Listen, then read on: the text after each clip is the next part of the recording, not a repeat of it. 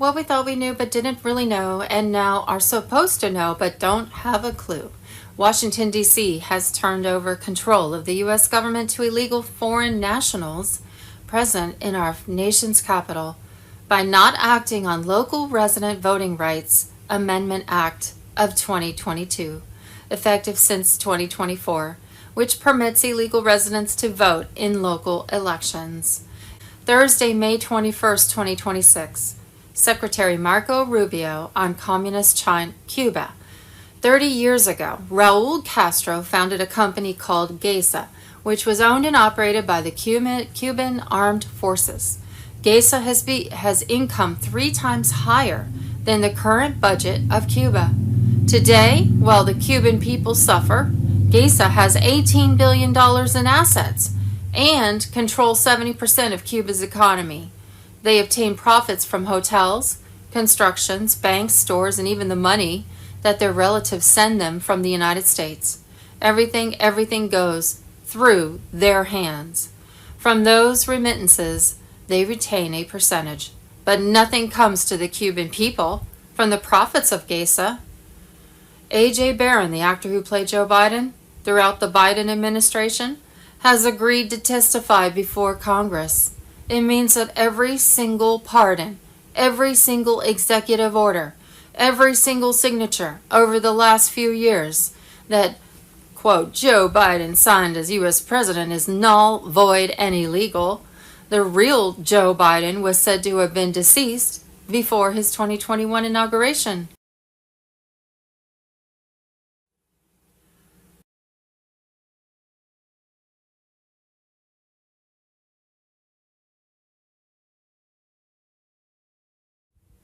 Global Currency Reset, Thursday, May 21st, 2026. Bruce, the big call. A good source said Tier 4B notifications to make exchange appointments by Friday, May 22nd, 2026. Another source said Tier 4B would get notifications Saturday night or Sunday morning, May 22nd, 23rd. A third source said we would start exchanges Tuesday, May 26, 2026. Tonight, Thursday, May 21st, a source said we would get notified anytime from Memorial Day, Monday, May 25th to the end of the month, on Sunday, May 31st, 2026. Another source said they wanted this done by the end of the month on Sunday, May 31st, 2026. ZIM holders will be given first priority for exchanges. There were 18 countries that had their new rates on redemption center screens, but those rates were trading and changing upward. So there would be better rates when we go to our exchanges. Dinar holders had a higher contract rate that could be given at a redemption center, not at a bank. ZIM holders could only redeem at a redemption center.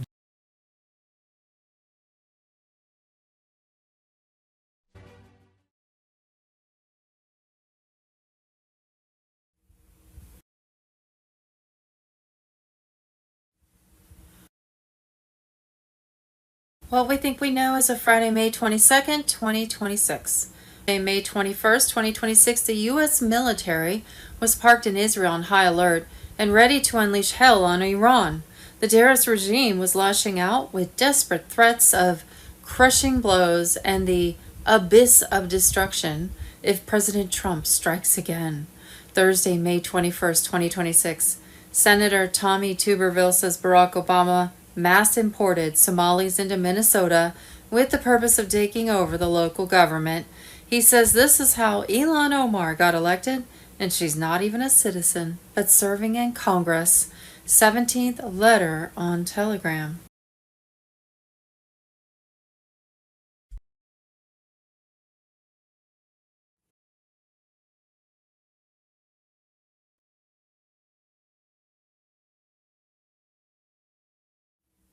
Voter fraud, Thursday, May 21st, 2026. Dominion was sending in their reps to voting precincts all across the country, disguised under trusted build maintenance employees, and were wiping records and logs from the 2020 election. These records must be preserved by law. This is exactly why Tina Peters was sent to prison. She was smart enough to understand the situation and preserve the records from deletion, which was a threat to the stolen 2020 election. White Hats on Telegram. Thursday, May 21st, 2026, Arizona. Maricopa County admits that they deleted election records before the Arizona 2020 election audit. These archived files were never seen for the audit. This is what you call a cover-up and fraud. They stated that they did not hand over all the records because it wasn't exactly stated in the subpoena, even though it stated all election records, so they deleted them. By law, most states require that election records must be maintained up to 24 months. Still, the audit found that over 25,000 ballots found in Maricopa County were counterfeit and not printed from the official Dominion PDF ballot. The 25,000 counterfeit ballots represent over double the amount of Biden's 10,457 vote margin of victory in Arizona. Washington, D.C.'s Local Resident Voting Rights Amendment Act of 2022, effective since 2024, permits illegal residents to vote in local elections. In June 2025, the U.S. House passed H.R. 884 to repeal this law and ban illegals voting in D.C. elections. With 56 Democrats joining Republicans, the bill remains pending in the Senate right now. How in the world can they even think that this is something that is allowable? Illegals voting? Why don't you just let the whole world vote? I mean, do you see how stupid that is?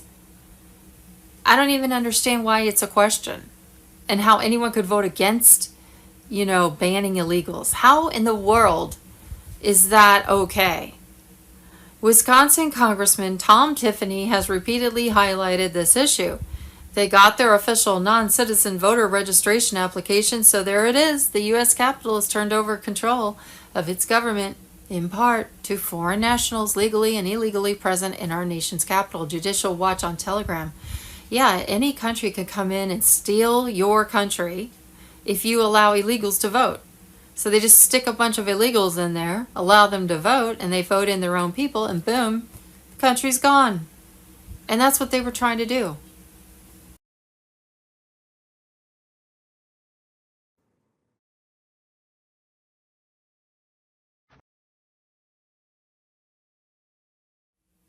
Thursday, May 21st, 2026. Joe Van Pulitzer drops all the data and evidence of foreign election interference in the 2020 election. Nisara Jasara activated on Telegram. 65 foreign countries participated in attacking 7 key states in over 600 county polling locations. The Chinese Communist Party systematically gained control over the U.S. election system, described as a national security emergency. The CCP leveraged financial, non-governmental, and foreign allies, including Venezuela, to acquire influence and control over U.S. voting infrastructure in at least 28 states. Electronic voting machines were compromised and cannot be trusted to provide an accurate vote count. Millions of invalid ballots were inserted into the election.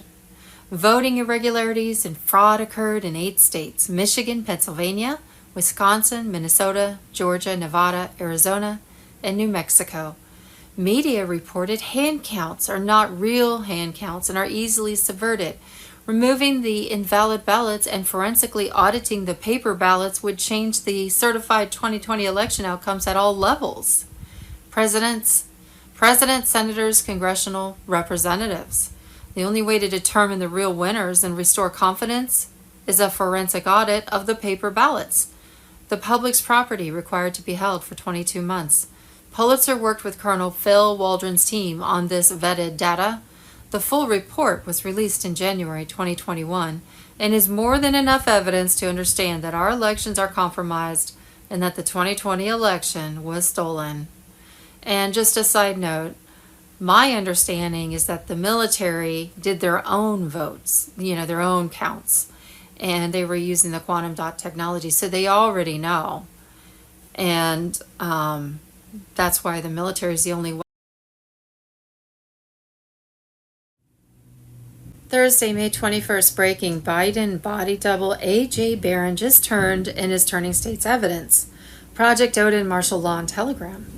Every single auto pen pardon and order signed by a effing actor, not the president, and the whole deep state coup is about to go wide open. He looked like Biden, he sounded like Joe Biden, but he wasn't Biden. It means that every single pardon, every single executive order, every single signature over the last few years is null and void and illegal. Now the actor who played Joe Biden, A.J. Barron, has made a deal. He's 77 years old and facing serious jail time, and he's agreed to squeal on every Democrat who put an imposter in the Oval Office and ran the country like a criminal enterprise. Mr. Barron is being kept safe until he can be fully deposed. This is the greatest presidential fraud in the history of our country. They not only propped up an old senile man, they literally used a body double to sign documents and steal the presidency. The whole Biden administration was one big unconstitutional scam. The guy who played the part is ready to name names. I mean, can you believe that even happened? And you know it was happening at the time, because if you know, you know. That was not Biden. You can tell the difference if you just put the two next to each other on video and have one talk and the other one talk. It's so obvious. It's scary that people fell for that.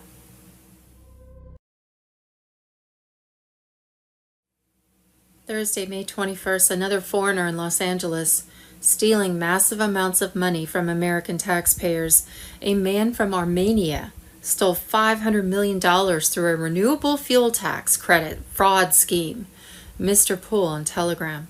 He had so much money he couldn't launder it all. Started buying Lamborghinis, Bugattis, private jets, yachts, and mansions in Turkey, Huntington Beach, and Utah.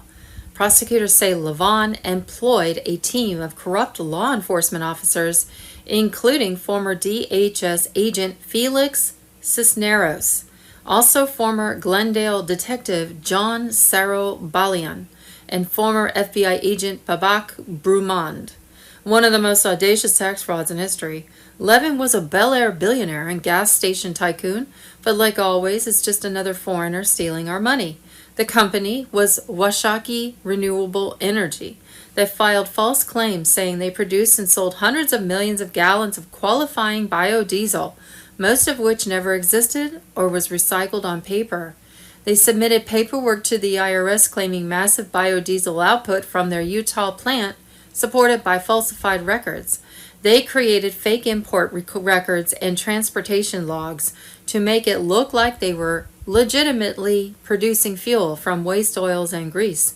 Received over $511 million in actual IRS payouts. They then laundered proceeds through billions in fake transactions across multiple bank accounts. When they couldn't launder the money anymore because it was so huge, they started buying mansions and sports cars. No American citizen should be paying the IRS a single cent in taxes. Thursday, May 21st, now, Secretary Marco Rubio just broke out into full Spanish mode, ripping the communist Cuban regime and sending a message directly to the people, down with communism. Dan Bongino on Telegram. The reason you are forced to survive without electricity is not an oil blockade by America. No electricity, fuel, or food is because the people who control it have plundered billions of dollars, but nothing has been used to help the people. 30 years ago, Raul Castro founded a company called Gaza. The company is owned by the armed forces and operated by them, and has income 3 times higher than the current budget of his government. Today, while you are suffering, these entrepreneurs have $18 billion in assets and control 70% of Cuba's economy. They obtain profits from hotels, constructions, banks, stores, and even the money that their relatives send them from the United States. Everything goes through their hands. From those remittances, they retain a percentage, but nothing comes to you from the profits of Gaza. Instead of using the money to buy oil like all other countries in the world, they depended on Hugo Chavez and Maduro's free oil to keep the money. But now that they no longer receive free oil, they buy fuel for their generators and their vehicles, while the people are asked to sacrifice themselves. If owning your own business and having the right to vote is possible around Cuba, why is it not possible for you inside Cuba? In the United States, we are ready to open a new chapter in the relationship between our people and our countries. And right now, the only thing that gets in the way of a better future is those who control their country. Thursday, May 21st, Senator Tommy Tuberville says Barack Obama mass imported Somalis into Minnesota with the purpose of taking over the local government. 17th letter on Telegram. He says this is how Ilhan Omar got elected, and the plan was to import so many more foreigners they could take over the federal government. First of all, why would President Obama be allowed to bring in 80,000 people from Somalia and put them in one area in Minnesota, which is Minneapolis? And it was all done by plan. It's a third world country. Not assimilate, to build their own neighborhoods, to overtake the local, state, and then federal government with the Ilhan Omar. Well, if the deep state creates some sort of humanitarian crisis over in Somalia, that would give Obama the excuse to bring them over here saying they're refugees or something. I think that's what he did. Just all one big scam. She's not even a citizen, but she's in Congress. I can't figure out how we've allowed this to happen. People that are non-U.S. citizens to be in Congress, to be help making laws and voting on things. Yeah, that just seems outrageous. Like, how in the world did that even happen? You know how we can easily fix these things from happening almost immediately. I'll tell you, no one that's foreign born should be allowed to run for federal office in America. Make immigrants be here at least a full generation before being allowed to serve. Take it even further. No one foreign born should be allowed to serve at any level in American government. Also mandatory.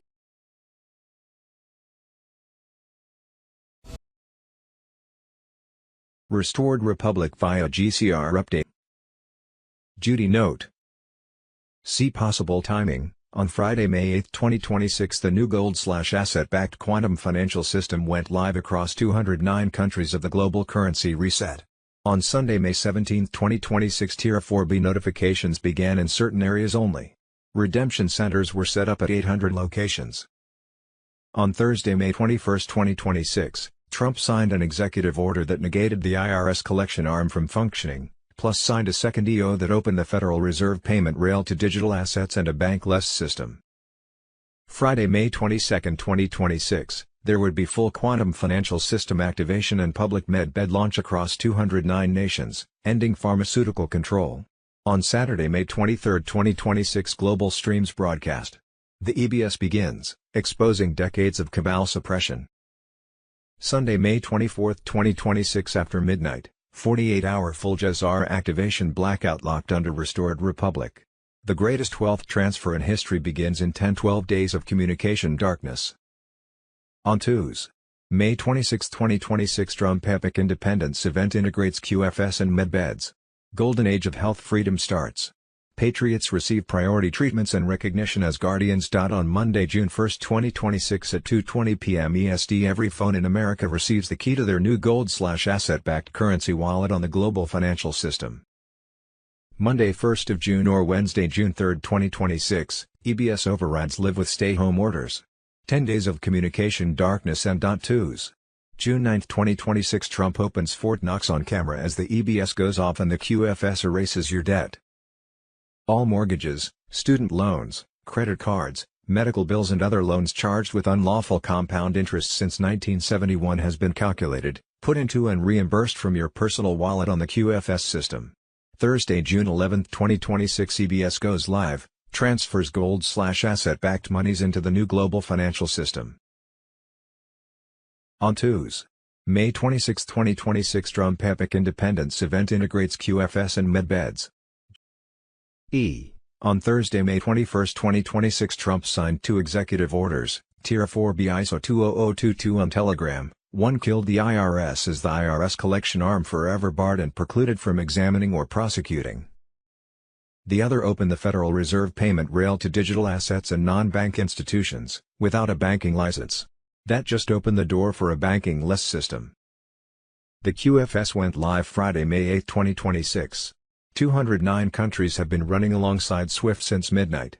Each sovereign citizen is being provided with a quantum ledger linked to their birth certificate bond. The value they stole from you the day you were born. Since 1933, your birth certificate has been collateral. Your social security number is a bond tracking number. Every American is worth $100,000 to $450,000 in stolen compound interest, illegal debt and confiscated labor value. Jezar Article 21, Debt Nullification, is computing now. All mortgages, all of them student loans. All credit cards. As you read this, every medical bill charged with unlawful compound interest since 1971 is being calculated and encoded into your QFS ledger. The gold is at Fort Knox. 147.3 million ounce, but the audit team that entered March 14 under Executive Order 14,271 found more. Gold repatriated from the Vatican Bank, from the Bank of England. From Basel. Not in any public ledger, anywhere. Ref, Knox Audit 2026-0314 Sigma. Total value, not $692 billion. $43 trillion. That is the gold behind your new money. I want to see the gold. Trump said he wants to get you to ask why. The answer, the gold is there, and $43 trillion more, and it is yours. Dear 4B notifications began 96 hours ago. Redemption centers were set up at 800 locations. Waiting for one sign, Trump walks into Fort Knox on camera and opens that 20-ton door.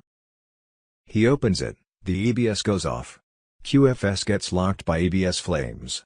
The QFS locks your debt disappears. When your debt is gone, you are free. They kept you a slave for 53 years. Every dollar you owed was a lie. Every interest payment was theft. The guy who said they steal a lot is about to prove it on live TV. EBS, blackout, martial law, lockdowns, Thursday, May 21, 2026, the EBS test was not a test. The frequency it broadcast, 963 Hz, is the exact frequency that activates the pineal gland. They sent it to every phone in America. 330 million devices. Simultaneously, 107, JFK Jr., on Telegram. That was not an alert. That was an activation. The second broadcast is scheduled. Not announced. Scheduled. Internal FEMA document East 2026 7R lists the next test for June 1 at 2:20 p.m. EST. But this time it carries a data packet. Not sound. Data. Encoded in the signal.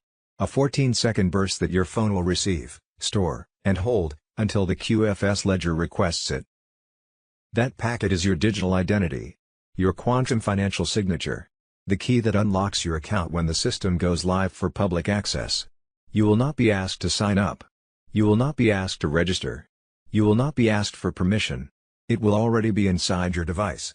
June 1st. 2:20 p.m. Every phone in America receives the key. June 9th. Fort Knox opens on camera. June 11th. EBS fires, live. Not a test. The transfer 3 dates. 11 days. Public. They told you it was just a test. They told you it was emergency preparedness. They told you to ignore it. They told you to ignore it because it already worked the first time. Your pineal gland received 963 Hz on October 4, 2023. You've been waking up since. The dreams changed. The anger grew. The clarity came. That was not coincidence. That was the first signal. The second signal is the key. The third signal is the door. June 1st. Market. Code, EBS 963 Hz, pineal activation / data packet / June 1 key / June 11 transfer. They already put the lock inside your phone. Global currency reset, G. Thursday, May 21, 2026. Bruce, the big call, a good source said. Tier 4B, us, the Internet Group, notifications to make exchange appointments by Friday, May 22, 2026. Another source said Tier 4B would get notification Saturday night or Sun morning 22, May 23, 2026. A third source said we would start exchanges Tuesday, May 26, 2026. Tonight, Thursday 21st of May, a source said we could get notified anytime from Memorial Day Monday 25th of May to the end of the month on Sunday, May 31st, 2026. Another source said they wanted this done by the end of the month on Sunday, May 31st, 2026. ZIM holders will be given first priority for exchanges. There were 18 currencies that had their new rates on redemption center screens, but those rates were trading and changing upward, so there would be better rates when we go to our exchanges. Dinar holders had a higher contract rate that could only be given at a redemption center, not at a bank. ZIM holders could only redeem at a redemption center. Surprisingly, there is one that is still up, but all the posts on Sedona were removed. I will give you the initials. DCH. I will not reveal nothing else. Because these sites are targeted. Many people are not researchers. They are browsers. So they remain on the surface level, never going deeper. Which is why they settle for the surface story that is comfortable. Military units mapped surface to subterranean connections beneath Sedona estates and vortex-adjacent properties. Recon identified NGO childcare fronts as primary intake points feeding into transport vectors toward meat processing nodes in Arizona and New Mexico. Open society derivative funding trails were traced through layered grant structures to local wellness and adoption covers. Dumb access spurs under Boynton Canyon and nearby Red Rock formations showed active use for high-value movement. Initial insertions used non-attributable teams for pattern confirmation without direct engagement. What we think we know. As of Friday, May 22, 2026, Fox News. As of Thursday, May 21, 2026, the U.S. military was parked in Israel on high alert and ready to unleash hell on Iran. The terrorist regime was lashing out with desperate threats of crushing blows in the abyss of destruction if President Trump strikes again. Thursday, May 21, 2026, Senator Tommy Tuberville says Barack Obama mass-imported Somalis into Minnesota with the purpose of taking over the local government. He says this is how Ilhan Omar got elected, and she's not even a citizen, but serving in Congress. The 17th letter on Telegram.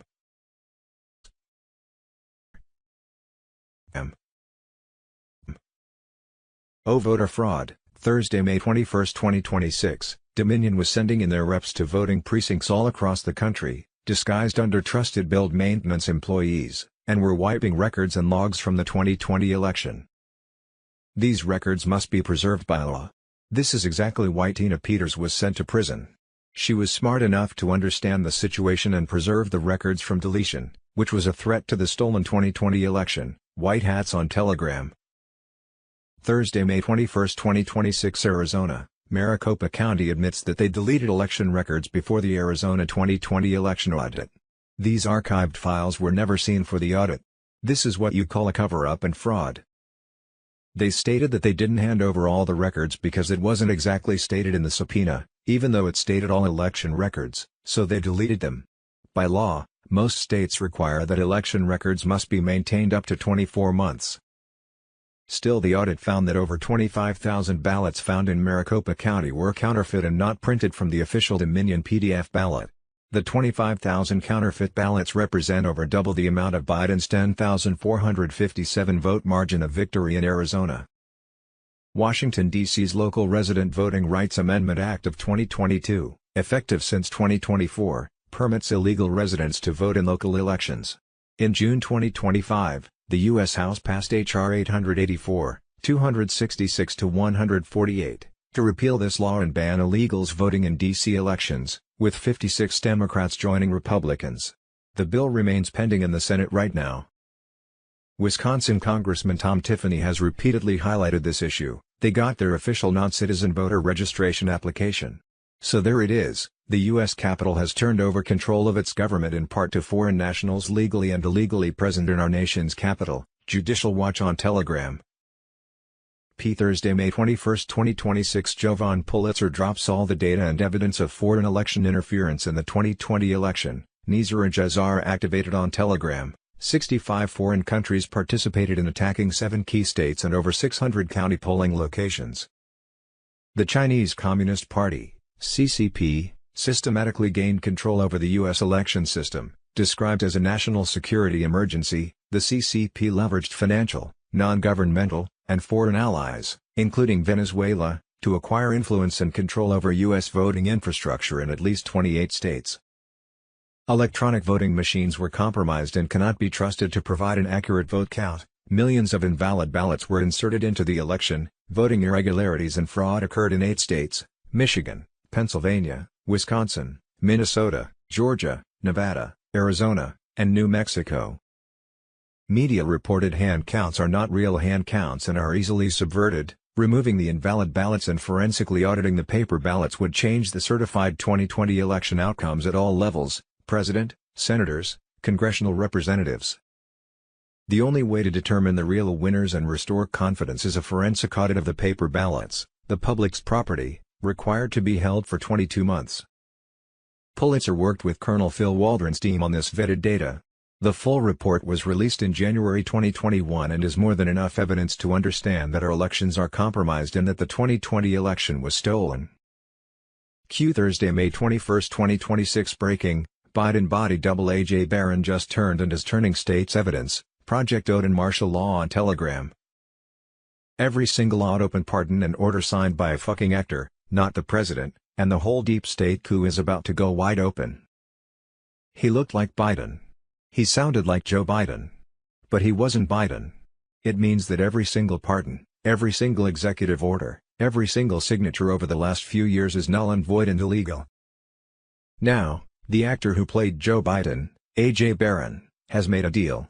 He's 77 years old and facing serious jail time, and he's agreed to squeal on every Democrat who put an imposter in the Oval Office and ran the country like a criminal enterprise. Mr. Barron is being kept safe until he can be fully deposed.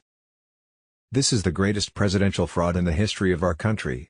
They not only propped up an old senile man, they literally used a body double to sign documents and steal the presidency. The whole Biden administration was one big unconstitutional scam. The guy who played the part is ready to name names.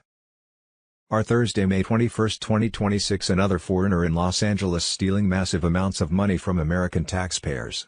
A man from Armenia stole $500 million through a renewable fuel tax credit fraud scheme, Mr. Pool on Telegram. He had so much money he couldn't launder it all and started buying Lamborghinis, Bugattis, private jets, yachts, and mansions in Turkey, Huntington Beach, and Utah.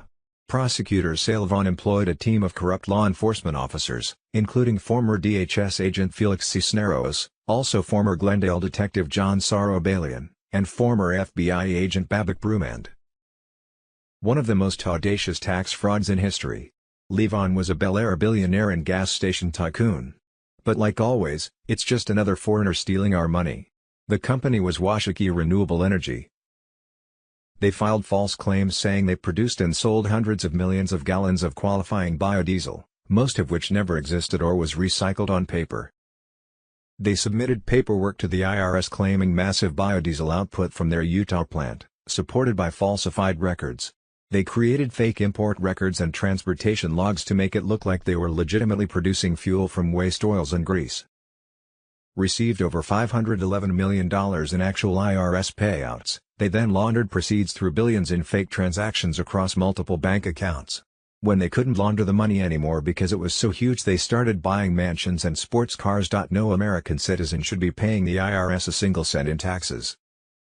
Thursday, May 21, 2026 now. Secretary Marco Rubio just broke out into full Spanish mode, ripping the communist Cuban regime and sending a message directly to the people. Down with communism, Dan Bongino on Telegram.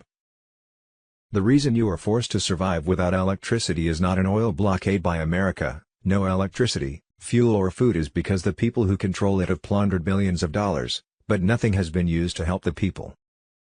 30 years ago, Raul Castro founded a company called GESA. This company is owned by the armed forces and operated by them, and has income 3 times higher than the current budget of his government.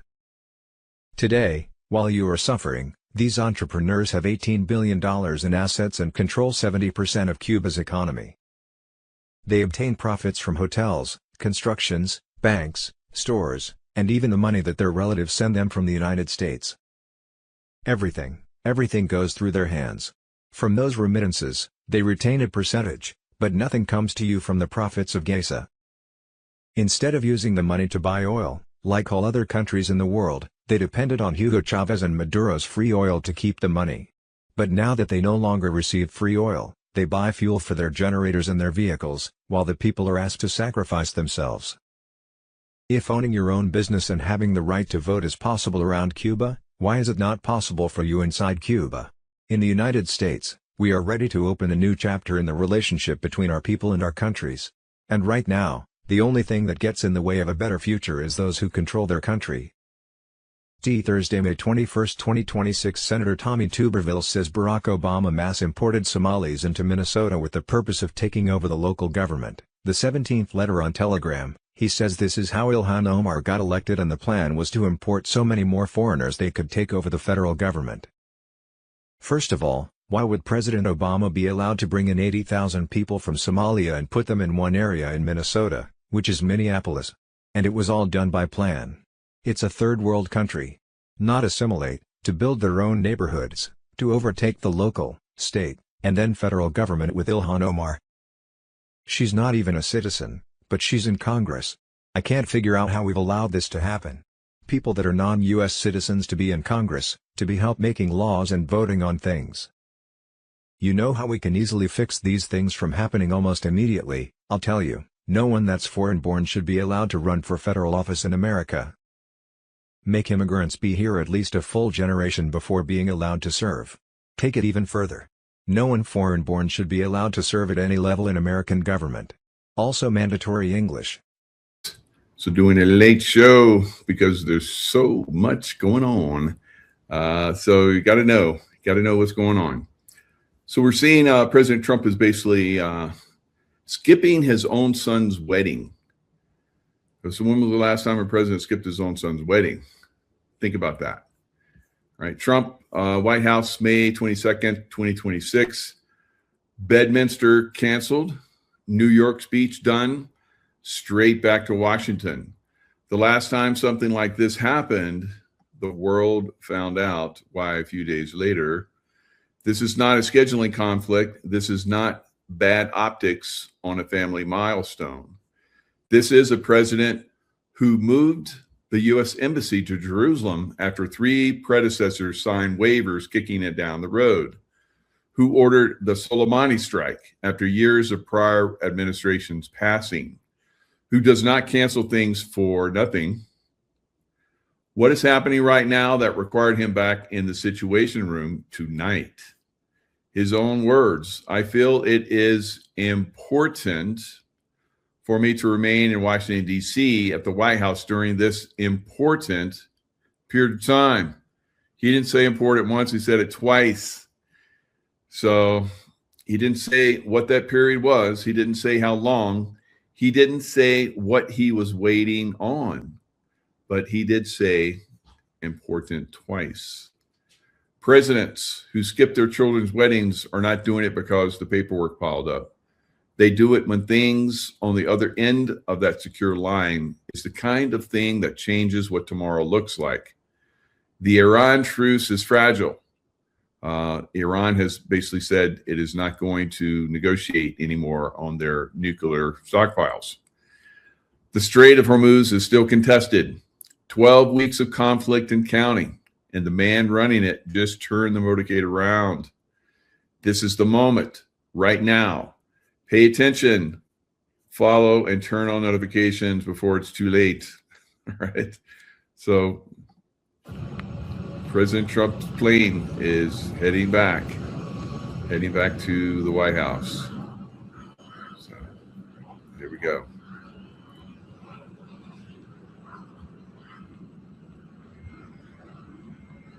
While I very much wanted to be with my son, Don Jr., and the newest member of the Trump family, his soon-to-be wife, Bettina, circumstances pertaining to government and my love for the United States of America did not allow me to do so. I feel it is important for me to remain in Washington, D.C.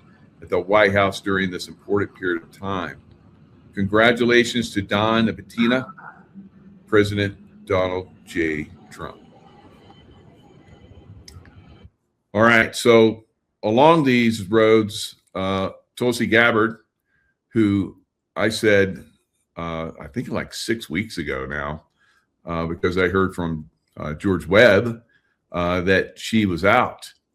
And I guess they finally announced it today, her resignation. And of course, they have to have a good excuse. Her son, her partner, husband has cancer, right? So she resigns from one of the most important positions in the whole world, right? So here's Marco Rubio finding out he has to be the new DNI. All right, so he's being groomed. I think he's being groomed to potentially be the next president. So President Trump has given him all these different tasks. So I don't know. Is this the 5th one or something and counting? So, but imagine the Hispanic vote. The Hispanic vote. That would be tremendous. It would really go over the top. It'd be pretty cool. So Marco has been doing a good job lately. So we'll see. He's still got time to prove himself or not.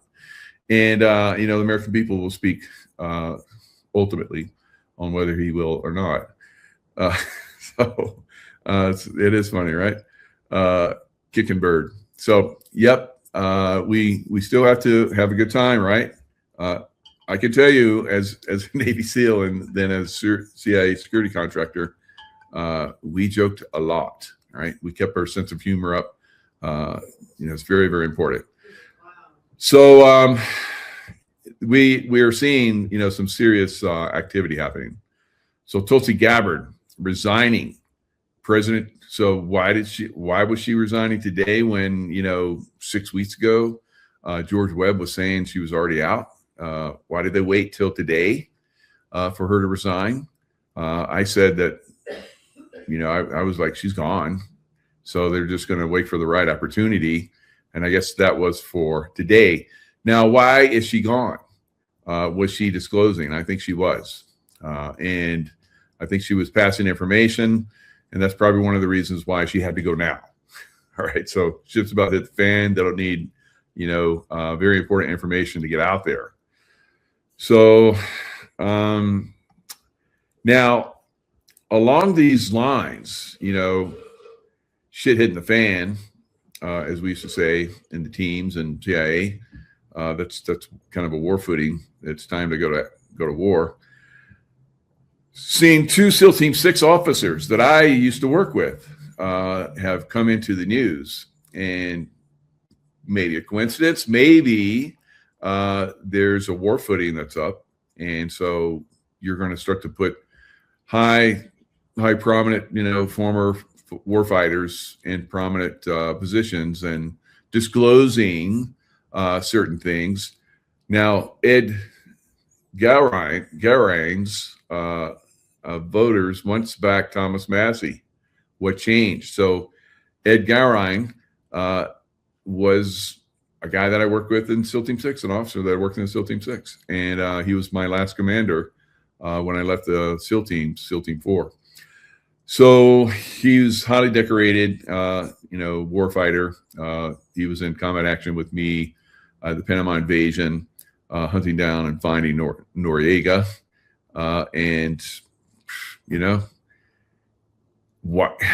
So I keep hearing all these people say, Thomas Massey, and I'm like, how about a Navy SEAL Team 6 officer just came out of nowhere and took him down? That's the real story, but they don't say that because that would bring a positive light on this. So they're like, Ed Garang, came out of nowhere, and he had Israeli backing or something. It's like, they're because Thomas Massey was very anti-Israel, and I didn't want to vote for armaments going to Israel. Israel is using those armaments to basically destroy a terrorist organization, and lots of terrorist organizations. So Hezbollah and Hamas and Iran. So the biggest terrorist organization ever, government designed as a terrorist organization. So Israel is helping us take that down.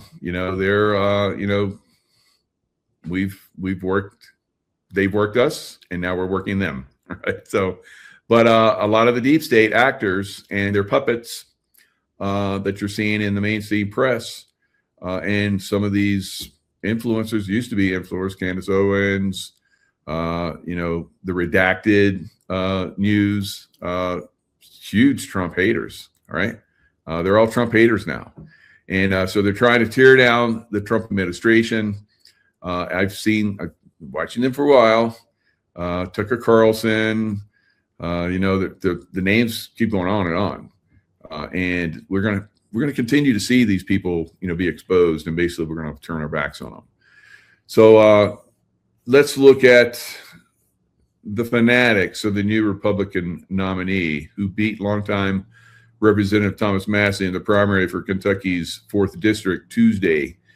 Didn't seem to mind that Ed Garang won. And so they say that many of them were former Massey voters. So another thing that these mainstream, influencers that we allow to, rise to the top and that we've been following, and now they're turning against Donald Trump and basically us, right?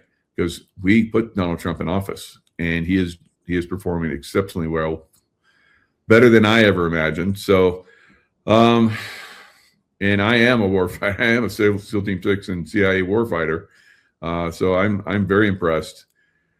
Many of them were former Massey voters, as I said, but the Northern Kentucky congressman's opposition to Trump, that's Massey, led them to find new allegiances, they said Tuesday at Garang's watch party at Wenzel Distillery in Covington. The blow-up of Massey's social media presence, largely because he pushed back on Trump on several high-profile issues, turned off many voters in the district. So I know a lot of people are trying to make this into something different. The people spoke. The good people of Kentucky, thank you, spoke. And a lot of people are saying, well, they just bought him in there. Well, Massey had a lot of money on his side too. It was one of the biggest congressional money movement things in history. So he's one of the only Republican Congress members who ever openly defies Trump, which Garang's fans said they consider immature. Many said Garang's willingness to support Trump and his background as a Navy SEAL, made up for a lack of his own agenda. So I can promise you that Ed Garang will do exceptionally well all the way to the top. So again, it's very interesting to me how this SEAL Team 6 officer came out of nowhere.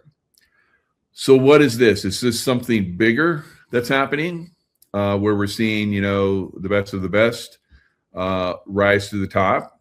Is that what we're seeing? I think that's part of it.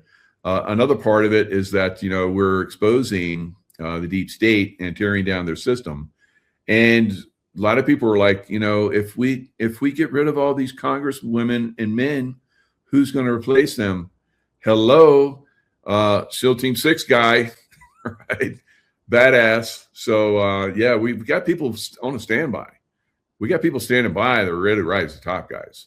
And he doesn't have any political history at all, right?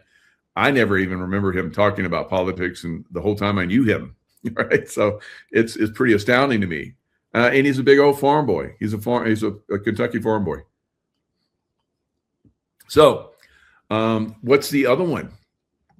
Who is the other SEAL Team 6 guy that's in the news? Now, this one is very interesting again. All right, so there is some kind of disclosure going on in some of these, I think maybe. All right, so this is Bob Harwood. Now, he worked, I believe he was Blue Team guy. I think he ran Blue Team for a little bit. I remember him, really good officer. I guess he rose to the point of vice admiral before he got out. So here we are, Robert Harwood. Right. So I remember him. I got some good stories about him. Right. So funny stuff. We all have funny stuff on each other. I'm not going to share it, but he's a good guy. I enjoyed working with him. He's one of the good officers that I work with in the teams. There was a lot of them, some not so much, but most exceptional. All right. So is he wearing a mask? So, I mean, that's his look. Kind of off to me a little bit, but I haven't seen him in a long time. I haven't seen him probably 10, 15 years, maybe more. But that is definitely Bob, right? So I remember him. He's a good guy, Let's see what he has to say and look at his throat. About the point he makes, and also Iran has a vote in this as well. They've reconfigured a number of things, I am certain. What do you think the next best move is today? Well, I agree with the general completely, with one caveat. Patience may be a little short of the real objective here. The president has time. Now, to me, his voice seems a little off. It does sound like him, but it seems a little off. Bob was very energetic when I knew him, right? And he spoke a lot faster. And he spoke, he really projected his voice. So it sounds like his voice, but it looks like him, but his energy seems to be off to me. So I don't know. He might have a mask on because it could be somebody that's posing as him. His hands. He controls the narrative, he controls the strike capabilities, and he knows that the policy he set with the blockade has had short-term and long-term effects on the regime and the people of Iran. So he's been very astute in leveraging that time. And so I don't see it as negotiations. It really is capitulation. The president's made it very clear. You will not have a nuclear weapon. You will not have the materials, surrender that, and you will ensure that the Straits of Hormuz are open to free commerce, that you have no claims for surcharge or approving. Those two things are irreversibly, and the president knows he's in the position to demand those. So I think in that sense, he controls the narrative and when he would strike. I'd also say that patience and the request from Saudi, Qatar, UAE. All right, he's making some good points here, but it kind of hard not to look at his neck. Right, so I'll give that a thumbs up.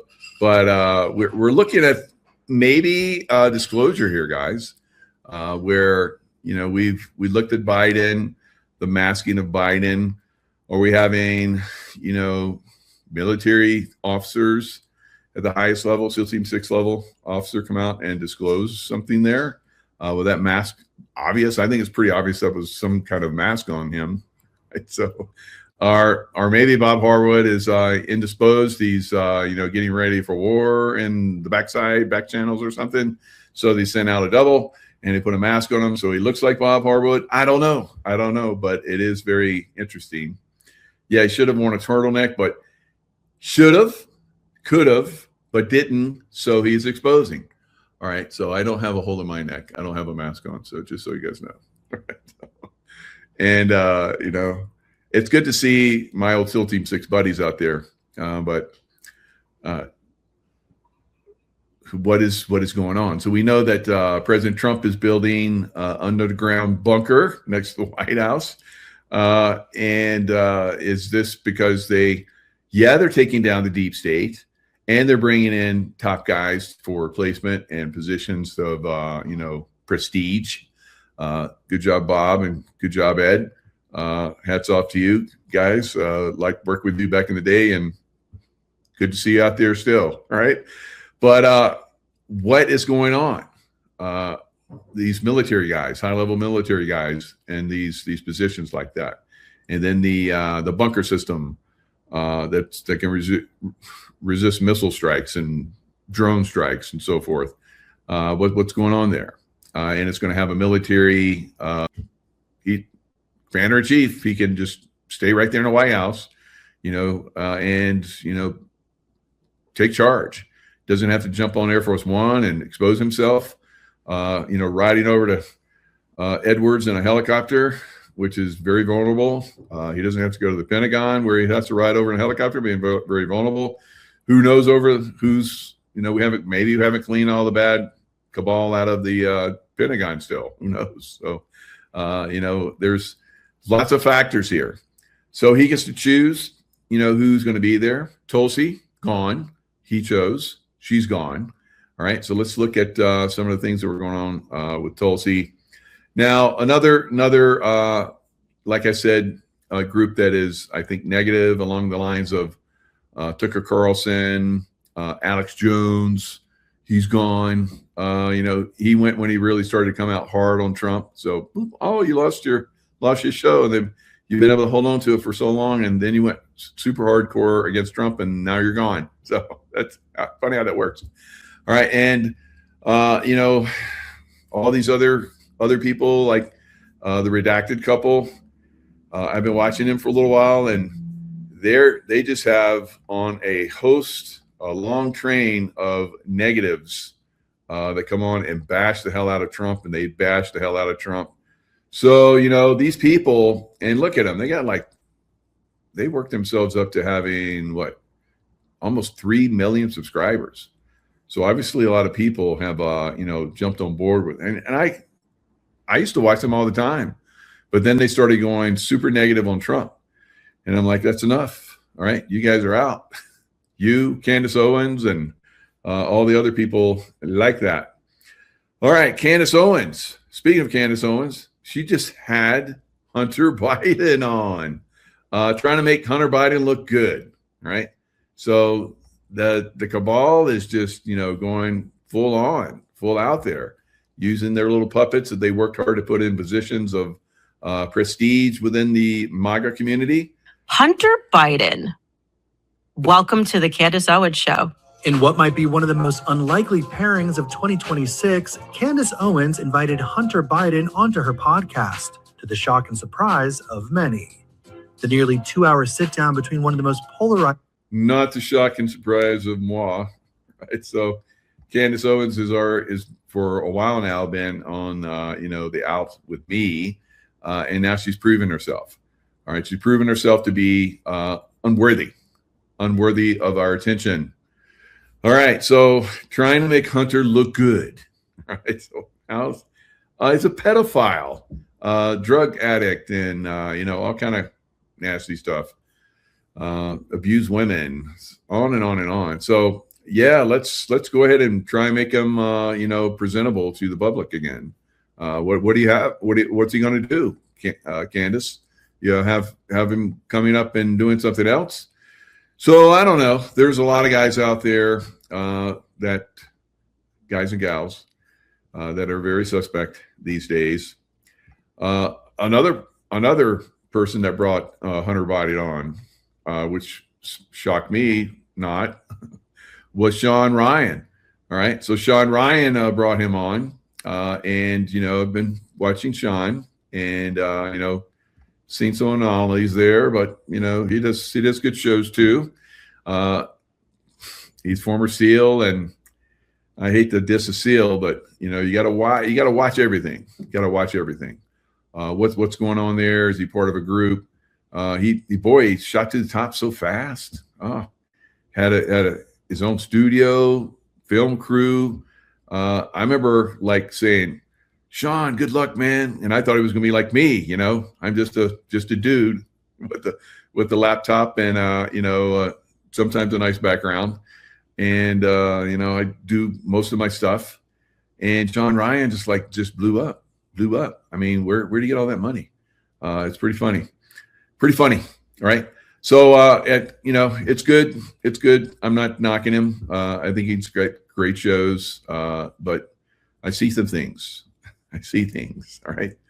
It's like that movie where the guy saw the Trump weighs next steps with Iran. What's going on? Kind of a timing thing, I think, because like I said, George Webb, had called him out or called her out, not him, but I think she's a him. I mean, I think she's a her. Right. So unlike who's that Georgia girl? Yeah, she's a dude, right? A dudette. So I know we have some Georgia people here who believes that the woman, if I can say that, that was in Georgia that left recently from Congress, is she a dude, or is that really a woman? All right, let's see what you guys say. All right, so we'll look at a lot of this stuff, going forward. I said a long time ago, MTG looks like a dude, right? I think MTG is a dude, right? I said that long ago. And so there's those other people that think that as well. Let me pull up some stuff on her before I go forward with the George Webb stuff. George Webb has basically destroyed Tulsi Gabbard. And there's other people out there that they're starting to do the same thing. And I've seen some people that, you know, should know better, that have jumped on the bandwagon and are congratulating Tulsi Gabbard on such a great time as DNI, and so sad to see you go. You look a little deeper, guys. All right. Look a little deeper before you jump on that. All right. So let's go to my X account. So that's where it is. I exposed so much stuff. Sometimes I get in trouble for it, but you know, it is what it is. All right. Let's pull it up. It's in here. All right. I'll share the screen so you can see this, and we'll do a little deep dive. So you guys are like, what, Jacob? What do you want to now? So here's, dude looks like a lady. So Marjorie Taylor Greene, a Republican in the House of Representatives for Georgia, proved to be a turncoat against President Trump. So many are turning against Trump now. Greene's ex-husband, Perry Greene, and family own Green River Packing Company in Vero Beach, Florida, with alleged connections to John Walsh. So John Walsh, remember the guy that his son, little boy, ended up murdered? And then later on, we find out that he's transgender now. Wow. And you made us think that, you know, we're going to look for all these people. You did that show for all that time, John Walsh. I had John Walsh's daughter on. She basically exposed all this. So anyway, Disney, Cimex, the Clintons, John McCain, the Rothschilds, Jeffrey Epstein, George Soros, Bill Gates, and the child trafficking tunnels. Marjorie and Perry also allegedly had real estate dealings with Mark Epstein, Jeffrey's brother, who owned adjacent property in Little St. James Island. Marjorie's $700,000 net worth when she came into office skyrocketed to $25 million within her 5-year period in government. Julian Assange referred to her as a GOP infiltrator. Lynn Wood has referred to her as a traitor, rhino, deadbeat, a man transgender, like moi, Freemason, who was playing both sides, did not pay him for his legal services, and accuses her of not trying to fix the 2020 election. Adding that the capital of Georgia is the biggest child trafficking area.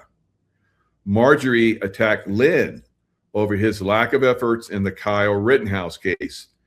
Now, Kyle Rittenhouse, as I disclosed, that was a fakery, right? That shooting was fakery, right?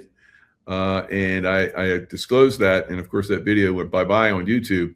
But I pointed it all out. I just, lit it up, and then it had to be taken down by YouTube because it was disclosing too much. While Lynn reminded her of the monies he raised for Kyle in the Fight Back Foundation. Now, in the beginning, I gave to that, and then I looked at all those videos, and I'm like, oh, this is bullshit. All my career about, and then I started to see the real evidence, and it was like, oh. So he started for Kyle, but Lynn claims he was misled, like moi, in the Rittenhouse case, stating the case was actually a psyop created by the Black Hats. Yes, indeed. So how many of you still believe in the Rittenhouse case? All right. Sorry, it's bad. All right. It's not real. It's also alleged that Marjorie had tipped off a group of leftist CCP-linked antagonists, Code Pink, of where President Trump was dining in a D.C. restaurant. She was then referred to the Secret Service for her actions. Okay, we know that she basically sold her property in Georgia and has now skedaddled all the way down to Costa Rica with her new love interest. All right. So I guess the guy likes guys, right? So whatever. Now, supposedly she has 3 children, but we don't know anything about them. There's nothing to be learned about them. So whatever. Note the photo of, the Obamas had children too that weren't theirs. Note the photo of Marjorie with General Flynn and her 3 toes. West Coast wizard referred to her as a troglodyte, right? A prehistoric race of people who lived in caves, non-human. Derek Johnson, my buddy, also shared a photo mocking Marjorie's toes. Also note the photo where President Trump gives the infamous pedo point. Brian Glenn, Marjorie's fiance, and who was a Trump supporter, left his job with Real America's Voice to move to Georgia with Marjorie. I'm guessing Marjorie's leaving her position recently was a soft public outing for her visit to the spa, right? So, oh my God, look at that. Oh, three-toed. What the hell? Jesus. All righty. So disclosure. They're coming at us from all angles. All right. Can you handle it? All right. So here we go. Can you handle it? All right. This is a paid, I'm not going to show you all of it because of that. This is George Webb's Substack. You pay yearly. It's not that much to gather incredibly amazing information. So, silence of the ODNI. Some truths are never told, right? The greatest threat to a free nation is not ignorance. It is the information you are never allowed to see. So some of us, some of you, I've been involved in a lot of stuff that you will never see, right? That I have seen, and very few other people will see. But that's for national security. It is a good thing. But sometimes that's not a good thing when you keep that information from the president. And that's what the DNI did. Peter Strzok marshaled the resources of the FBI counterintelligence teams, including DHS and other intelligence agencies, to assess, keyword, assess Donald Trump's susceptibility to Russian influence through an operation called Crossfire Hurricane. Now, we know that this was really to take Donald Trump down, but those that were not part of the upper team that were part of taking Trump down, like Peter Strzok, James Comey, and several others, they all knew. But when you compartmentalize stuff and then you tell everybody that if you say anything, because this is a very top secret investigation to see if Trump is, being targeted, they weren't saying that they were using it to basically take Trump down. So they had all these people that were involved in the FBI, DHS, CIA, NSA, and other intelligence agencies involved in this Crossfire Hurricane. And their target was Donald Trump. They surveilled him. They data collected on him. They had human intelligence on him, financial analysis, communications intercepts, background exploitation, and they were saying nothing to Donald Trump. He had to find out on his own. So this is part of what they do in these Arctic frost assessments. The 2020 election cycle, 22 election cycle, and the 2024 election cycle. They knew they were watching a presidential candidate. They knew he would never be told. That is not investigation. That is subversion, right? So he talks about it in his, I'm just going to give you just guys a little bit. Go read the Substack. Go sign up. Support the man and his team. The duty of the ODNI, the Director of National Intelligence, Office of the Director of National Intelligence, is not to protect institutions like the FBI, CIA, or whatever. It is to inform the President of the United States. She did not do that. The The president must be informed, no exceptions. All right. So this is how it breaks down. Release the president, tell the truth of these investigations that are basically designed to sabotage him. Truth reveals targeting nature. You become the target. You go to prison. So she's faced with that. Or allow targeting to proceed, remain silent, which she was doing. President is targeted. You become complicit, prison again. The only choice that doesn't end in prison time is to resign, which he did, right? There's going to be more to this story, guys. This is just your opening salvo, your opening amount of information, but there'll be a lot more to come. Probably a lot more people involved, right? And those people will be entertained at Gitmo or something, right? So strong indicators CIA was tracking DNI Gabbard team emerged months ago. So this was Catherine Herridge. She is exceptional. She said, based on my reporting, it was well known in national security circles that a CIA investigative unit had sent emails to several members of DNI, Gabbard's Directors Initiative Group, or DIG, demanding they come in for questioning. While the CIA unit routinely, I saw from another post, another insider type thing, where she was giving up, because she was basically a cabal plant, and she was giving up information to Northern Virginia contractors and so forth. So if that is disclosed, that does become a real thing, because there's some people that say that she's resigning so that she can run for president, right? So she can shift and get out of the way of criminal involvement and become a presidential candidate. She may be going to prison, and probably should be going to prison if what I've been hearing is correct, but remains to be seen, because just like I said, I think like after George Webb said it, and I was like, yep, yeah, I know. She's a baddie. She basically came in under the wire. It's like, I used to be with the Democrat Party, but they're no longer the party of non-war, and President Trump is. Oh, now President Trump is going to war and he's backing Israel, and there was a little bit of shit talking starting to come from her, right? Like I pointed out with Redacted and some of these other people,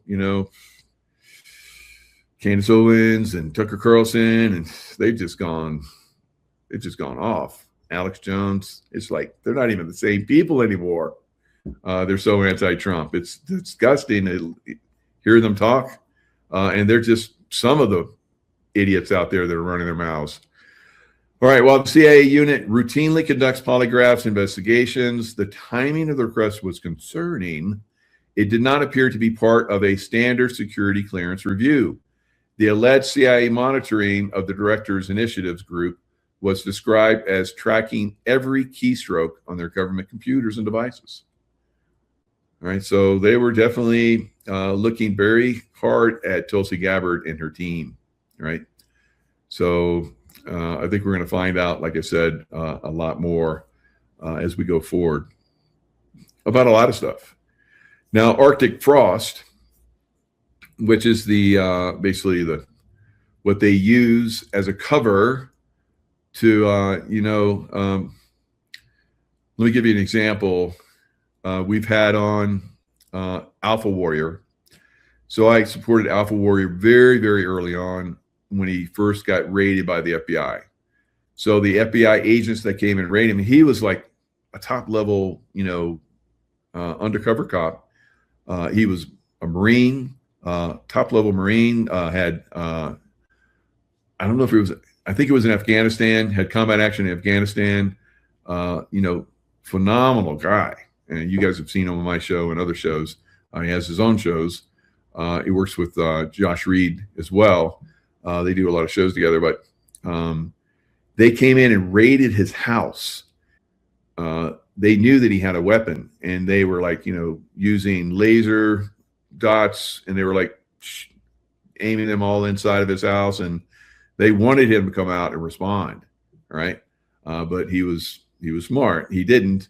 So he came out and gave himself up. And then he said when they started coming into his house, they're all like tough and, harassing his family, making his family go out on the lawn in the middle of the night, 2:00 in the morning, whatever it was. Their neighbors, seeing all this. So, and they had all the lights and, drones and helicopters, or whatever, going around. He said they started to look into his rooms. They're going through all this stuff. And they came down the passage, the hallway passage, going to the other rooms where he had all his plaques, from, having been like the number one in the police force and all kind of, it's like so many accolades and, awards in the military and so forth. He had a wall of, heroes wall. And these FBI agents came by and they saw that and they all stopped. Because they've been told something else. Right? That he was a bad guy, and if you get a shot at him, take it because he needs to go. So somebody spun them up wrong, and then when they saw that, they knew otherwise, and they started to treat him with respect, and then kind of started to close things down. But this is the way these things work, guys. So Arctic frost is basically something like that, where they spin these agents up, tell them something that's false to get them all fired up, to get involved. They do this in every war, right? They bullshit everybody. Do we still hate the Japanese? Do we still hate the Germans? Do we still hate the Vietnamese? No. People go there in those countries all the time now. It's like especially Vietnam, people love to go to Vietnam and as tourists. It's a great deal. People are like settling there. It's a underpriced heaven for retirees and so forth. So yeah, it's all bullshit, and they do the same thing with these FBI and CIA agents, telling them the wrong information because they want to achieve a certain outcome. So the Arctic frost investigations that George Webb talked about in 2020, it's not over yet. And so they had all this stuff that went out, all these people that were involved. 2022, same thing. 2024, same thing. So their investigations trying to find wrongdoing, which is not even there, but they create it.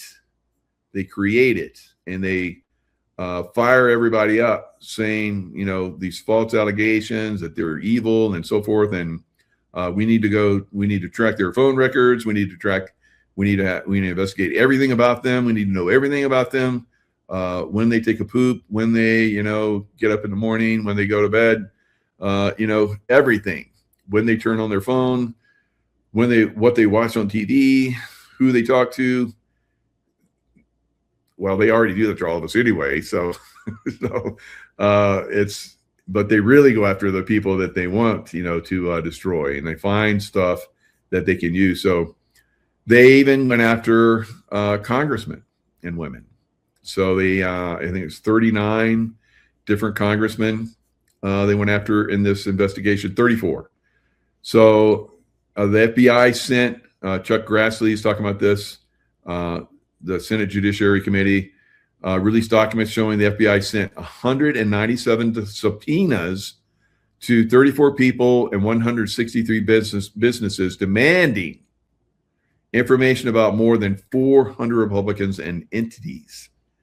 So they were trying to take down our government, that conservative side of our government, destroy it, throw conservatives in prison, which they did during J6, and then created, that fear campaign against anybody that was there, like well over a million of us that went to, the J6 stuff to peacefully protest for a very obviously compromised election. And as time goes on, that's becoming more and more evident.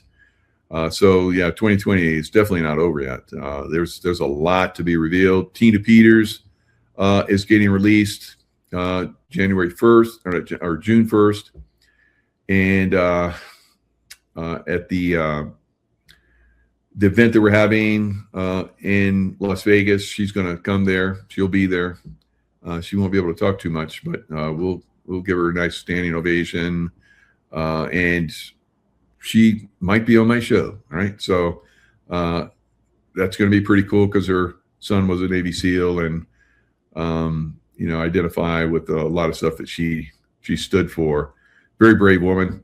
So that'll be good, to see her come out. Eventually she'll be able to talk in probably a little bit more detail. We'll get some things from her, what was prison life like, So, we can talk about the basic stuff.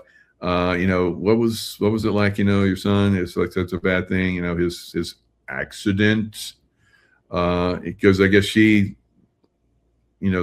is on the path of that was an accident. Whereas Juan O'Savin and I are like, that wasn't no accident. Wait, that's an accident. But, she doesn't go down that road and make her son look bad or whatever. So I understand. So I'm not going to push on that, but it's very suspect. A lot of the stuff that's going on out there. So I wanted to, come on and talk about some of the stuff. You got to be thinking, Tulsi Gabbard gone, but that's not why she left. That's not why she resigned. No question about it. So, and has she been gone a while? And they just decided to release it today. And now President Trump is going back to the White House for very obviously important reason. But, what are they? Are we going to war? Are we finally going to hammer Iran? Or is there some kind of financial situation that's going to happen? Who knows? We'll find out. And maybe it's a nothing burger. But I guarantee you that President Trump is not leaving his son's wedding because he needs to be close to the White House. Yeah, really? He's got a big old jet to get in there in minutes. So and it doesn't matter. He can go in Air Force One, and that's like the White House right there. All right. So we'll find out, and maybe it's to stop something that could be happening. But again, underneath the White House, they're building a massive bunker system.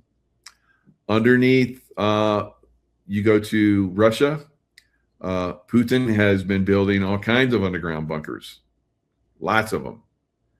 In China, in 2027 will be completed the world's largest military underground facility anywhere in the world.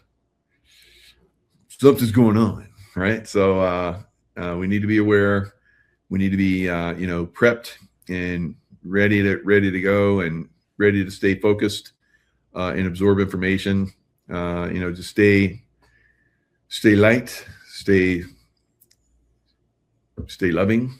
All right. So, because if you stay loving, that basically opens up your intuitive centers, and you can, access your intuitive side and the bigger picture that's going on out there. And there's a lot going on out there. So don't get nervous. It's going to be good. And I know it's like, why would you even say something like that? Well, just be prepared, right? You never know. I'm always prepared. I'm always flexible. I'm always calm.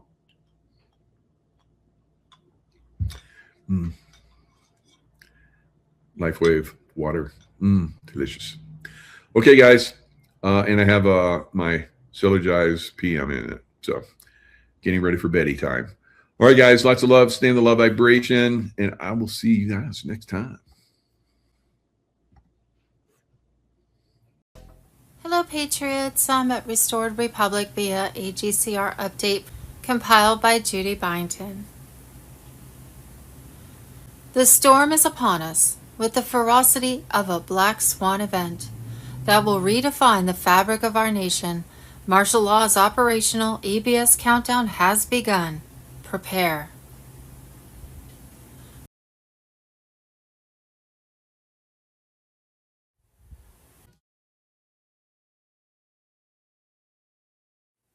Israel is last. Julian Assange on Telegram. Wednesday, May 20th, 2026, Obama and Hillary Clinton were a 16-year plan to destroy America. They're high-level puppets in the big picture. Julian Assange on Telegram. That's how they get people to willingly give up their freedom and support their own downfall. That's how they divide the people and build the army of sheep. That's how they convince people you can change genders. They are doing this to the whole world to implement their one world government and install their one world leader. Trump isn't just up against the deep state in America. He's up against a worldwide network that infiltrated America 155 years ago. This is an unconventional war to free the world from the cabal control. It's bigger than just arresting the names we all want to see. It's about dismantling the old system of control piece by piece and replacing the pieces without crushing it. There are crimes without a statute of limitations and crimes that have not ended. Everything has to go through the process. That's why you saw investigations first, and now indictments are starting to roll out. On the world stage, Trump is hitting cartels and a terrorist regime that extorts ships for using a free shipping lane, and murders the Iranian people that don't fall in line. I know the Israel-only crowd is going to hit the comments talking about how Trump is controlled by Israel. If you want to listen to that, it's on you. I do want to point out something though. The Black Pillars talk about the Rothschilds' link to Israel, but they don't talk about London or Switzerland. When people want you to zoom in on one part of the map, you should zoom out and look at the whole thing. Even in checkers, you don't focus on one piece. Wednesday, May 20th, breaking. The deep state crackdown begins. Mass arrests and secret tribunals underway. Gitmo now on Telegram. The storm has arrived. High-profile arrests are flooding Gitmo. Deep state operatives are being rounded up, and the world is on the brink of an unprecedented purge. This is bigger than anything before. Secret military tribunals are running at full force, and the list of names will shake the world. For years, whispers of military tribunals and deep state arrests were dismissed as conspiracy theories. But now Gitmo is overflowing, and new detention centers are popping up worldwide. Honduras, Spain's Santa Cruz Islands, Antarctica's hidden military base, all filling with traitors who once ruled from the shadows. U.S. military takes control. The Supreme Court has been bypassed. The Insurrection Act has been activated, and secret trials are happening under military jurisdiction. Justice is no longer delayed. It is here. Gitmo alone is at full capacity, forcing military forces to relocate thousands of deep state operatives to offshore black sites. High-level names are being interrogated. Deals are being made. Some won't make it out alive. Mass tribunals. Who's next? The Biden regime's handlers are panicking as military operations accelerate. Convicted traitors are facing swift sentences. Executions have begun. The list of those already sentenced will leave you in shock. Names like Comey, Brennan, and Gates are only the beginning. The dominoes falling fast. Gitmo overloaded with new arrests. Antarctica, a frozen prison for elite traitors. Fort Worth in Puerto Rico, secret holding sites for domestic conspirators. Emergency broadcast incoming. Be ready. The next phase is about to go public. The global deep state is in freefall. Their network is collapsing faster than anyone predicted. This is the moment we've all been waiting for. They never thought she would lose. They never thought we'd fight back. Global currency reset, Tuesday, May 19th. Bruce, the big call. We will have new rates on redemption center screens on May 20th, 2026. Exchanges for Tier 4B will begin Wednesday, Thursday, Friday, 20th, 21st, 22nd of May, 2026. SIM holders are sovereigns and will be notified first and will be able to redeem first. Call centers are AI and will give you the number to call to talk to a person at a redemption center to obtain your appointment. Wednesday, May 20th, 2026, breaking economic news. Trump's new American monetary system sparks massive debate over gold, XRP, stablecoins, and the future of the U.S. dollar. And Wednesday, May 20th, historic bond redemption. The forgotten wealth that will shake the financial system. The secrets buried in vaults.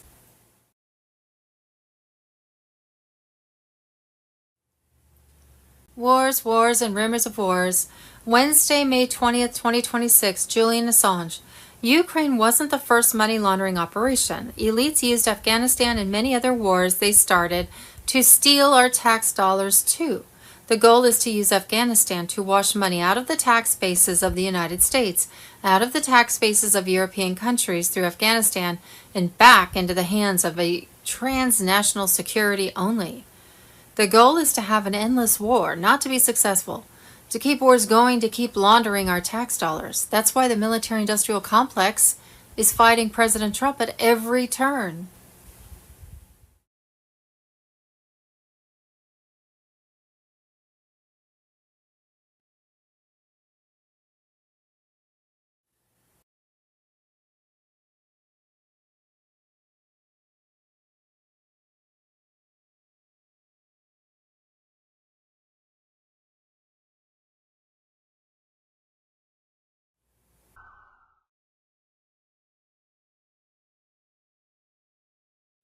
Wednesday, May 20th, 2026, Hillary Clinton may finally face prison.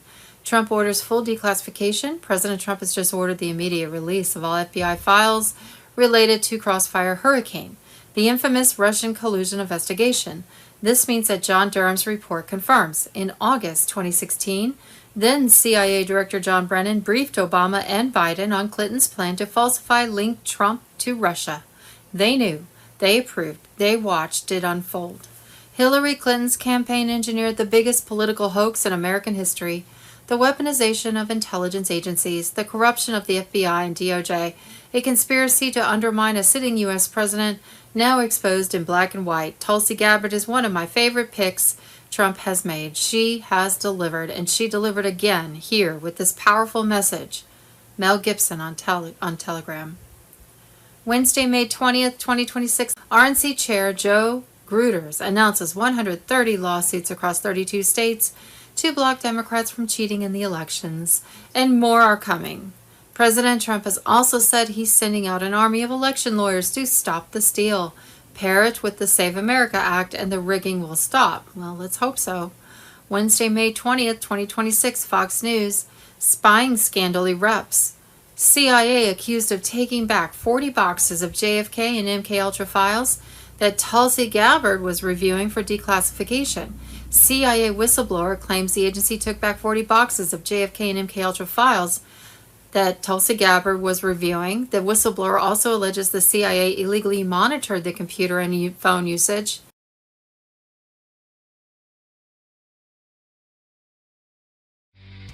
Good morning. It's Thursday, the 21st of May, 2026.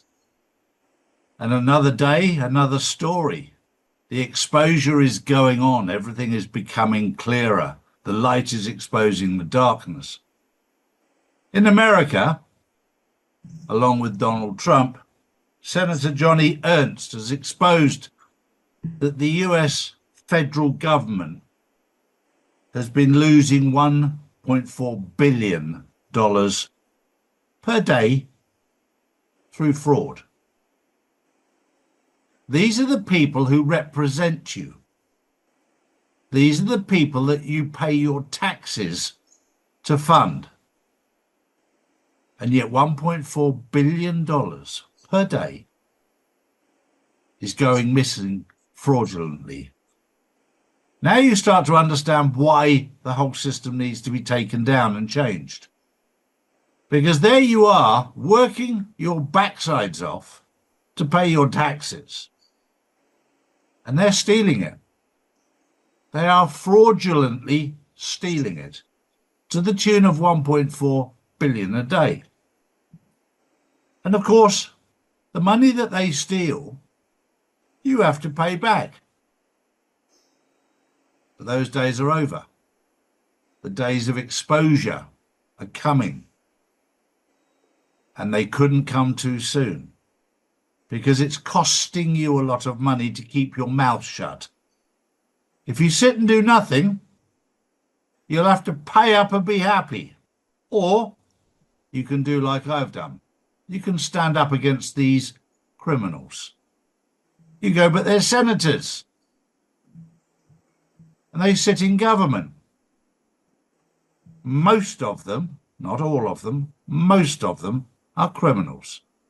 And you only have to look at the current Labour Party in the UK, the current Democratic Party in the US, and a lot of the Republican Party and Conservatives, to see that their wealth exceeds their income by more than 10 times. It's a very, very good job to have. On paper, the salary doesn't look brilliant, but you only have to look at their bank accounts after a few years in office to find out these people are not what you thought they were. Good morning, Drew. Good morning, Charlie. Good morning, everyone. My first story of the day is an Irish politician has just gone completely nuclear against the Irish government. Ken O'Flynn blasted leaders in Parliament saying, "You blame Trump for everything, but he doesn't run this country. You introduced the carbon tax, you turned the army on the people." He then challenged MPs directly and said, "If any of you have a backbone, vote to collapse this government." The speech is now exploding online as public anger across Ireland continues to grow over taxes, immigration, cost of living and government control. Is this the beginning of a political revolt in Ireland? Well, it's long overdue, and it's long overdue in every country. It's not just America that is fraudulently stealing money from the people. Ireland is doing the same. The United Kingdom is doing the same. Europe is doing the same. And these people need to be held accountable. I said 5 years ago that every government will fall. I didn't know how, I didn't know why, I didn't know when. Right now, we're watching the complete dismantling of governments around the world. It's very interesting to watch the people, as an example, in the UK, turn their back on Conservative and Labour, but jump into another two-party system. It's time to wake up. You don't need government, you need governance. Because in that swamp of government, it doesn't matter what the party's name is. They're all cheeks of the same backside. It doesn't matter. You can go, "Oh, there's a new party." It's out of the frying pan and into the fire, because it doesn't take 2 minutes to do some research into major players in these new parties to find out, as I've just said, all cheeks of the same backside. That's a nice way of putting it. My next story is very interesting because there's a family that have had control of the weather for many years. That family's name is the Rothschilds, or as you might call them, the Illuminati. These people have controlled the weather for years. Well, those days are over. The last 5 years, 10 years maybe, you've been able to see how they've manipulated the weather, whether it's with chemtrails or whether it's with hurricanes that are specifically targeted at certain parts of the United States. This was all part of their agenda. They've had control over the weather for a long time. Those days are over, and you can thank God for that. There's many people who've suffered huge loss in America because of hurricane this and typhoon this, and those days are coming to an end. Next up, Belgium police have issued a dire warning to the UK after illegal boat migrant crossings surged across the North Sea. Officials warn many have military training and combat backgrounds, raising major concerns over public safety, border security and national stability. People have warned about this for years, and now even European authorities are sounding the alarm. So the question is, when will the UK finally take decisive action and secure the borders? Come on, Queer Starmer. Well, this is all part of the exposure, because if you don't need to do that much research to realise that the Davos crew, the Illuminati, the ruling class, the shadow government, this was their agenda. It was all done to destabilise Europe, the UK, the US, Australia, Canada, New Zealand. It was all done to destabilise because they wanted to bring in their one world government, new world order, digital currency, central bank control. It was all part of their agenda. And I referred there to Davos crew. Most people know what that means. These people, they meet in certain places. And obviously, Davos in Switzerland is one of them. The Vatican is another place that they meet. Bohemian Grove is another place they meet. Don't take my word for it. Do your research. Another place that they meet is in Belgium, the Chateau de Amelios. This is an old chateau. It's a very, very dark place. It's a place that they take children and let them loose in the woods and then go hunting them. Allegedly. These are the people that call themselves the elite. They're not very elite in my world, I can assure you. Do your own research. Don't take my word for it. We're dealing with people who are truly evil. I've exposed in the last few days that there are people out there that their God is Satan. It's not the God that you and I know, the God of love and compassion, the God of forgiveness, the God, the Father, the Son, and the Holy Spirit. It's a different God altogether. It's Satan. The question is, which God are you connected to? Are you connected to the evil side, or are you connected to the good side? You can hide behind the name that I am God's chosen people. But if Satan was your God, you've been chosen by Satan. I'll leave that with you. That was the news.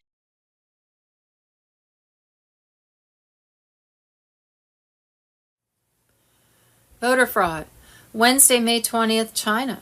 Smart thermostat found connecting to election machines sending vote data to China in the Georgia 2020 election. 29 states were sending their vote data to a server in Frankfurt, Germany, owned by Clarity Elections with ties to China. I've been contacted by numerous county and election workers in voting precincts around the country, and there are unknown Wi-Fi signals in many of our voting locations. There are also hidden Wi-Fi networks that won't show up when you scan for a Wi-Fi signal. White Hats on Telegram. And Wednesday, May 20th, 2026, New Hampshire. New Hampshire Dominion-owned machines removed 6% of votes from each GOP candidate in the 2020 election. The amount of fraud that happened in New Hampshire is massive. You have to hear all these ridiculous statistics and findings. All the fraud was completely ignored by all government bodies, including the courts. Trump Truth Revolution on Telegram. The storm is upon us with the ferocity of a black swan event that will redefine the fabric of our nation. Martial law is operational. EBS countdown has begun. Prepare. Judy note, the end was drawing near. It's time for patriots to wake up. The people. Even with all of Trump and the global military alliance over 20 years of efforts to arrest and try the bad guys, there remained much to do. There was evidence that the government was still poisoning 200 million Americans daily with toxic fluoride. mandated for public drinking water, even after a 2024 federal court ruling against it, verified by 24 Harvard studies in a Trump directive in January that revealed fluoride caused damage to children's IQ. There was also evidence that California's highest leaders were into Satan worship involving pedophilia and child sacrifice. Additionally, there were massive data centers operating and being built by the cabal across the nation, with the main purpose of being processing hubs for human brainwaves in order to do mass surveillance and direct energy targeting of the population. Problem number 1, evidence that California's highest leaders were into the worship of Satan involving pedophilia and child sacrifice. Mel Gibson was preparing to drop bombshell evidence before Congress, naming Gavin Newsom, Nancy Pelosi, Kamala Harris, and the rest of California's most powerful political machine in what he says is the biggest Hollywood scandal in history. And it's on video, he said. Oh, goodness. Gibson says he has the receipts, visitation records, exact dates and locations, photographs and video that he claims expose a long-rumored child trafficking network operating inside elite California political and Hollywood circles.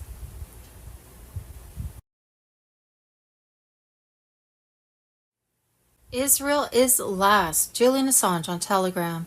Wednesday, May 20th, 2026, Obama and Hillary Clinton were a 16-year plan to destroy America. They're high-level puppets in the big picture.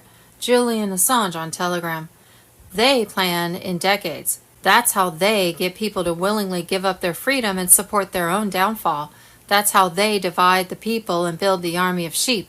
That's how they convince people you can change genders. They are doing this to the whole world to implement their one world government and install their one world leader. Trump isn't just up against the deep state in America. He's up against a worldwide network that infiltrated America 155 years ago. This is an unconventional war to free the world from the cabal control. It's bigger than just arresting the names we all want to see. It's about dismantling the old system of control piece by piece and replacing the pieces without crushing it. There are crimes without a statute of limitations and crimes that have not ended.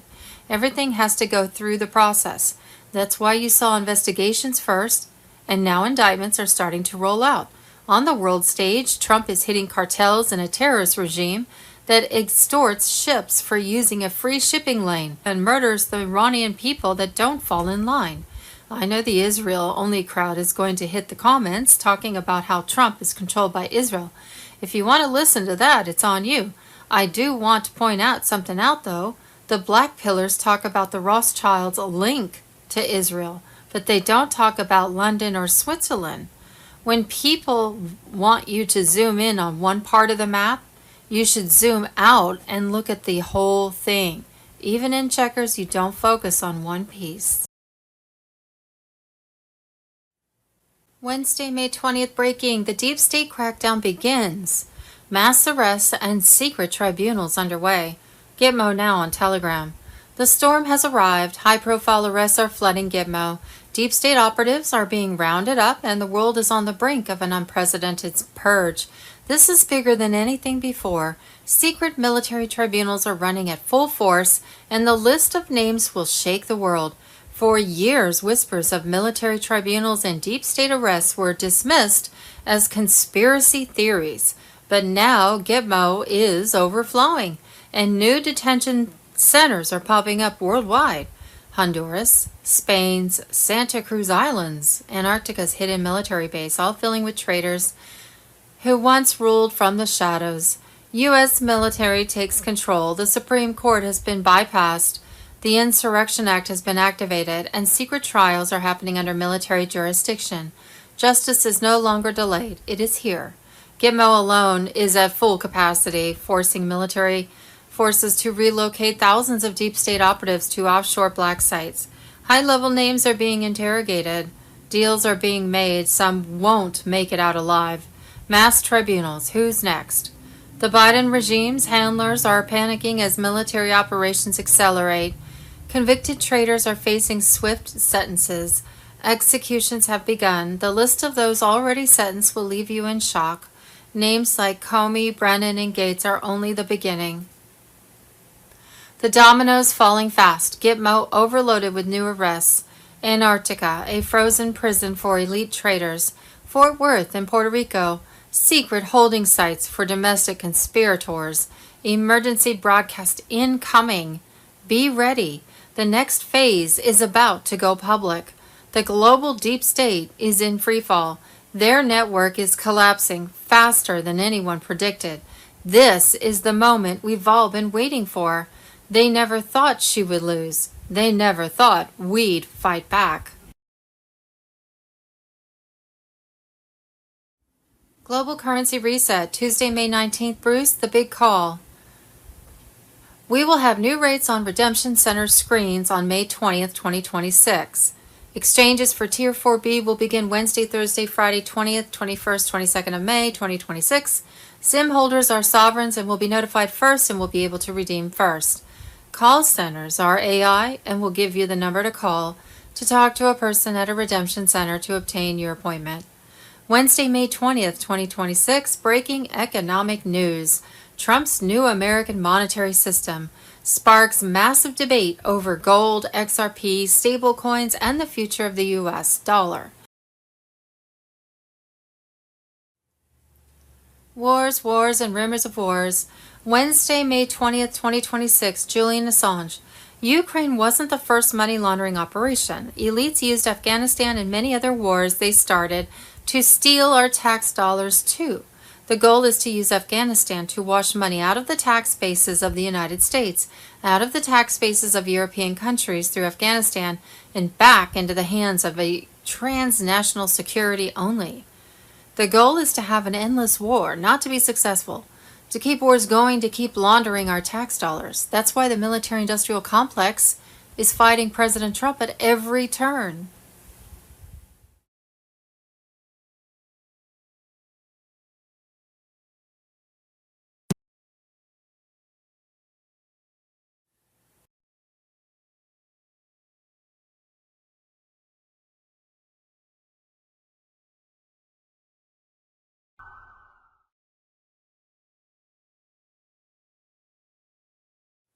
What we think we know is of Thursday, May 21st, 2026.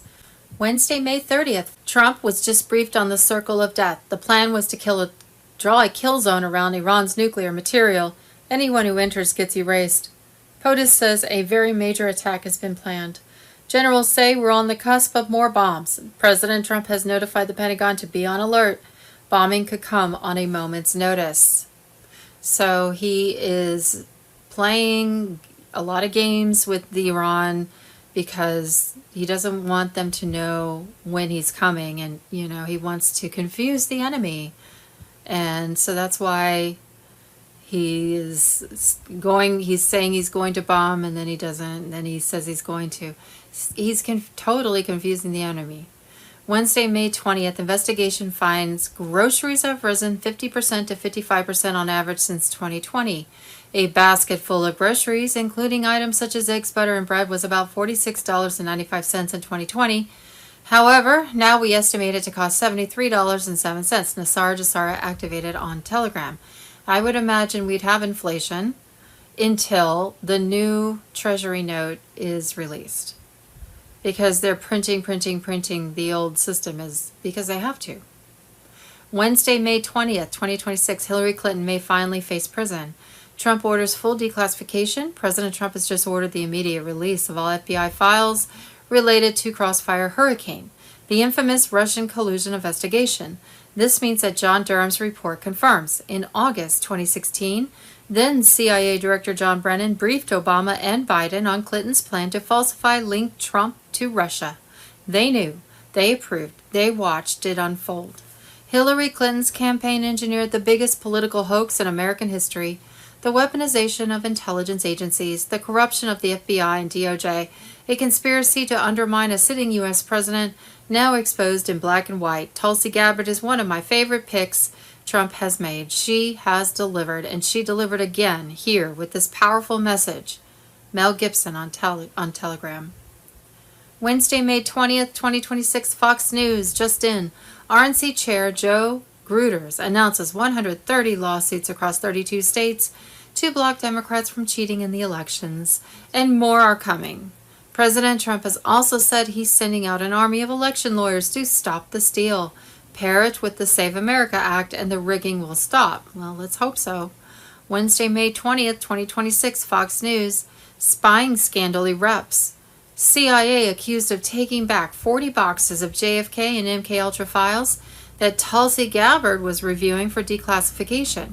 CIA whistleblower claims the agency took back 40 boxes of JFK and MK Ultra files that Tulsi Gabbard was reviewing. The whistleblower also alleges the CIA illegally monitored the computer and phone usage. Breaking special report, May 20th. Marco Rubio declares war on Cuba's communist elite.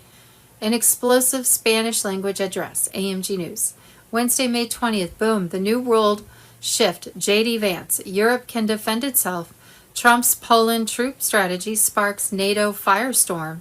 Video, AMG News. And Wednesday, May 20th, boom, special report. Florida moves to ban geoengineering. Chemtrail bill sparks national firestorm.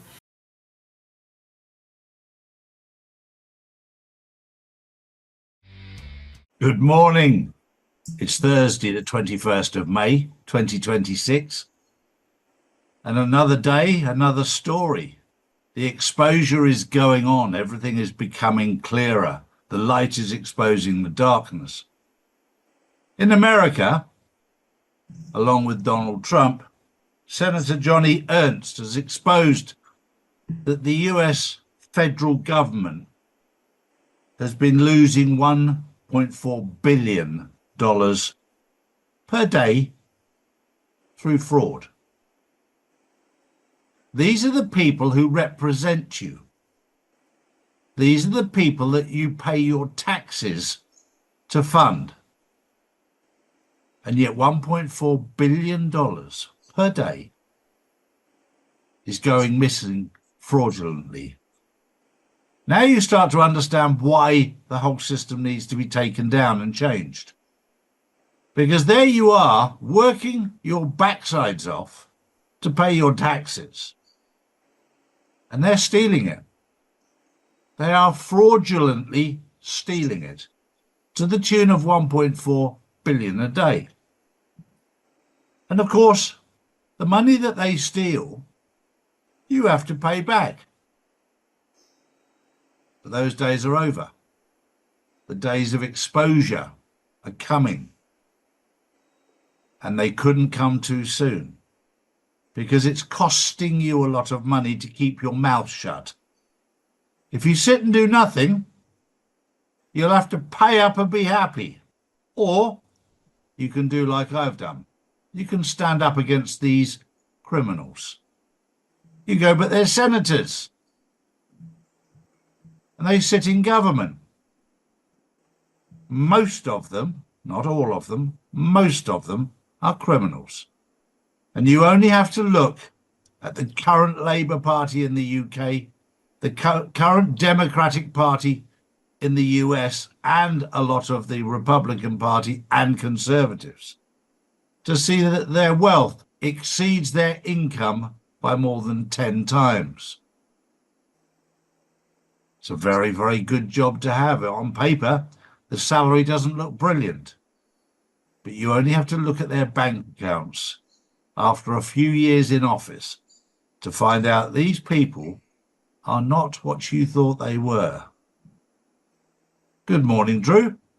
Good morning, Charlie. Good morning, everyone. My first story of the day is an Irish politician has just gone completely nuclear against the Irish government. Ken O'Flynn blasted leaders in Parliament saying, "You blame Trump for everything, but he doesn't run this country. You introduced the carbon tax, you turned the army on the people."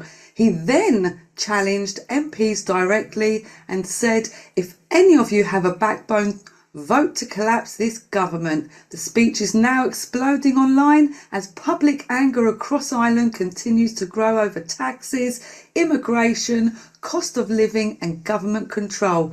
Is this the beginning of a political revolt in Ireland? Well, it's long overdue, and it's long overdue in every country. It's not just America that is fraudulently stealing money from the people. Ireland is doing the same. The United Kingdom is doing the same. Europe is doing the same. And these people need to be held accountable. I said 5 years ago that every government will fall. I didn't know how. I didn't know why. I didn't know when. Right now, we're watching the complete dismantling of governments around the world.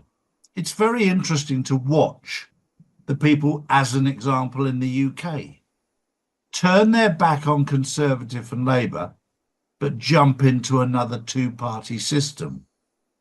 It's time to wake up. You don't need government. You need governance. Because in that swamp of government, it doesn't matter what the party's name is. They're all cheeks of the same backside. It doesn't matter. You can go, oh, there's a new party. It's out of the frying pan and into the fire, because it doesn't take 2 minutes to do some research into major players in these new parties to find out, as I've just said, all cheeks of the same backside. That's the nice way of putting it. My next story is very interesting because there's a family that have had control of the weather for many years. That family's name is the Rothschilds, or as you might call them, the Illuminati. These people have controlled the weather for years. Well, those days are over. The last 5 years, 10 years maybe, you've been able to see how they've manipulated the weather, whether it's with chemtrails or whether it's with hurricanes that are specifically targeted at certain parts of the United States. This was all part of their agenda. They've had control over the weather for a long time. Those days are over, and you can thank God for that. There's many people who've suffered huge loss in America because of hurricane this and typhoon this, and those days are coming to an end. Next up, Belgium police have issued a dire warning to the UK after illegal boat migrant crossings surged across the North Sea. Officials warn many have military training and combat backgrounds, raising major concerns over public safety, border security and national stability. People have warned about this for years, and now even European authorities are sounding the alarm. So the question is, when will the UK finally take decisive action and secure the borders? Come on, Queer Starmer. Well, this is all part of the exposure, because if you don't need to do that much research to realise that the Davos crew, the Illuminati, the ruling class, the shadow government, this was their agenda. It was all done to destabilise Europe, the UK, the US, Australia, Canada, New Zealand. It was all done to destabilise because they wanted to bring in their one world government, new world order, digital currency, central bank control. It was all part of their agenda. And I referred there to Davos crew. Most people know what that means. These people, they meet in certain places. And obviously, Davos in Switzerland is one of them. The Vatican is another place that they meet. Bohemian Grove is another place they meet. Don't take my word for it. Do your research. Another place that they meet is in Belgium, the Chateau de Amelios. This is an old chateau. It's a very, very dark place. It's a place that they take children and let them loose in the woods and then go hunting them. Allegedly. These are the people that call themselves the elite. They're not very elite in my world, I can assure you. Do your own research. Don't take my word for it. We're dealing with people who are truly evil. I've exposed in the last few days that there are people out there that their God is Satan. It's not the God that you and I know, the God of love and compassion, the God of forgiveness, the God, the Father, the Son, and the Holy Spirit. It's a different God altogether. It's Satan. The question is, which God are you connected to? Are you connected to the evil side, or are you connected to the good side? You can hide behind the name that I am God's chosen people. But if Satan was your God, you've been chosen by Satan. I'll leave that with you. That was the news.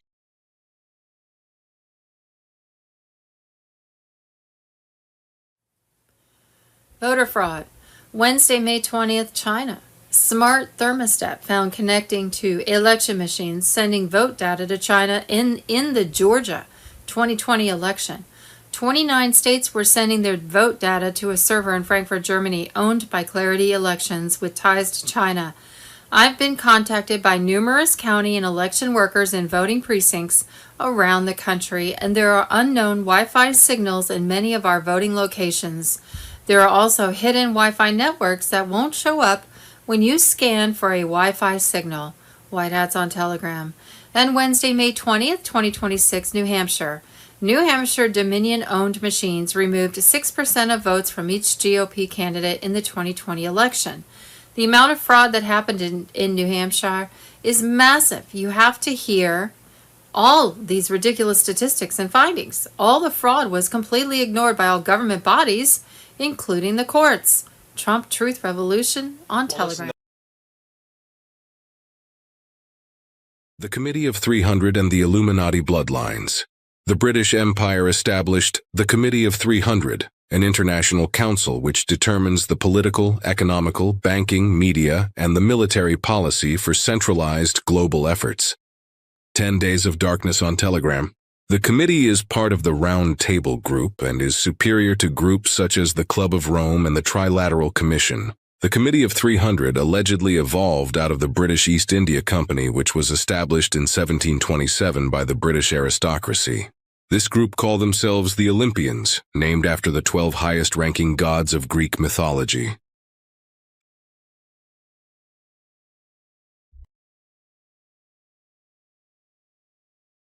Just showed up in China with 30 Rockefeller employees, the whole, Fortune 500 dancing troupe on a begging mission. And you can tell it's a fake Trump because if you look at this little video here, you see him sitting next to Marco Rubio, who's 5'9", and the White House says Trump is 6 foot. So there you have it. We've been in touch with the Chinese about this visit, and there's something very, very bizarre going on. Now, first of all, the Chinese told me that Trump and these people were offering Japanese money to invest in China. And just as this happened, this week, Japan's 3 biggest banks, Mizuho, Mitsubishi, and Sumitomo, have had all their accounts frozen. And I'm a victim. I have $2,000 in a Sumitomo account I can't access, which I'm supposed to use to pay bills, right across the country. That's $3.7 trillion that was stolen. And the official cover story being put out is that they're shutting down for a system revamp using Anthropic AI's Cloud Mythos or something to improve security. But the fact is they didn't announce it, they didn't warn anybody, and they shut all the bank accounts in the 3 biggest banks in Japan. And the Chinese are telling me this money is being offered to China. So that's the kind of people we're dealing with. The Chinese told me that while the Americans were there to talk business, the Chinese said that they were telling them that they had to stop all the Israeli attacks in Gaza and in Lebanon, and they had to stop, all these wars, and that's what they wanted to talk about. The other thing is, the Chinese told me, the Asian Secret Society told me that there's no worry about Taiwan, because Taiwan and China are already under the control of the same secret society. So they're already reunited, and so it's not an issue. This is what the Chinese told me. But clearly what we've told the Chinese and what we recommend is that we need to bankrupt the U.S. corporate government. We need to bankrupt the Rockefellers. We need to nationalize those corporations and return them to the American people, because all that ownership was used through central bank fraud, money created out of nothing, and it has to end. And it's getting really, really bad. I mean, the CIA just raided Tulsi Gabbard's, basically trying to prevent the American people from knowing that it was Israel and that killed President Kennedy, and that MK Ultra and other things, and God knows what else. They're trying to cover it up, but it's just not going to happen. And the other thing I found out, I asked my U.S. military contacts in Asia, and they told me that the U.S. military did not accompany the fake trip of Trump on his trip to China. So they're trying to pull the plug on him. But what we really need to see is we need to see military police go in and grab that whole fake show in Mar-a-Lago, whatever, arrest them in front of the cameras, and then they need to occupy the corporate media companies and the AI companies and force them to start reporting the truth. And a good place to start is the hantavirus hoax that they're trying to pull now. Take a look at these clips of the Hanta hoax. So you can see it is just acting, reality TV acting, but there's a very evil purpose behind this. And amazingly, this was told in the X-Files. Take a look at this clip from the X-Files. So these goons, these criminals who seized the U.S. government, are using actors to pretend that there's a crisis so that they can install dictatorship. I mean, they are literally fearing for their lives. Children on an industrial scale.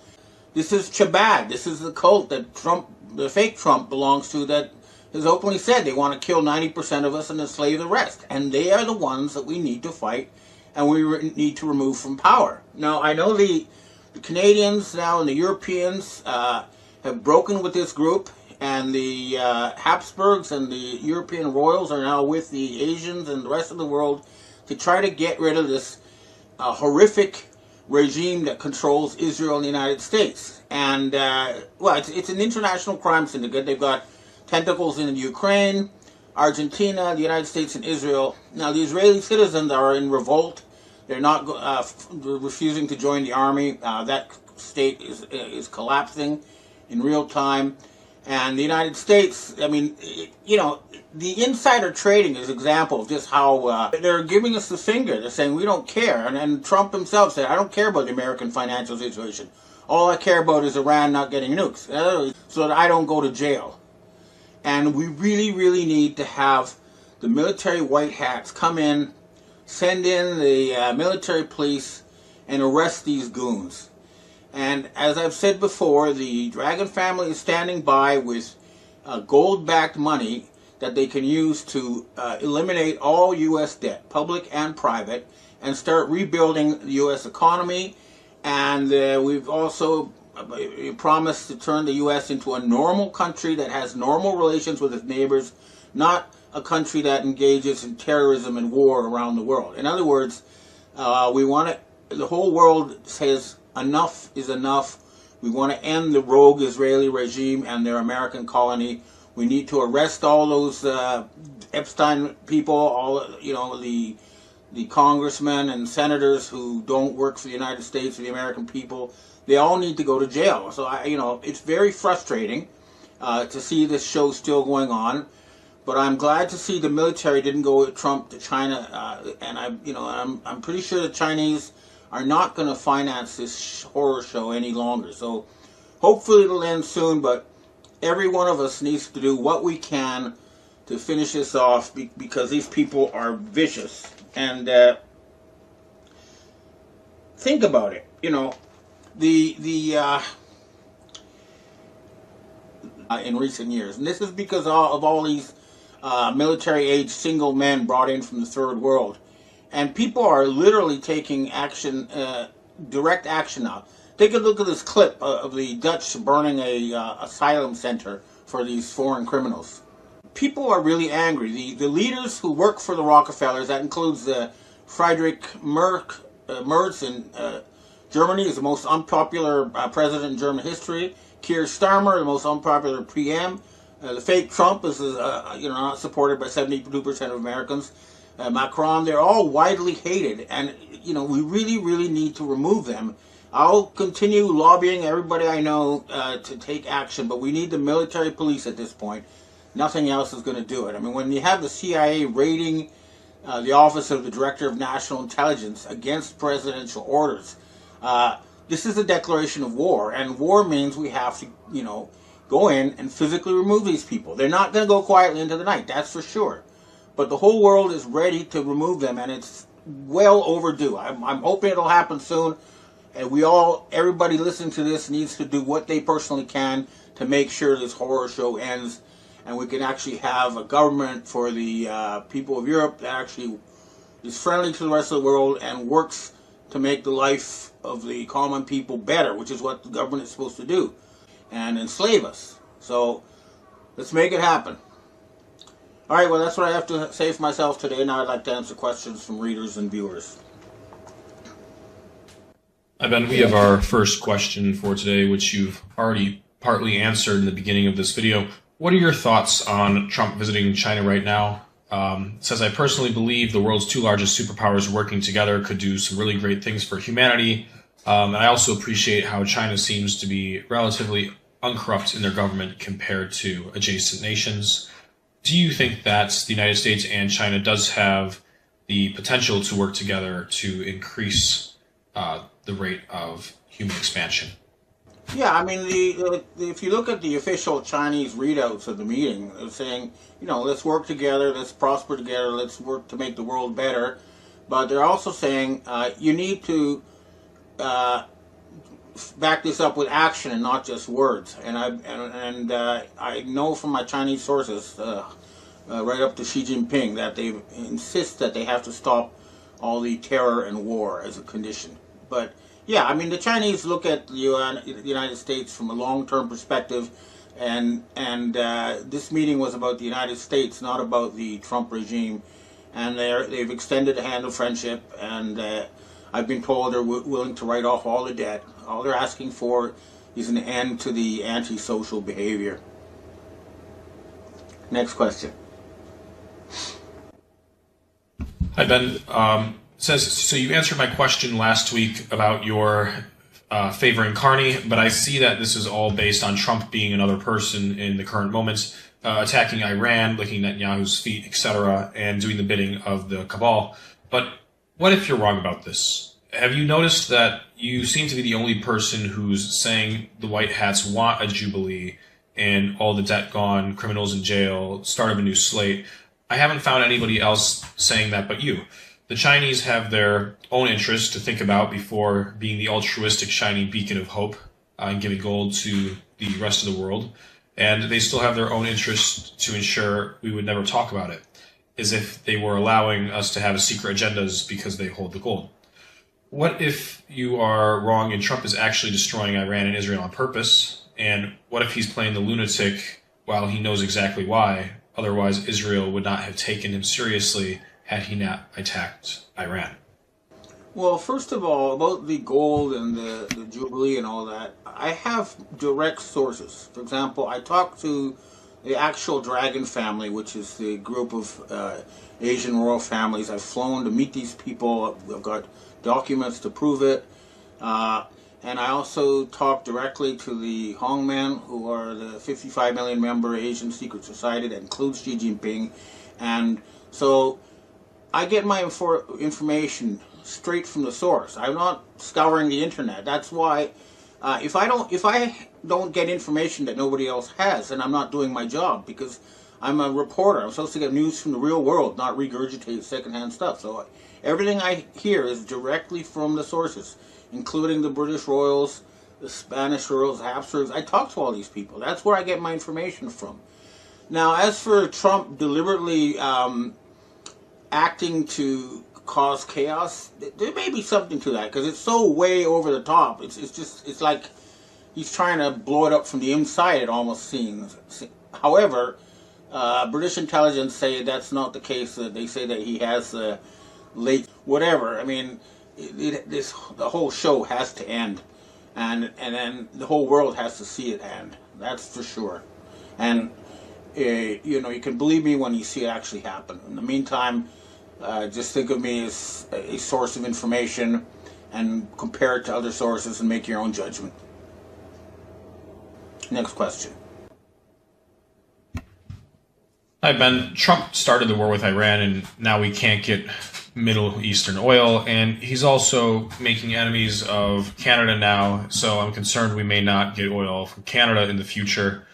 Our price at the gas pump is way up with what he's doing, and it seems like it'll continue to increase as he continues to do what he's doing.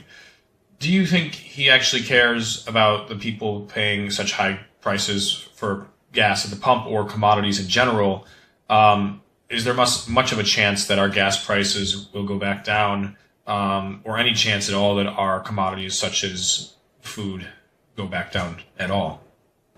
They'll go back down immediately as soon as the terrorist regime using the fake Trump is removed. I mean, what's happening is the American people are being held hostage by these criminals, and the people of the world are trying to liberate the American people from satanic rule. And as soon as that happens, as soon as you march into Mar-a-Lago and arrest all these clowns, and as soon as you remove all the clowns from Congress who are working for Israel, then your gas prices will go down immediately, because the boycott will end. It's up to the American people to overthrow these criminals who seized your government. And as far as Mark Carney is concerned, I just, listened to him come back from the meeting in Europe with all the European countries except the United States, where he said we're going to persecute war criminals, and that I support. The rest, what he's doing to Canada, I'm not involved with that. I'm just looking at the fact that he's trying to get the world to prosecute these war criminals, and that part of what he says is what I support. The rest, I don't. Next question. Hi, Ben. Do you perceive the real Trump, as we call him, to be an intelligent individual? What were your thoughts on him before his presidency? I liked the real Trump that I thought was the real Trump during his days in office. I don't like exactly how he says the things that he does, but I do like that he says them in his own way. But to me, his lack of diverse vocabulary during public speeches makes me a little bit embarrassed for our country. Doesn't seem to be a very articulate man. What are your thoughts? Well, the real Trump, who disappeared in June of 2025, was someone I supported and respected. And he wasn't trying to start a war with Iran, and that's why he was removed. Because the Chabad cult wanted to start their Armageddon. And so, you have to realize that there are different groups with completely different agendas, each having their own Trump. And unfortunately, the White Hats lost their Trump. I've been told by my U.S. Space Force contact they're going to try to bring them back. Maybe they'll find them, or maybe they'll bring in a new avatar, but whatever. As long as the policies, change and the lunacy ends, then great. But at this point, I think we should move on from the Trump avatar and try to get real leadership. Again, we need an American-style Vladimir Putin to really drain the swamp, and I don't know who that would be, but we're hoping someone like Representative Massey will step in and do what needs to be done. Next question.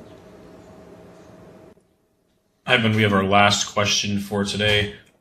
There's so much going on right now in the geopolitical scene. Where do you see this realistically heading. I'm all for sunshine and rainbows, but at this point, I don't think that's the way that it's going. I believe that we are building up to a climax here, possibly a biblical one. And if the devil and his demons exist, then so must God and his angels.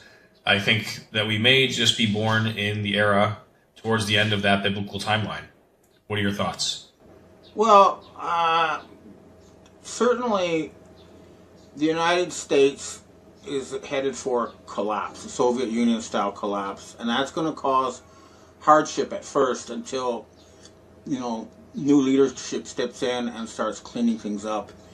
And there's also an argument to be made that, something fundamental is happening with monotheism, and that their whole several thousand year plan to put the entire planet under the dictatorship of a single individual is collapsing, and instead we're going to have a global village and not a single God King as the end. So in that case, the long-term goal of monotheism has failed, and humanity is going to head for a multipolar, friendly village type model instead of a single Roman-style God King or Pharaoh-type model of leadership. So in that sense, you can say it's biblical and that monotheism may be coming to Restored Republic via GCR update. Judy note, evidently between 2009 and 2018 China, Russia and America worked together to build a city that doesn't exist on any map, that is electronically, thermally invisible and electromagnetically silent. Presently 2 million people live in Western China in skyscrapers with transit systems, detectable by Western surveillance, 10 days of darkness on Telegram. It has free energy, no financial system based on debt, no surveillance grid and no pharmaceutical dependency. The city operates on technology that doesn't exist in any public market, magnetic levitation transit with no visible track, buildings with no external power connections, self-sustaining through an energy source that produces no emissions and requires no fuel delivery. It has communication systems that emit no detectable radio frequency. Why? Because when the old world collapses, financial system resets and EBS activates, the transition was expected to create temporary chaos. At that point we need to understand how our new world operates, have every problem worked out before 8 billion people make the switch. We are almost there. The privately owned by Satan-worshipping cabal deep state bankers IRS is gone and their Federal Reserve has been absorbed into the people-owned U.S. Treasury. The once fiat dollar is backed by gold. Big Pharma is being held accountable with massive legal consequences. The oil monopoly is being dismantled. The healthcare system will actually heal using light and sound frequencies, not pills. Constitutional common law is returning to America. A form of that constitutional common law will be set up in all nations participating in the global currency reset. No nation could be at war if they wanted to be part of the new gold/asset-backed global financial system. The Chinese Communist Party has officially collapsed. America and peoples of the world were becoming sovereign, free and governed by we the people. The Great Awakening is here. This was not the new world order that the Satan-worshipping Illuminati deep state cabal had long planned. Deep State King Charles, perhaps clone Charles, recently announced digital ID, a money system of the mark of the beast backed by gold, but the deep state keeps the gold in a total enslavement of the people. EBS tonight, bye-bye deep state, good riddance. Government digital ID is the final chain in their dystopian master plan. Total surveillance, social credit scoring, and locking you out of society if you dare question the narrative. You only represent a barcode with movements tracked, thoughts flagged. The globalist system that wants you owning nothing in their digital prison where they have control over your ability to buy food, travel and even breath. What we thought we knew, but didn't really know and now are supposed to know but don't have a clue. With clones, doubles, made-up movies Hollywood style and Trump's military alliance throwing more popcorn at us, it gets so confusing. The Obama administration used a powerful CIA/NSA surveillance program originally built in 2003 to hunt terrorists overseas, but then used it to spy on American citizens, and later expanded the software to alter election outcomes. Just weeks after Obama took office in 2009, the program called the Hammer, HAMR, was illegally shifted to a secret CIA facility in Fort Washington, Maryland, and turned against American citizens for domestic spying, violating the Constitution. Obama, Joe Biden, John Brennan, and James Clapper were directly involved in the illegal operation, Edward Snowden on Telegram. Tesla Free Energy, capturing the magnetic forces of the Earth, discovered in the early 1900s by Nikola Tesla and secret reverse-engineered alien technology have been suppressed by the deep state to raise energy prices and keep the people dependent on them for a man-made scarcity of oil and natural gas. 2s. May 19, 2026. Elon Musk just had AI lawsuit dismissed over a technicality. Musk warned the world that Altman and crew are turning OpenAI into a closed, profit-driven, woke-controlled machine, and now the courts let them skate on a paperwork timing issue.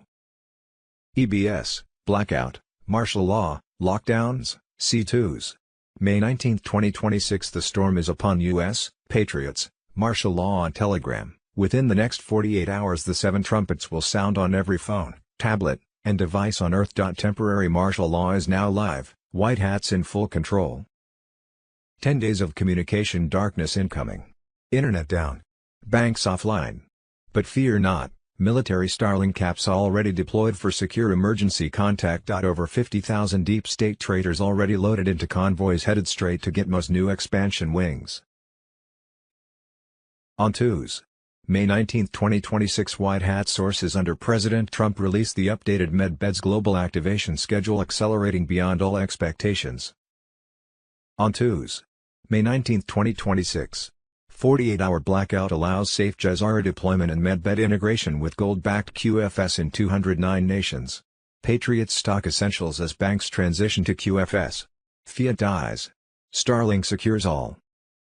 At 4:17 UTC, military tracking channels detected the first escorted convoy entering a secured corridor east of the Strait of Hormuz. The cargo vessels carried classified bullion reserves that overnight had been approved for movement between U.S. Central Command and Allied regional forces. In a blackout, the convoy advanced nearly 90 nautical miles through the silent corridor, while multiple banks across Europe and Asia received compliance alerts, with liquidity set to begin once the reserves officially reached U.S. control. 2s. May 26, 2026. Trump Epic Independence event unveils QFS and full MedBed integration. Tribunals begin for suppressors. Great Awakening completes in glory. The final sequence activates. 48-hour blackout countdown to Thursday 28th of May. On Wednesday, May 27, 2026, Starlink remote sessions heal the world. GCR Wealth funds projects for generations. Nothing can stop what is coming. On Thursday, May 28, 2026. Final darkness lifts with victory celebrations. MedBeds symbolize the Great Awakening. Trust the plan. God wins. WWG1 as humanity enters the Golden Age. Monday 1st of June or Wednesday June 3, 2026, EBS override ready. Stay home order incoming. Sunday July 19, 2026, the same day as the FIFA World Cup final, Michael Jackson will return, but been in the Victim Witness Protection Program. Global Currency Reset, E2s. May 19, 2026. Bruce, the big call, ZIM holders will likely be the only ones in the currency exchanges who will have to sign an NDA. It could be anywhere from 30-day to 120-day NDA. At your exchange you have to show proof of where you live, a photo ID and organized currency. Official emails to set your exchange appointments have not yet gone out. 17,500 emails went out to people about redemption centers, exchanges etc. and was bogus. They have arrested the person who sent them out.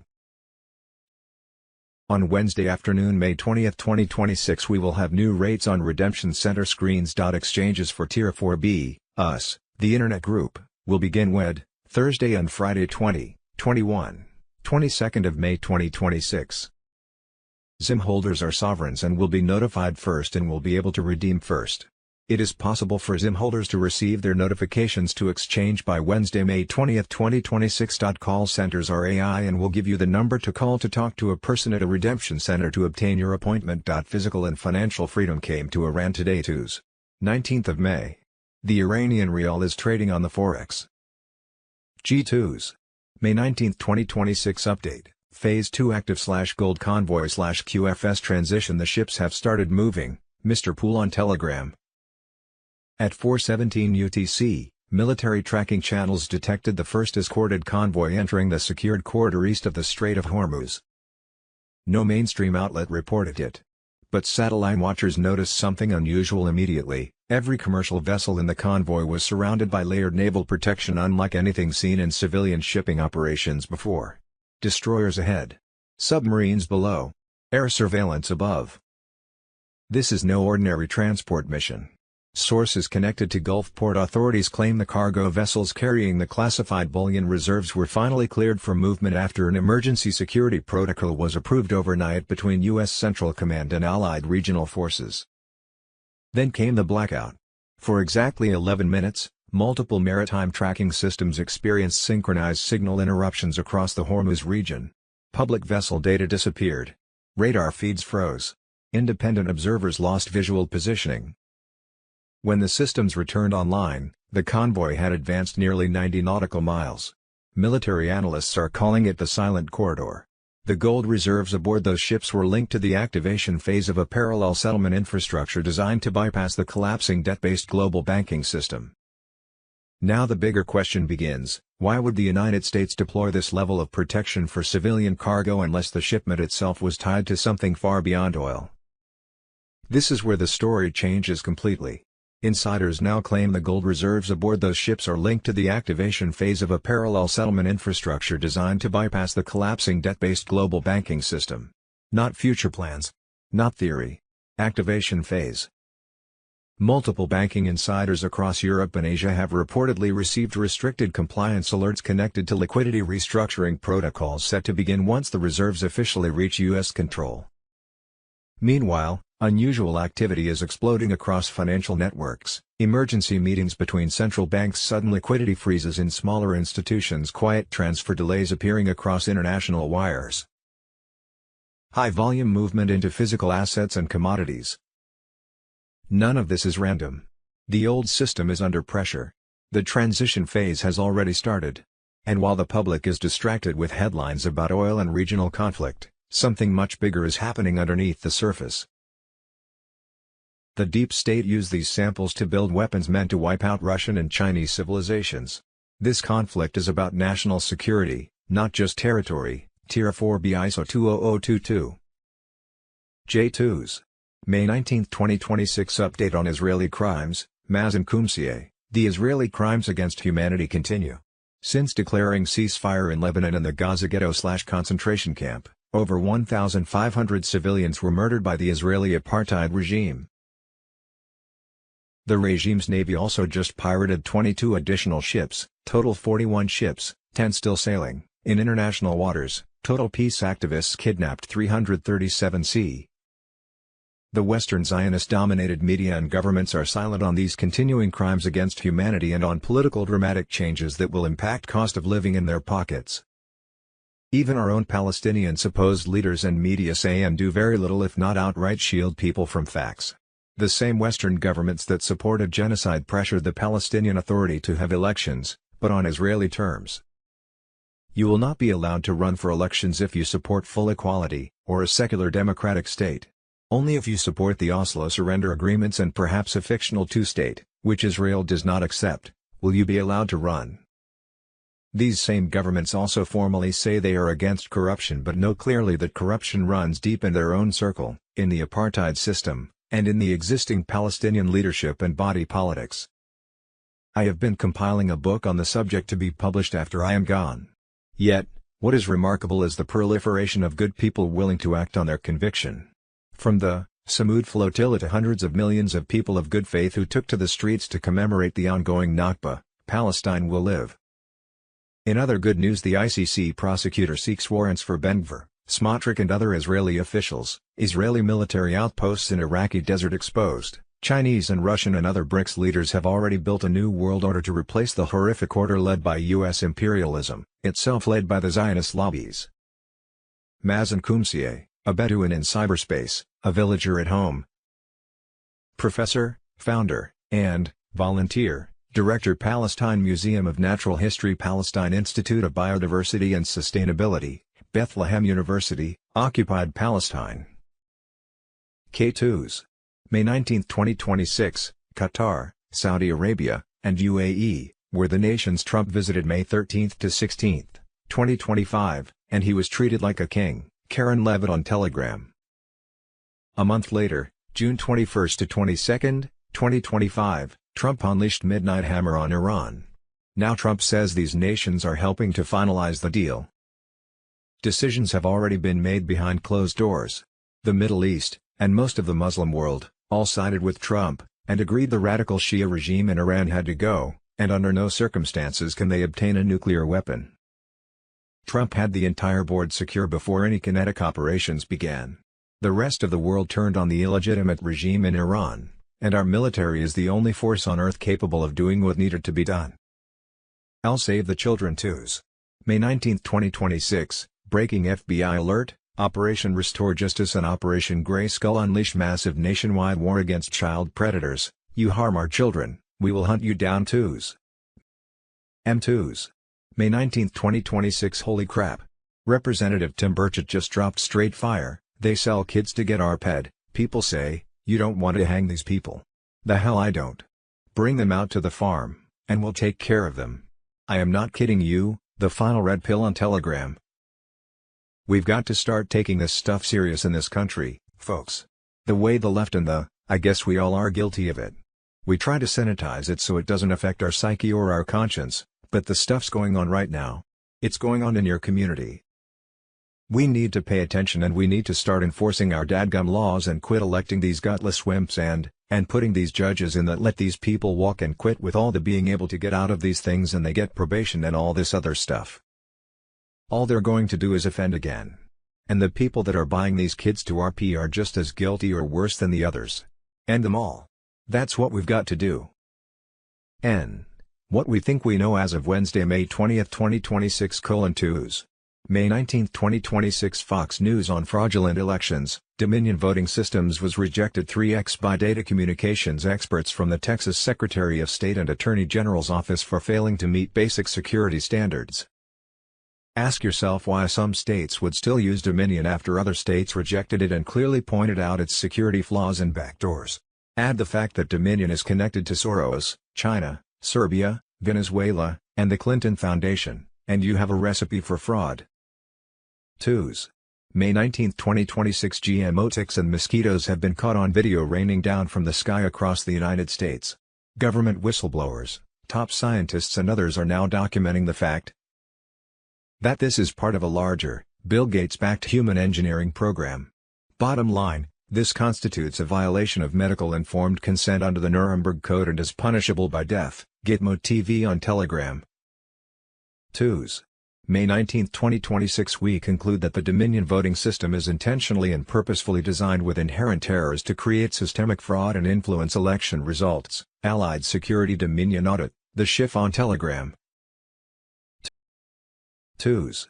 May 19, 2026, bombshell, Ron DeSantis declares war on rich snowbirds, Airbnb empires and foreign luxury buyers. Property tax relief is for Floridians, May 19, 2026. 2s. May 19, 2026, breaking special report, Trump's real China victory is triggering global panic, Xi opens the secret garden, Putin stands next, Carney's empire collapses, and London is screaming. 2s. May 19, 2026, breaking intel drop, Trump moves to pardon Edward Snowden, the whistleblower who exposed the deep state may finally come home. 2s. May 19, 2026, 1942 NWO map exposed. The map shows Greenland, Mexico, and Canada as part of the United States of America. 2s. May 19, 2026 breaking, Julian Assange just dropped the ultimate bomb, Trump's UFO files are only the beginning. Julian Assange on Telegram. Shocking truth exposed, while Trump orders the Pentagon to release alien files that look suspiciously edited. WikiLeaks has the real unredacted documents that prove the government has been hiding extraterrestrial contact for decades. What Assange knows will destroy everything you thought about 2026 politics, the real reason behind the skyrocketing gas prices and inflation. Not just energy issues, it's tied to secret reverse-engineered alien tech being suppressed by the deep state to keep you broke and dependent. Trump's transparency on UFOs. A controlled distraction while the elite panic over what WikiLeaks is about to leak next, full communications with non-human intelligence that could flip the midterms upside down. Hidden PACs, crashed crafts, and cover-ups involving both parties that make the old Epstein lists look like child's play. Julian Assange didn't risk everything just to hand you redacted photos. He has the receipts, the names, the alien agenda that's been running Washington for 70-plus years. P2s. May 19, 2026 Rothschild. 2 weeks ago, French financial police entered the Paris offices of Edmond de Rothschild Bank. They carried out a full search. Servers seized. Files removed. Staff questioned. The reason, Jeffrey Epstein, Mr. Poole final chapter on Telegram. The Epstein files released by the DOJ contain 67,000 mentions of Paris. A $3 million apartment on Avenue Foch. A network of accounts. Wire transfers to names that were never supposed to surface. Ariane de Rothschild, chairwoman of the bank, is now directly linked to $25 million in transactions flagged by investigators. The Wall Street Journal ran the headline last month, "The Rothschild Dynasty Survived Wars and Crises. Will the Epstein Files Tear IT Apart?" That's not a conspiracy blog. That's the Wall Street Journal. France and Norway launched a joint investigation. A UN diplomat has been named. 10 new victims came forward in the last 2 weeks alone. This family has controlled European banking for over 200 years. They financed wars. They owned central banks. They moved governments like chess pieces. They were untouchable. They survived Napoleon. They survived 2 world wars. They survived every revolution in Europe for 2 centuries. They will not survive this. The files are out. The servers are seized. The victims are talking. And this is only France. Wait until you see what's in the London files. Q2s. May 19, 2026 China just revealed a city that doesn't exist on any map. Population, 2 million, 10 days of darkness on Telegram. Satellite imagery from May 1 shows a fully operational metropolis in western China, 140 kilometers from the nearest known settlement. Skyscrapers. Transit systems, all functional. All populated. It doesn't appear on any map. China didn't build it alone. The architectural signatures match designs found in Russian classified patents and American DoD research from the 1990s. 3 nations. 1 project. Hidden in plain sight in a desert that satellites were programmed to show as empty. Why? Because when the old world collapses, when the financial system resets, when the EBS activates, when the transition creates temporary chaos, someone needs to already be living in the new world. Testing it. Proving it works. Working out every problem before 8 billion people make the switch. Project isn't a Chinese military base. It's a prototype. A functioning model of post-reset civilization. Free energy. No financial system based on debt. No surveillance grid. No pharmaceutical dependency. Intelligence sources confirm it was built between 2009 and 2018. 9 years of construction. 2 million residents relocated. An entire civilization assembled in secret while the world watched China build islands in the South China Sea as a distraction. The city operates on technology that doesn't exist in any public market. Magnetic levitation transit with no visible track. Buildings with no external power connections, self-sustaining through an energy source that produces no emissions and requires no fuel delivery. Communication systems that emit no detectable radio frequency. A city that is electronically invisible. Thermally invisible. Electromagnetically silent. 2 million people living in a place that produces no signal detectable by Western surveillance. The 4-second broadcast wasn't an accident. It was a signal. To the people watching. To the alliance. To the world. The new world isn't being planned. It's already built. It's already populated. It's already working. You're not waiting for the future. The future has been running for 8 years. You just weren't invited yet. That invitation is coming. Code. Mandate Heaven/Ghost City, 2M population/prototype live. R2s. May 19, 2026 Fox News. Holy crap. The White House Fraud Task Force just found that 400 businesses receiving billions in federal grants may be fraudulent, because the Democrats turned off fraud protections. The firms didn't even file an address. And they got $6B+. We found that 400 businesses with contracts worth $6 billion, originally allocated by the Biden administration, didn't even file physical addresses at their businesses. That's a statutory requirement. You're not supposed to be able to get any money from the United States government unless you put down a physical mailing address, and they just didn't do it. Andrew Ferguson, WH Anti-Fraud Task Force Vice Chair, we demand a refund and prosecutions of the politicians who allowed it. Voter fraud, Monday, May 18, 2026. We are going to find out that President Trump actually won many of the states he lost in 2020, Once ballots in the 2020 election are counted that remain uncertifiable, it should show that Trump won Arizona, Georgia, Penn, Wisconsin, Mississippi, and Nevada, and likely a lot more. This massive bluff was foisted onto the country for 6+ years, including the 4 years Biden was in the White House, was because a coordinated hidden shadow election network spanning several states entered into a criminal conspiracy to pretend they had legally certified millions of ballots that were uncertifiable according to state and federal election laws. The storm is here on Telegram. Twos. May 19, 2026, holy crap. Californian election fraudster pleads guilty in Skid Row signature scheme. A California woman exposed in an investigation tied to ballot petition fraud has pleaded guilty after allegedly collecting voter registrations and signatures from homeless individuals in Skid Row using false addresses and incentives such as cash, cigarettes, and phone cards. Assistant Attorney General Harmeet Dillon said the conduct highlights how easily voter rolls can be manipulated under California law, noting that individuals registered with fake addresses could still receive ballots for state and federal elections. The scheme reportedly involved using stacks of registration forms and directing individuals to sign petitions under improper conditions, raising concerns about election integrity and enforcement gaps. A state of power on Telegram. Twos. May 19, 2026. Voter fraud. Michigan. All the adjudication logs in the Michigan 2020 election were missing, because of a massive 68.05% error rate in Antrim County's tabulation logs, versus the federal maximum allowed of 0.0008%. They literally just made as many ballots as they needed to steal the 2020 election from Trump and then deleted the adjudication logs, security logs, and event logs, and zeroed out results to prove the votes. In Central Lake Township alone, 81.96% of ballots, 1,222 out of 1,491, were rejected and sent for adjudication. He even tried to warn the government before the 2020 election and CISA ignored him. The Schiff on Telegram. T2s. May 19, 2026. The Obama administration used a powerful CIA/NSA surveillance program originally built in 2003 to hunt terrorists overseas, but then used it to spy on American citizens, and later expanded the software to alter election outcomes. Edward Snowden on Telegram. Just weeks after Obama took office in 2009, the program called the Hammer, HAMR, was illegally shifted to a secret CIA facility in Fort Washington, Maryland, and turned against American citizens for domestic spying, violating the Constitution.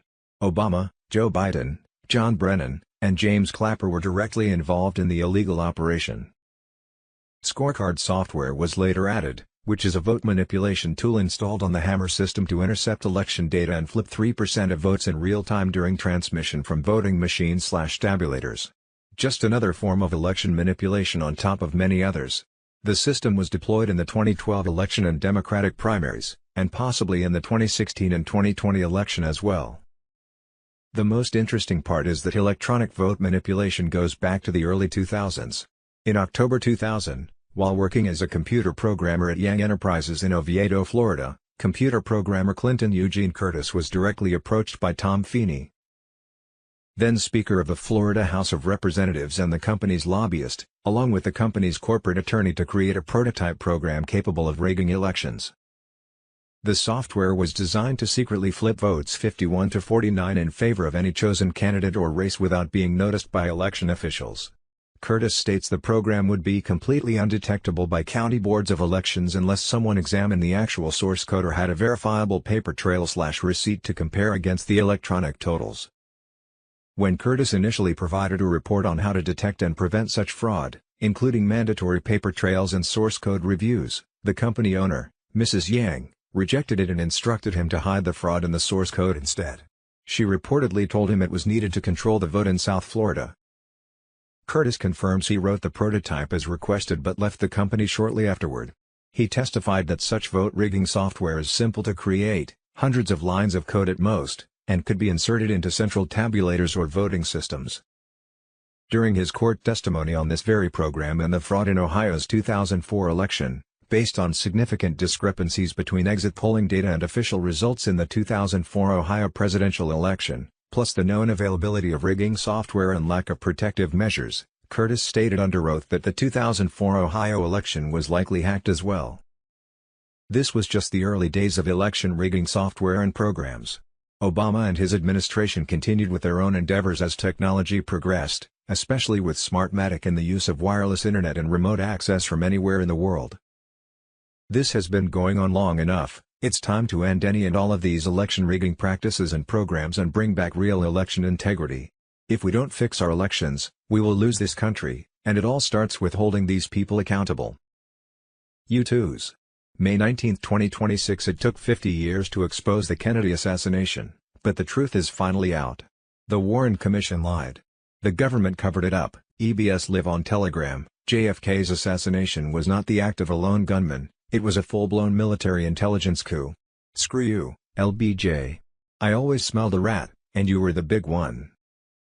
Declassified documents released January 30, 2025, expose what many of us have long suspected: JFK was murdered by the very system he tried to dismantle. He challenged the Federal Reserve, the CIA, and the shadow elite. He signed Executive Order 11,110 to return to sound money. Within months, cover-ups, and silencing of truth. The files reveal CIA death squads, Operation Execute, a JFK hit memo from the Federal Reserve, and names like E. Howard Hunt, David Atlee Phillips, and even George H.W. Bush linked to that dark day in Dallas. Even more chilling, JFK knew they were coming for him. A newly surfaced audio tape confirms it. They'll come for me soon. But if I fall, let history know I tried to warn them. Remind you of anyone. The parallels to President Donald J. Trump are right in front of us. Two men, decades apart, both targeted by the same deep state machine. Both tried to return power to the people. Both exposed the lies of the industrial and financial slavery system. And both paid, or are paying, the price for defying the system. JFK's death was the day America lost its innocence. But January 30, 2025, was the day the veil was finally lifted. History isn't just repeating, it's screaming at us. The question is, are we listening now?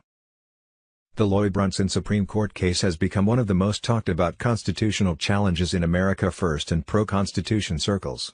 The lawsuit centers around the certification of the 2020 presidential election and the actions of hundreds of elected officials who allegedly failed to uphold their oath to defend the Constitution. What makes the Brunson case extraordinary is not only its political implications, but the path it took to reach the nation's highest court. The Brunson brothers pursued the case pro se, meaning without attorneys, navigating one of the most complex legal systems in the world largely on their own. According to Brunson, the case initially faced major resistance inside the federal court system, including repeated procedural obstacles and attempts to block filings. In response, the Brunsons launched legal action against the Federal Court of Utah and the 10th Circuit Court of Appeals themselves, forcing the issue further into the legal spotlight. The case ultimately reached the Supreme Court through Rule 11, a rare constitutional mechanism allowing the court to bypass standard appellate procedures when a matter is considered to carry exceptional national importance. Brunson believes this may be one of the only personal damage claims against government officials ever brought to SCOTUS through Rule 11 in American history. The case names 387 defendants including Joe Biden, Kamala Harris, Mike Pence and hundreds of members of Congress. According to Brunson, approximately 145 members of Congress, led by Senator Ted Cruz, requested a 10-day delay to investigate allegations of election irregularities before the electoral vote certification proceeded. The lawsuit argues that refusing to investigate those concerns before certifying the election represented a violation of the constitutional oath of office sworn by federal officials. For Brunson and his supporters, this is not merely a political disagreement. It is a constitutional crisis. This case represents far more than one election cycle. It represents a battle over constitutional accountability, government power, election integrity and whether public officials remain bound by the Constitution itself. Lloyd Brunson's fight has become part legal battle, part constitutional movement, and part cultural awakening for Americans demanding greater transparency from their government. For Brunson and his supporters, the mission is simple: restore accountability, restore constitutional order, restore the promise that no public official stands above the law. And in today's America, that message is resonating with millions of people who believe the country is standing at a historic crossroads. Bombshell special report, a different battle has begun. Lloyd Brunson's explosive constitutional showdown could rock Washington and expose 387 members of Congress. Judy note, if the Supreme Court rules in favor of Brunson, it automatically dissolves the entire U.S. administration and all of Congress, both on the state and federal levels, leaving nothing but martial law to rule until new and fair elections can be held. This demand by citizens for more transparency was made even more important in the present CIA mind control program that has been seeping U.S. taxpayer dollars in a CIA black budget accountable to no one but the cabal since the end of World War II, taxpayer monies used to mind control the people. Project Artichoke formed the initial blueprint for these civilian-targeted operations. The program later became known as MKUltra. As of Monday, May 18, 2026, 85% of the CIA MKUltra mind control programming files had been destroyed by the CIA. The 15% that weren't destroyed were supposed to be released per an executive order by Trump. But last week the CIA took those files back from the Department of Justice. If this 15% was so bad that they defied a POTUS order, imagine how bad the other 85% was.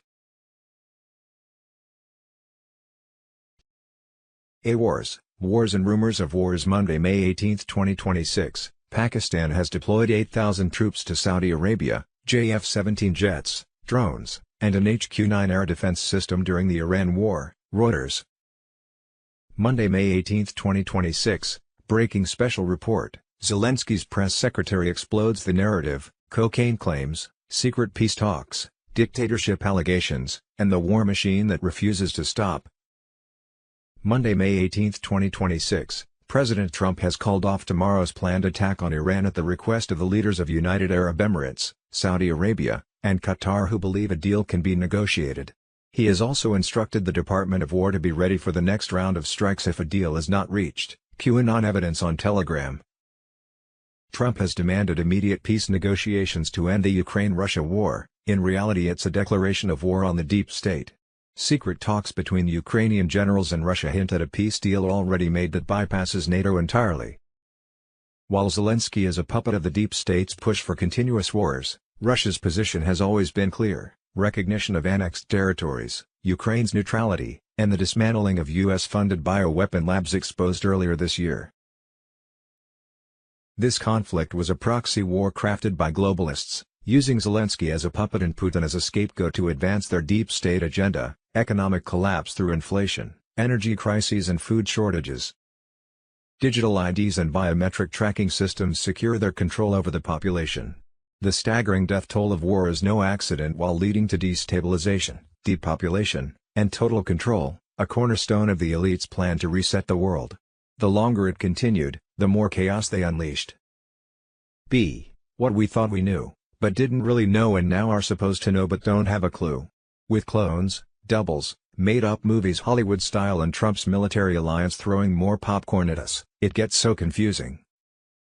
President Trump declared Sunday, May 17, 2026, the nation's 250th birthday, a national day of prayer to rededicate America as one nation under God. As of that same Sunday, May 17, 2026, the privately owned by foreign bankers Federal Reserve of 1913 was dead, as was the IRS. With Powell out, Washington and the U.S. Treasury taking control of U.S. taxpayer dollars, the markets were bracing for a world economic reset: 0% income tax, 0% property tax, 0% gains tax, through the global currency reset to gold/asset-backed currency, which was being released right now. U.S. taxpayer monies will be collected and dispersed under the states and new gold-backed U.S. Treasury via tax on buying new items only, none on medicine, groceries or housing. Australian mechanical engineer, John Christie, and his electrician friend, Lou Britz, worked hard through the 90s to come up with their own version of the magnetic generator. In 2001, they launched it to the public as the Lutech 1000, a device capable of generating 24 kilowatts of electricity, enough to power a few houses. Monday, May 18, 2026, Fox News. The DOJ has just obtained evidence that the 2020 election was rigged against Trump, and investigations were ongoing. See possible timing on Monday, May 18, 2026, Zim redemptions and Jazara funds available. On twos. May 19, 2026, full quantum financial system goes live, locking down corruption forever. Debt jubilees frees humanity. On Wednesday, May 20, 2026, Trump declares republic restored.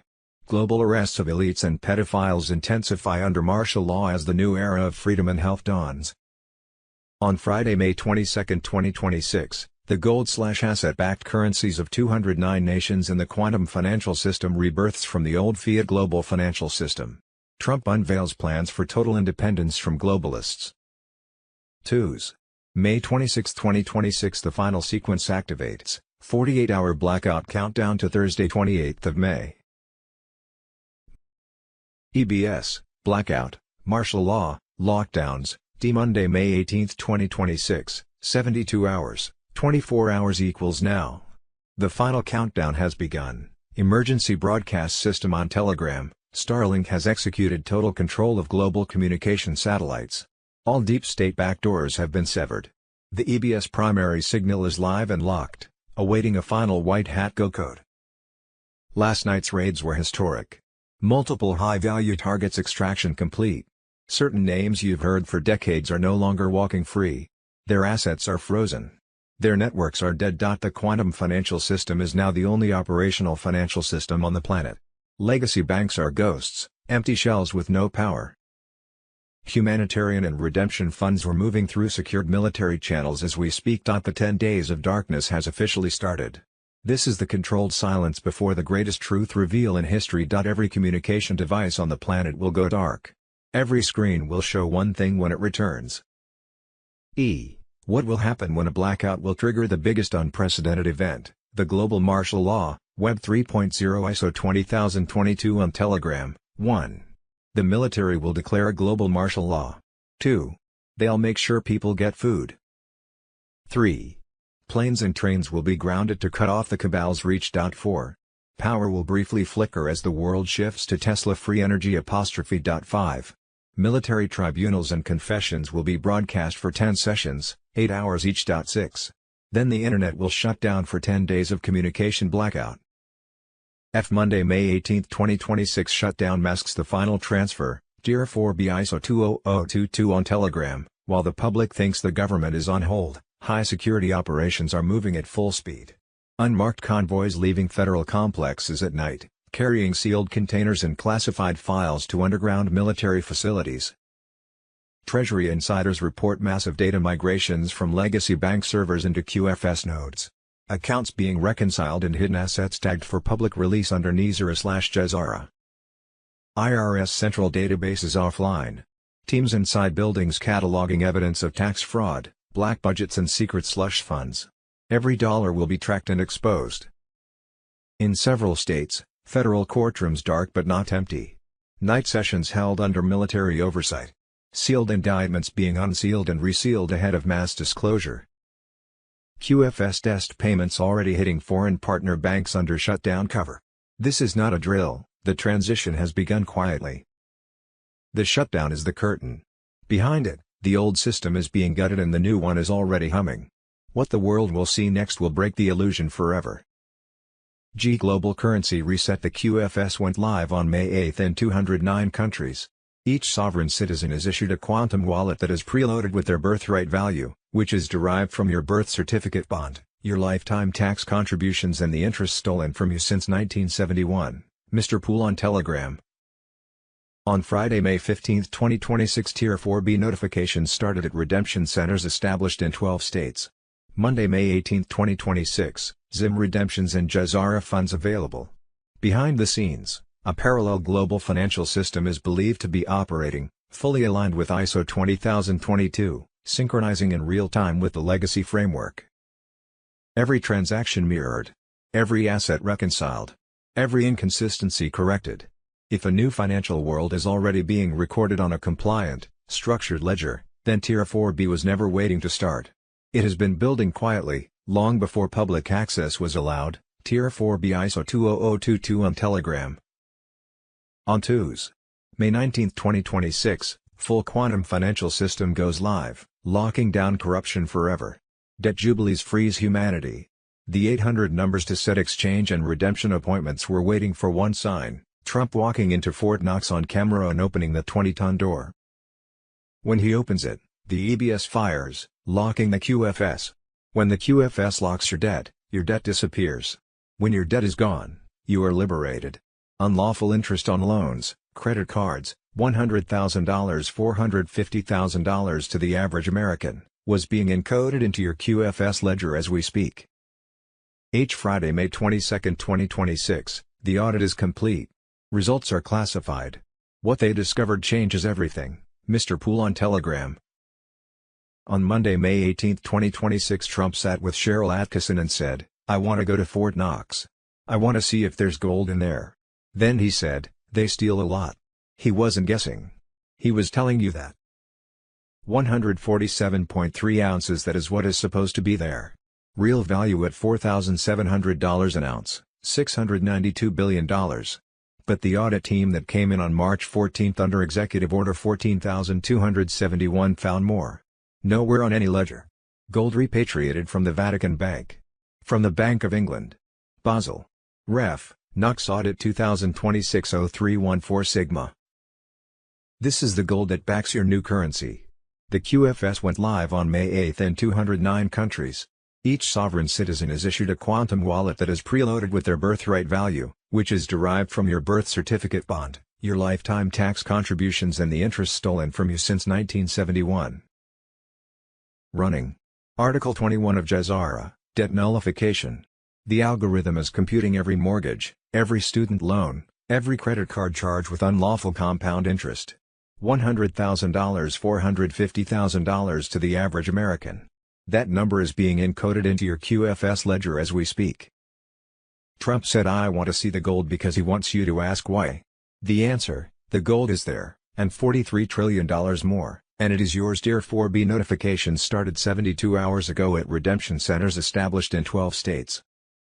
Stacked 800 numbers were waiting for one sign: Trump walking into Fort Knox on camera and opening the 20-ton door. When he opens it, the EBS fires.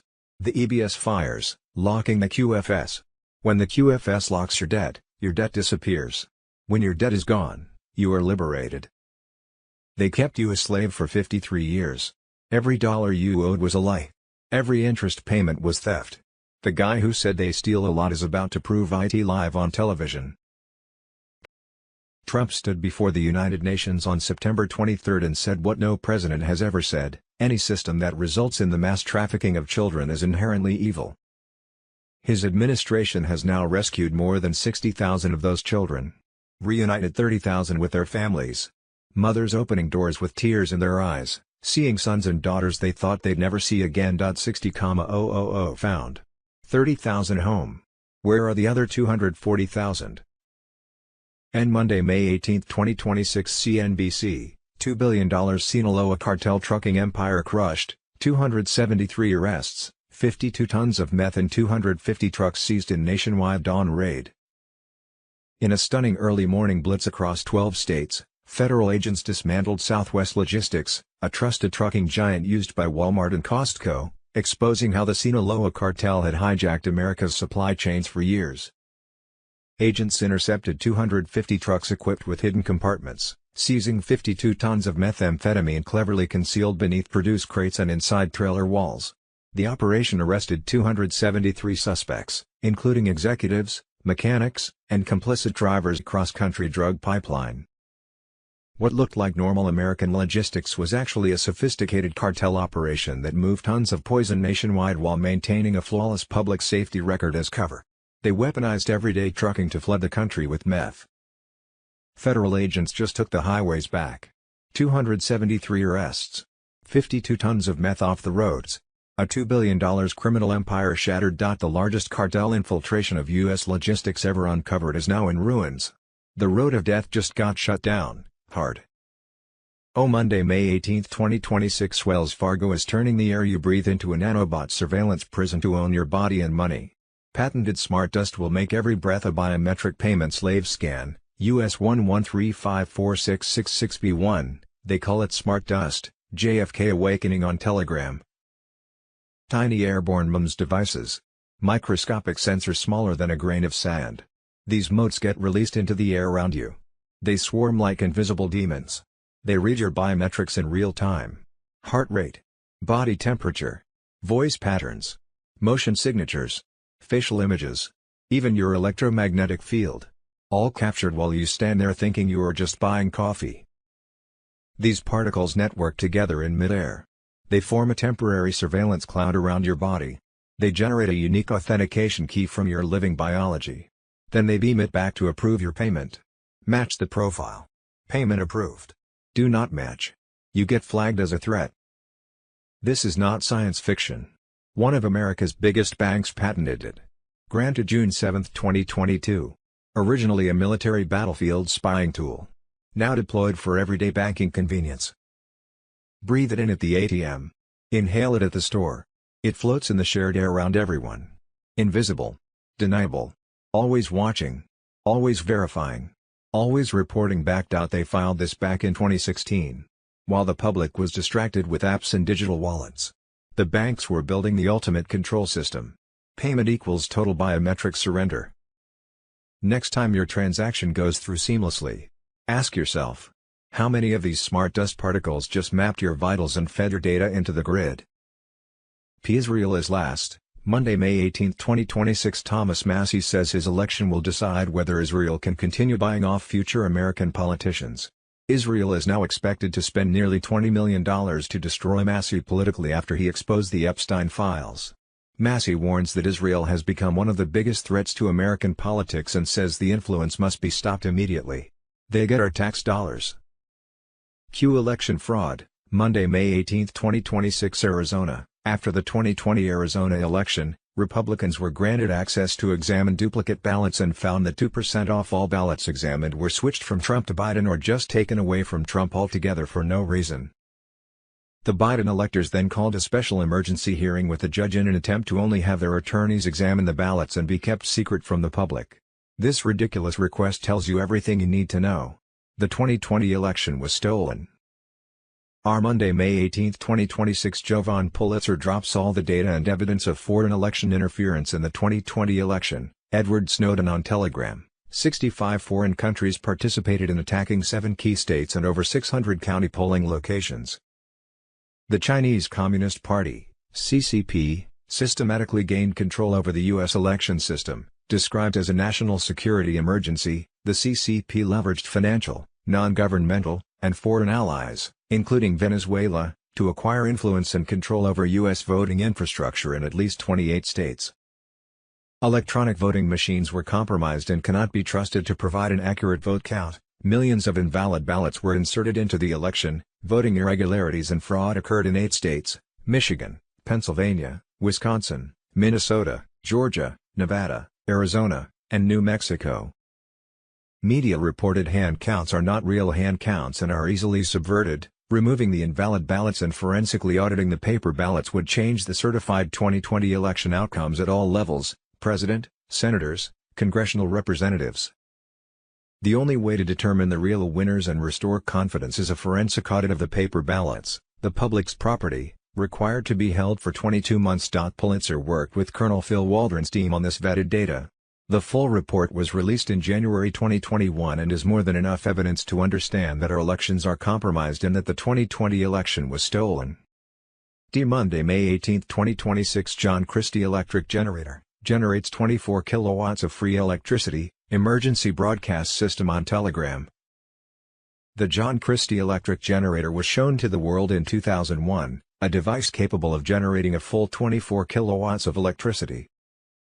In this article, I will tell you about John Christie, the inventor, and how he and his friend, Lou Britz, came up with the generator. I will also explain to you how free electricity works and how you too can generate your own electricity at home too. John Christie and Lou Britz, Australian mechanical engineer, John Christie, and his electrician friend, Lou Britz, worked hard through the 90s to come up with their own version of the magnetic generator. In 2001, they launched it to the public as the LouTech 1000, a device capable of generating 24 kilowatts of electricity, enough to power a few houses. The main claim to fame at the time was that the LouTech 1000 was the first free energy machine to be developed to commercial stage anywhere in the world. This was perhaps an exaggeration as, although the device worked, it was far from being full tested and developed to the point where you could buy one off the shelf in the marketplace. How does free energy work? Part of the problem lies in the name. Free energy sounds almost impossible to believe. I prefer to call this concept zero point as it is known in physics. Zero point is an area of physics that has been studied for over 100 years. Nikola Tesla, the man who is called by some the grandfather of electricity, dedicated half of his life to studying zero point. He even published his work and it met with great approval. Unfortunately, his legacy in this area did not live on after his death due to existing commercial interests using their power to bury it. Zero point speaks of obtaining energy without fuel, from a source that is not widely acknowledged in conventional physics. It does this via the use of strategically placed magnets. Fast forward around a century later and there has been a resurgence of interest in this area, especially in the last year or two. While Christie and Brits may have been a little premature with their commercial launch, real working generators are now being built by enthusiasts in their garages, right across the world, numbering somewhere in the tens of thousands and possibly more. How can you generate your own electricity? The average home does not need 24 kilowatts. In fact, a basic motor is easily constructed for next to nothing that can generate a good 7 kilowatts of power, which is more than enough for most households. The basic electric generator is a rotor, some magnets and some electrical wiring. John Christie and Lou Brits made their own version, but I suggest you keep things very simple. In fact, I strongly recommend that you spend a nominal amount of around $50 on a good set of plans which will give you diagrams and step-by-step instructions on building your magnetic motor generator. Or you can try to do it for free, which will see you spending several months on your motor, all the while still paying your monthly bill to the power company. So we had an amazing, turnaround, I guess, in GOP. It's all the rhinos got slaughtered. So that's a really good thing. And we have Mel Carmine here. He's going to be talking with us as well. Mel, how's everything going on your end? All the way out there? Yeah, we are exploding. The movie Dear Mr. President, we actually launched it at the right time. This time we didn't get overshadowed by Charlie Kirk shooting like the first one, right? It's literally just blowing up. Thanks to you guys. I owe a great deal of gratitude to you and Tracy and people that will have me on the show to understand the importance of the movie and to understand that everybody out there is worth hundreds of millions of dollars. Meanwhile, we're slaving, and my wife was able to pay bills from the back of my Social Security number, and all of a sudden they want their money back. Wait a minute, is that my money or crazy? Absolutely crazy. Amazing. Wow. Yeah. So we know that we're being bamboozled in so many ways, Mike. It's just that for me, when I got introduced to this years ago, I never understood it. I'm as dumb as they come, right?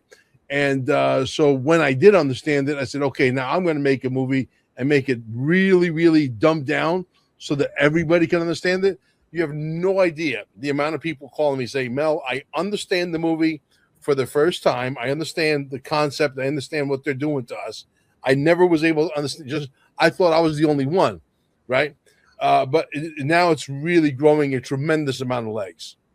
Yeah.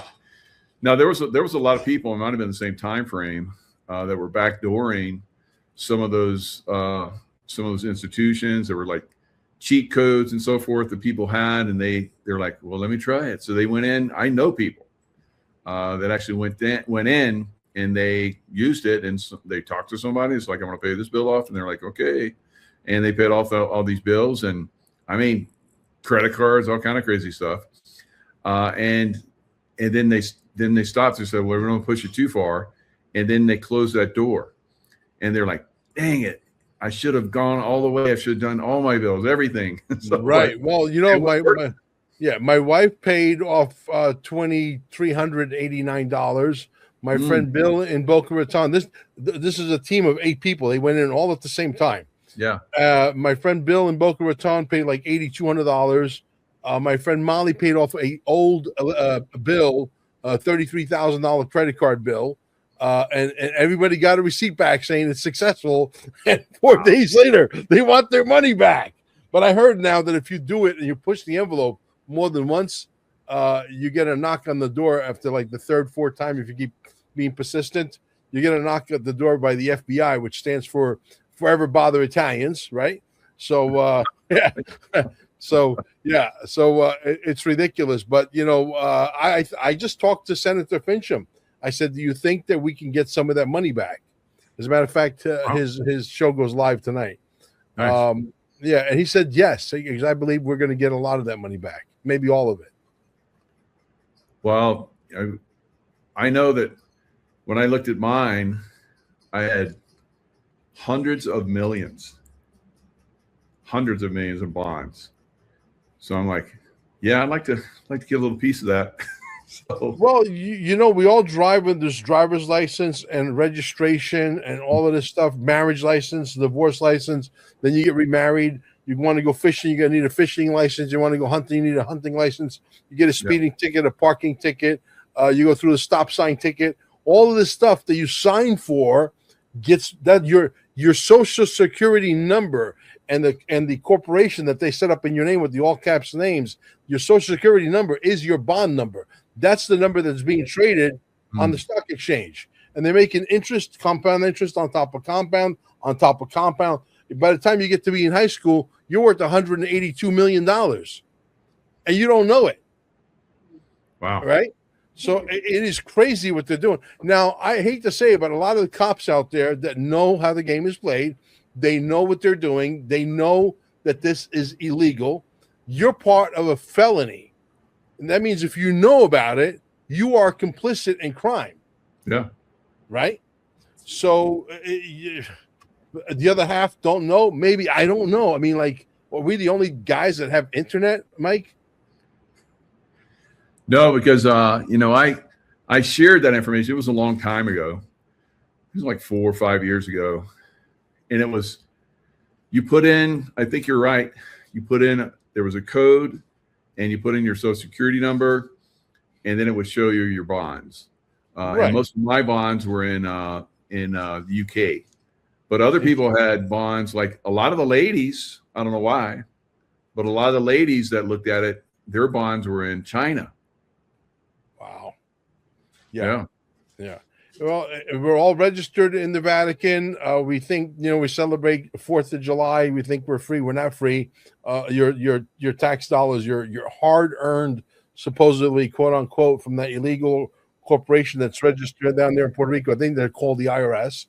Okay. They just attach it to a bunch of judges with black robes and the guys with guns, and they have jail cells that they put you in if you don't comply with their bullshit law that they made up. It's a corporation, for crying out loud. The IRS is as federal as the Federal Express. It's not part of the United States government. It is a thug mafia organization. It was registered in Puerto Rico in 1946. Go look it up. Right? Mm-hmm. And so here we are. We're working our asses off for what? I mean, think about the kids that are born today because of artificial intelligence and because of robotics will never have to experience going to work. Do you realize that? The kids that are being born right now, that are coming out of their mother's wombs, will never work a day in their life. Well, Mel, that's going to create a bunch of people who are lazy. No, lazy was a word that was created in Langley with the FBI headquarters, and so was patriots, we like to get paid, and so was conspiracy theory. These are all words that they put out in the ether, and all the dumb fucks out there, they start to regurgitate because you guys are a bunch of parakeets. So easy.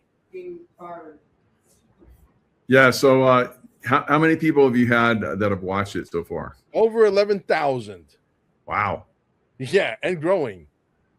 Yeah. I got a big channel that's got 14 million people. John Chambers, my new producer, who I met, I'll tell you the story. It's a cute story.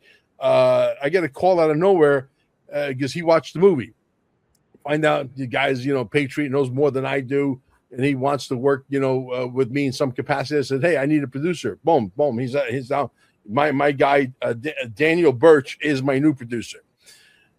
So he says, hey, can I watch the movie more than once? I said, of course you can watch it. You can watch the movie as many times as you want. Once you buy it, it's $5.89.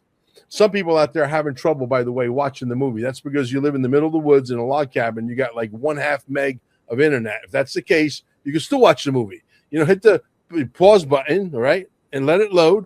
And go to sleep that night. Wake up in the morning, have your breakfast, take your shower, floss your teeth, do whatever it is you do. Wake up and you hit the play button. It should play by then, okay? That's not my fault that you guys have, dial-up internet still in 2026. But, so this guy calls me out of nowhere. He goes, can I bring a bunch of people in my living room and watch the movie? Of course you can. Absolutely. So, tens of thousands of people, I'm sure, have watched the movie already because, not and one person's going to watch the movie, they'll watch it with a group of people, whatever. So conservatively, 25, 30,000 people have watched the movie already. So, and we're just getting that speed. So we want to keep up the momentum because of the importance of the movie. When people call you up and say, listen, I never understood it up until now. I knew about it. I knew that we were being scammed. I just didn't know how. This movie brings it home. A 2-hour movie brings it home. I think, people spreading it around because $5.89 and free is the same thing as far as I'm concerned. Shit, if you got problems, paying $5.89, you got much bigger fish to fry. You know what I mean? Right? Think about that. But yeah. So you've had people that have commented on it? Yeah, we got 5-star reviews coming in like rain, dude. I mean, go read the comments. Go to dearmrpresident.net. Go buy the movie, read the comments. It's unbelievable. There's about 17 complaints in there. I can't watch the movie. I live in a log cabin in the middle of the woods. Yes, you need higher speed internet. Okay. But other than that, it's tremendous results. So dearmrpresident.net. Yeah. And there it is. So let's watch a trailer. Sure. Wow. And just like I was saying, all those bonds that I was looking at over time, there were a few million in the beginning as a boy. And then as I went up and became a Navy SEAL, boy, those bonds really skyrocketed. And then on and on and on, kept going up and up and up. And some of them are still, I'm sure, are still out there. Some of them expire and then they create new ones. Yes. So it's, the longer you're on Earth, the more they're making money off you. And you're not getting any of it. Any of it. Exactly. Any of it. If people would only know the truth, and there are people out there that are big podcasters, friends of mine, that are, 2.5 million people, and they can't wrap their minds around it. They can't, they don't believe that I'm telling the truth. And meanwhile, there's so much evidence out there. It's just not that they can't believe that it's the truth. They just literally block it off. You know what I mean? They don't want to even look at it. Yeah, crazy. Yeah. So I put the link in the chat, dearmrpresident.net. You can go and get it there. Is it on YouTube as well? No. It's never going to be on YouTube. Okay. I said YouTube link. YouTube's gonna have serious problems in the next 12 to 18 months if I have anything to do with it. That's another thing I hate. The fact that they call us patriots. So you mean to tell me that all the people who work for mainstream media who are lying to you, they're allowed to make $4 or $5 million a year and Michael Jaco's not? Really? If Michael Jaco is one of my soldiers, I want him to be well rested. I want him to be well traveled. I want him to be in first class. I want him to eat tomahawk steaks. I want him to sleep in $1,000 a night hotel rooms with $10,000 mattresses. I want to wake up in the morning ready to freaking take the enemy's head off the shoulders. So we're going to create a platform that's going to get you guys very, very, very comfortable. I know that. And when that platform comes out, we won't give the secret sauce recipe. And the guy or gal who's only got 10,000 subscribers is making $30,000 a month with Mel Carmine. Everybody's going to come running.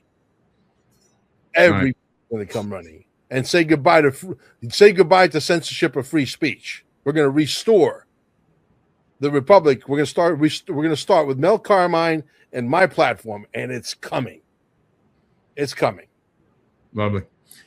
And you want 50,000 people watching that? I want 100,000. If I get 100,000, you give us the money. You know what we're going to do with them? We're not going to go buy a freaking fancy car and try to pick up chicks. We're beyond that, okay? We want to take the money, put in the war chest, and go to war with these assholes. They're trying to take over your world, and you got kids, and you're stressed, and you don't know how to do it. Give it to us. We know what to do with it. We'll build the next platforms where people will migrate over, and you'll start to see the YouTubes and the Facebooks just fade away like they never even existed. Simple. Yep. Redirect the money. Just redirecting the money. That's all it is. Oh, they so deserve that after like. Because your urine, if you let it sit, it has stem cells, and it creates more stem cells, like compound interest. The more sits in the jar, your own pee, right? Some people do. I know it sounds gross. Some people do enemas with it. Some people drink their own pee. I won't drink my own pee. Mel Carmine, on record, will not drink his own pee. No way, no how. Okay. So you can kiss me on the lips and be assured that there's no urine on my lips. Okay. But you know what I'm saying. So he's an extremist when it comes to this stuff, but he is very healthy. You look at him; he's 60-something years old. He's solid. Yeah. Hey, there's people that have used it and it's worked, and but not crossing these lips. Yeah. Yeah, I don't think Tracy would appreciate that. No. She's let it be known that no, that's not absolutely no urine in this house. Urine in the bathroom. But yeah, I there's a lot of people in the Middle East, India, that do that, and it works for them. So it does. Power to them, that's great. There's a lot of other things that work really well too. Yeah, cheap man's stem cells is what they are. That's a poor man's stem cells. Are you headed to Juanito's event on the 15th, 16th, 17th? Oh, yeah. You'll be there? I'll be there too. Nice. Amber will be there, and then we're going to drive across the desert again. Wow. You going to drive there? No, I'm going to drive. I'm going to fly to Vegas, drive across the desert, and flying from Vegas, from LAX back home. Yeah. There you go. Nice. Yeah. Nice. Yeah. So what did you think of the trailer? I love it. I've seen it 3 times now, and I still like it. It's like brand new. Yeah. So we're gonna watch it. I don't know, tonight or tomorrow night or whatever. But okay, now that it's out there. It's definitely out there for sure, and spread it out there. To tell everybody to watch it. We need to build the next platform to destroy these people who think they control the narrative, they control the language, that they own the future. You guys don't own the future. You guys are a joke. Yes. And you're going to go away. I like the way you're thinking. I like it. So I speak like that too. I don't want to drag them in the streets and chop them up or hang them and all that bullshit. Blood on the streets. I don't want to do that. I just like to, expose them and their systems collapse. I think that's what we're doing. I think we're too old for that, Mike. Maybe 10, 15 years ago, 20 years ago. Yeah, we don't mind getting into a little bar brawl. You know what I mean? But today, maybe you're getting up there in age, and there's other ways to do it. It's called get your lawyers, and if you got billions of dollars, hopefully down the road we all will have billions of dollars with the new reset. And then nobody will be able to F with you, because like Tony Montana says, money's power. And it is. Money's power. If you got, the more money you have, the more power you have. Yeah. And that's what they are. They're all drunk on power. They don't know how to handle the money. It's like somebody who just, decided to drink heavily, can't handle their booze. Yeah, absolutely. So thank you for having me on, brother. Is there anything else you want to ask me for the audience? I'll be more than happy. If the audience has any questions, I'll be more than happy to answer those questions as well. Yeah, anybody want to throw a question in there, go ahead and throw it in there. But yeah, I don't want to do the vigilante thing, but I'm still good with that. I could make that happen. So I understand. I get that. But there's something like for them to know that. And you need to come to your senses and get the hell out before something bad happens to you. So yeah, I think absolutely. That, we're going to see some just the collapse of the system. Some of these cities may be problem areas, but we'll take care of all that. Sounds good. So are the arrests coming soon, Mike, or what? Are we waiting for? Do I need to get extra popcorn? Yeah, that's what Juan says. There's like a period of time that we're going through right now, and then on the other side of that, it's like I think we've already seen some. I think there's already been arrests, but they'll become more public so that people can see it, because the public has to see that. So There's not that crazy, like we saw after World War II, where Mussolini got and his girlfriend got hung from the town square, and the French that sided with the Germans, they got shot on walls. If you got 5-6 minutes, I'll tell you a cute story. Yeah, go for it. I met some guys down in Miami years ago. Freddie Massaro. Look him up on Google. Freddie Massaro. Massaro. Freddie was part of a crew with the Gambino crime family. The boss was up in Atlanta. He would drive down every week, and Tony Pep. And I don't know why I'm always hanging out with these guys. It's like I'm a magnet for gangsters, right? And but go back in the day, Freddie Massaro was not a gangster. He was working for he had a valet concession at the Newport Hotel in Miami, right? And he had a valet parking concession, and he was making good money. And the manager was messing around with him, raised his rent one day, and so he was messing around before that. So he snapped, and Freddie just knocked him out and knocked his teeth out. He gets called into the office. Who's sitting behind the desk in the office? A guy by the name of Meyer Lansky. You can't make this shit up, right? He says, "So you're a tough guy." So he proceeds to tell him the story. He goes, "Good. From now on," he goes, "you work for me." He goes, "Tomorrow, I want you to go to the airport." His first assignment, Freddie Massaro's first assignment. He's proud to tell the story. He's dead now, unfortunately. But he said, "Go to the airport and pick up Frank Sinatra." Wow. Yeah. I got to know him really, really well. I would get invited to his wife. His wife was also Filipino, like my wife. And I would get invited to the birthday parties and all of that. Nice. And one day there was a plaque, a wooden plaque. And I said, "Freddie, what's the plaque?" He goes, "Well," Frank Sinatra used to invite me over to the birthday party every year. It was either in Vegas or in Palm Springs, California. And one year they forgot to invite him. So they said, "Hey, where's Freddie?" He goes, "Oh, shit, we forgot to invite him." He goes, so they turned the invitation that they forgot to mail out into a plaque, and they flew out a private jet to pick him up and bring him to Palm Springs. True story, And Meyer Lansky happens to be represented by my lawyer, who was also dead, by a guy by the name of Russ Costanzo. And Russ Costanzo was friends with a very famous attorney by the name of Roy Black, who recently passed away about a year ago. Roy Black is, infamous criminal attorney. I've had dinner, and you said that you talked about Mussolini. That's what jogged my memory.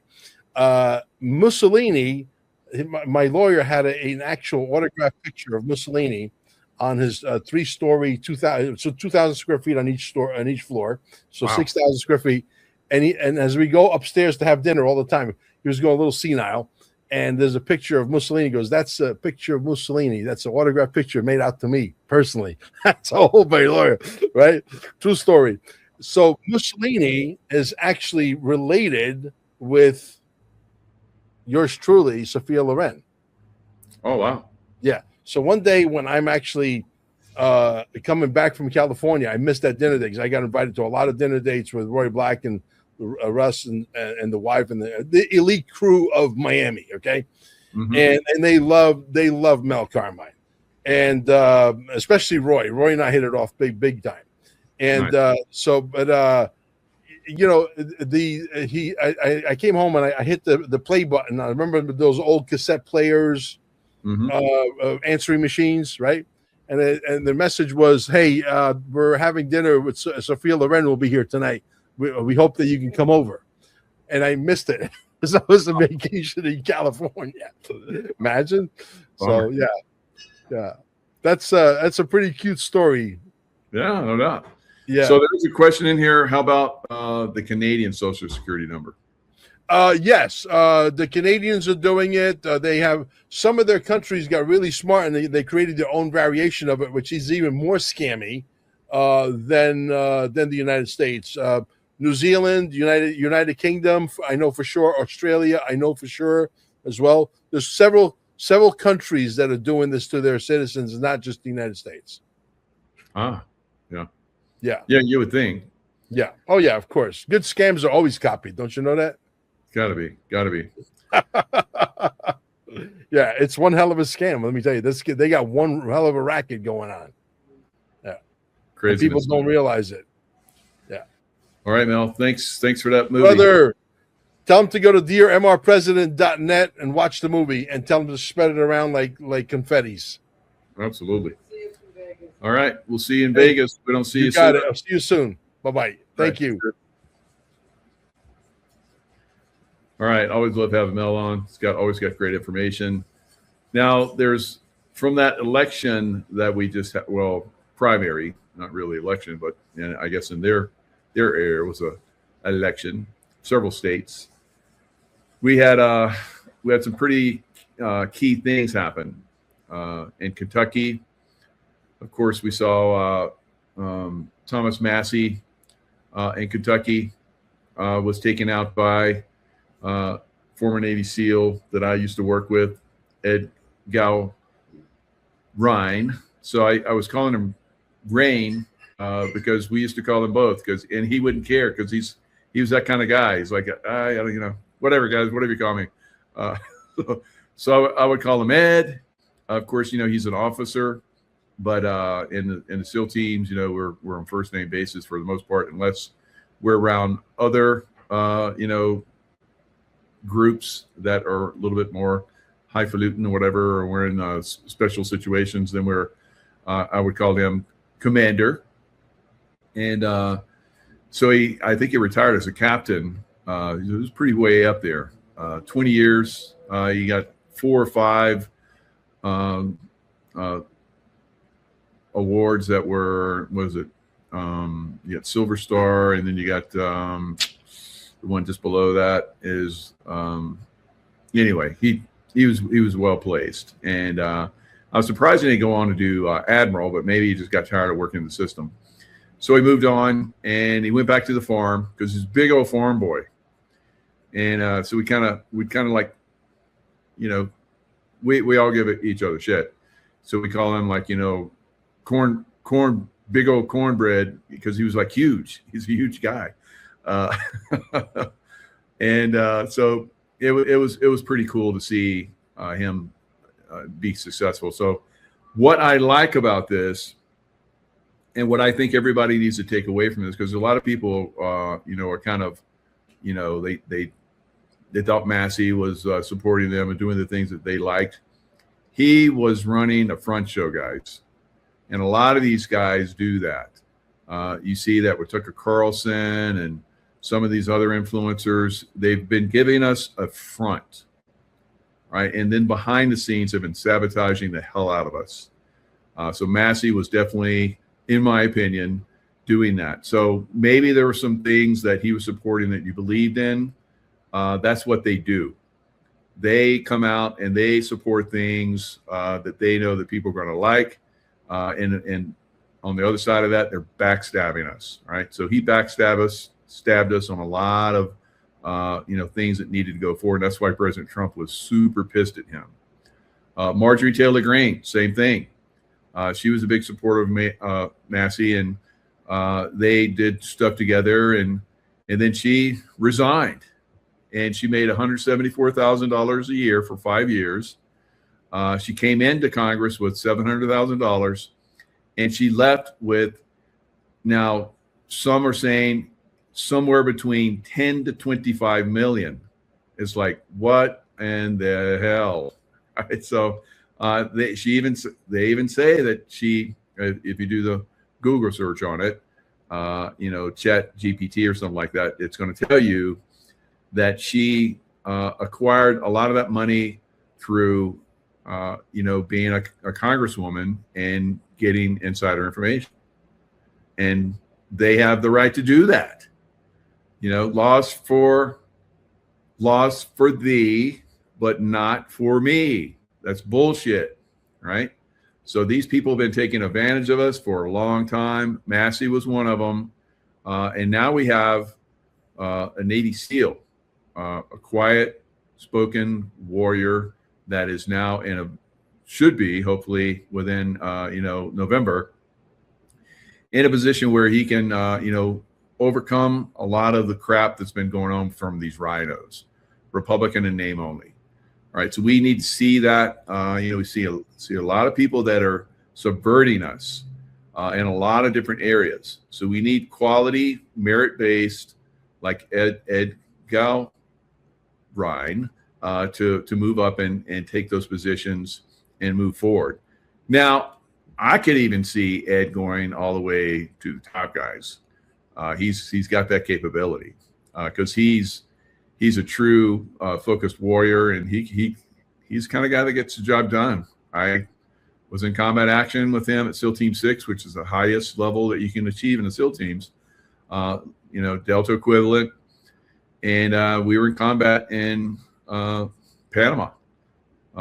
So he performed exceptionally well. And then he was, when I left my last command, SEAL Team 4, he was begging me not to leave. Right? He's constantly begging me not to leave. And I was like, it's time for me to move on. And so I left, but he was a great leader. He was a great leader at SEAL Team 4, the last command that I was at. I really appreciated, the work that he did. He was one of those few officers that, I think really did a good job throughout. And he's probably going to do an exceptional job in Kentucky. And who knows, maybe even go further, maybe even go higher if he proves himself. But he's going to be in a den of snakes. And these are the most corrupt people that have come together in our political system. I think 95 or maybe even more % of our politicians need to go away. And some of them probably need to go to prison, and some of them probably need to be executed for treason, right? And maybe not some of them, maybe a lot of them. All right, so like this shitbag right here, Brad Raffensperger in Georgia. No one likes the guy. He barely got any votes. So we're going to continue to see real voting and real merit-based people go forward. So President Trump has, supported a lot of different people. They're probably going to go forward. We're going to see Tuberville in Alabama. I think he's going to go all the way to governor. So President Trump has always, supported him. Alabama. He unseated Jones. Tuberville unseated Jones.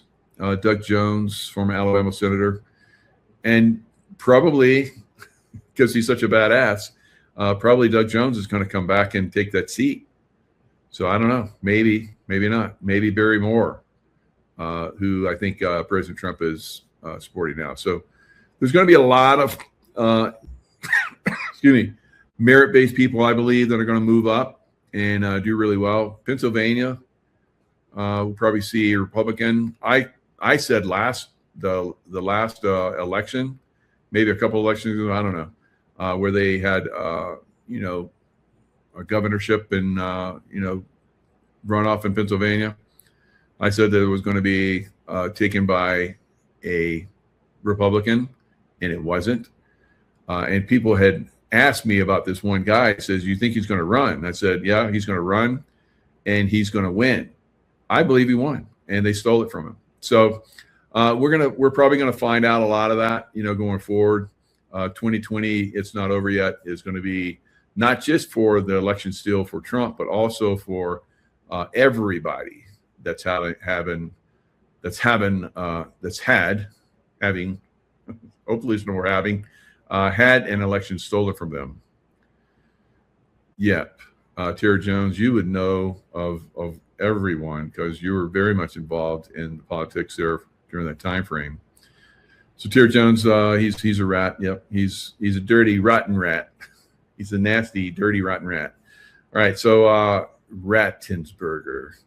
So we're calling them out, guys, and now it's starting to stick. We're some of these people you still don't understand because you're, like I said, you're, you know, I don't know. It's like where they go, ooh, it's like you're mesmerized. You've been mesmerized by, you know, the bullshit they've been feeding you. And then they get in those positions and then they're backstabbing us. I just had a gentleman on my show from Texas that's telling me about everybody said there's a red wave. Everybody's so happy in red wave in Texas in the last election, but most of them were rhinos. And they got in there, and you know, some people were saying, no, they're bullshit, they're bullshit, and they got elected, and then they got in those positions, and they started, you know, voting the wrong way. You know, if you look at Massey, there's a Democrat that's the governor there, and he's all sad. He's sad that Massey lost. Yeah, of course he is. Because he was like helping your party, you know, advance and stay in power. So guys, you just got to look a little bit deeper, and you're going to find some of these people are extremely bad, right? And you know, Candace Owens, another one. Candace Owens was on. I've seen her, you know, talk for a long time. I was like very skeptical of her for a long time. And she's proving herself to be not worthy of our, you know, the fame that we gave her, the attention that we gave her. She's exposed as well, right? And we're going to see more and more. Tucker Carlson, Candace Owens, Alex Jones. The list is going to continue to grow, and it's very, very frustrating. That's right, Tron Master. Uniparty. They were a uniparty. We say rhinos, but you know, most of the GOP is a bunch of rhinos anyway, and just a few of them will give us a facade. And it's like, oh, they're good.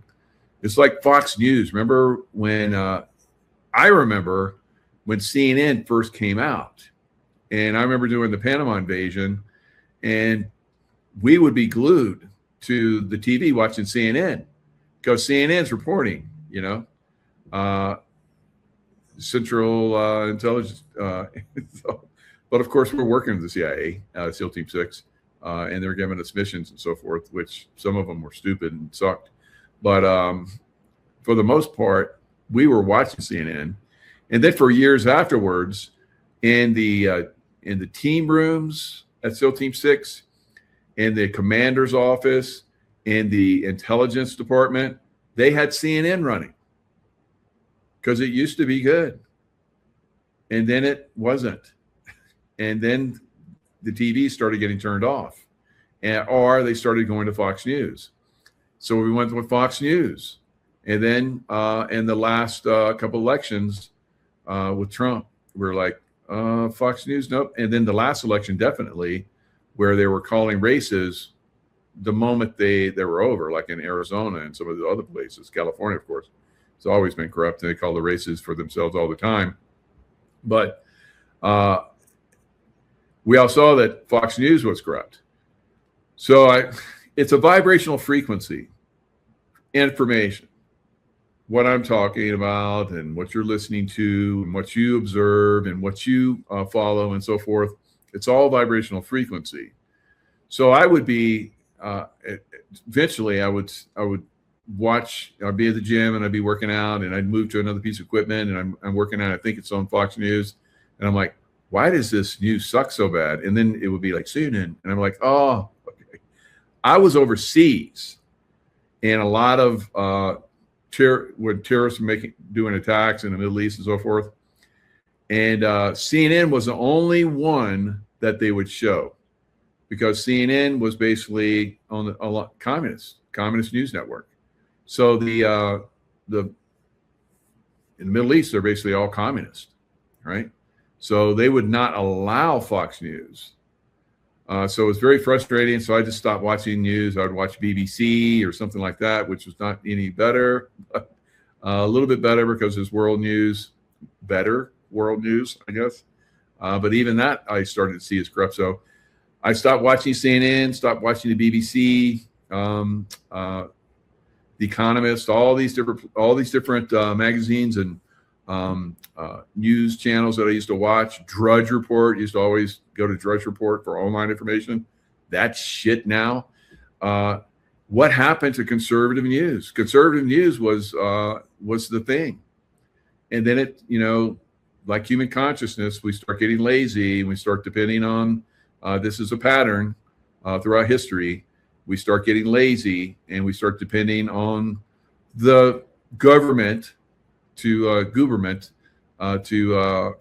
take care of us. It's just human nature. Unfortunate.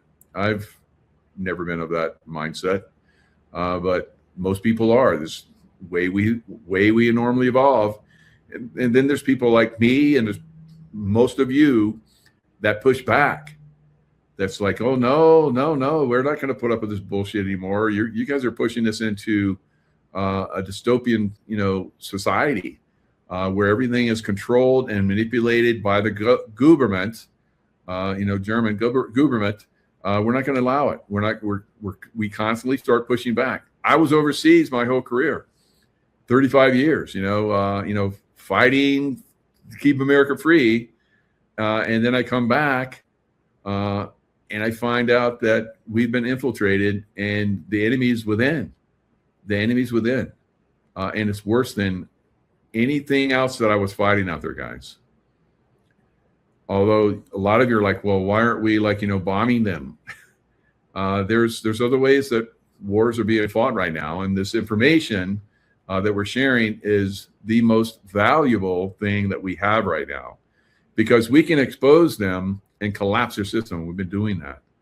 So the more that we expose them, the less kinetic, the less physical we have to be with them. All right. So we want to get it to the point where there's very little kinetic activity. Very little. I don't feel that we're going to completely get away with not having kinetic activity here in America, but maybe, but we'll see. So continuing to reveal, that's what we did with Massey. More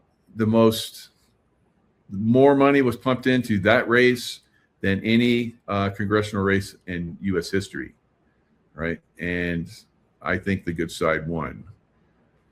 But, other people are going to have their opinions and so forth. But for me, it's very obvious. I see things a lot sooner than others. 444 here right now. So the angels are like, yes.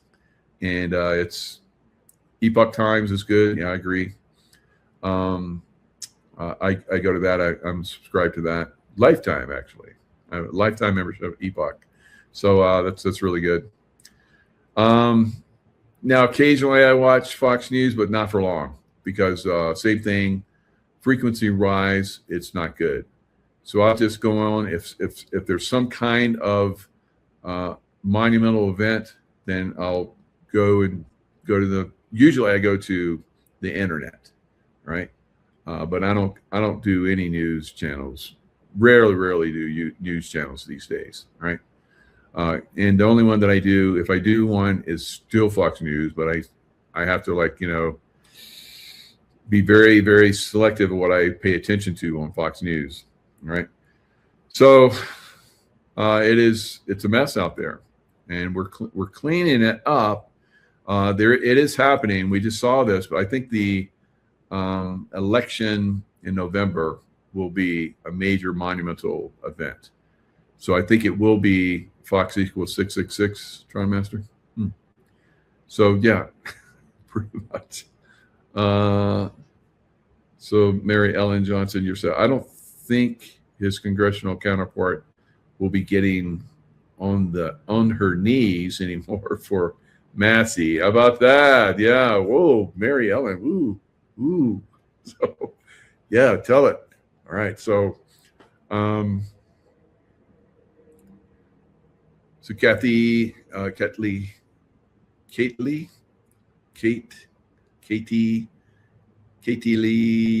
God first. Spell that out for me. All right. So sound that out for me. And so that's going to be the way most people are. I don't watch news. All right. So most of us don't watch news. And there's there's definitely a problem with the news right now.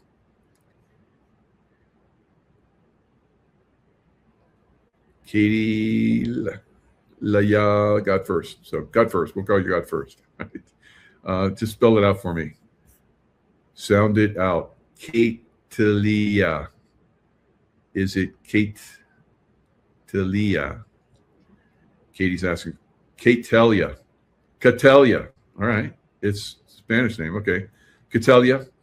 All right. So Catelia. Yep. Got first. I know you've been making a lot of comments. I appreciate your comments. They're really good. So thank you. All right. So I got the doorbell going on. So hopefully the wifey is going to run up and get that. Yeah, I think I hear her running. So, all right. So I think we got it. We have the, just make sure it's not, I don't have to go get my gun. So never know. All right. So I got them everywhere. Right, knives, everything. I don't need knives. I don't need guns. But if it's a little bit of distance, I'd like to close that gap a lot faster. All right, so yeah, I think that I think we're gonna continue to expose them and destroy them. They're looking at our roof. It has to be inspected. It's not my roof, but soon I will have my own roof. I will be buying something very good. All right. Hysterical. All right. Yeah. All right. Yeah. Tron, love the numbers. Absolutely. Fox 666.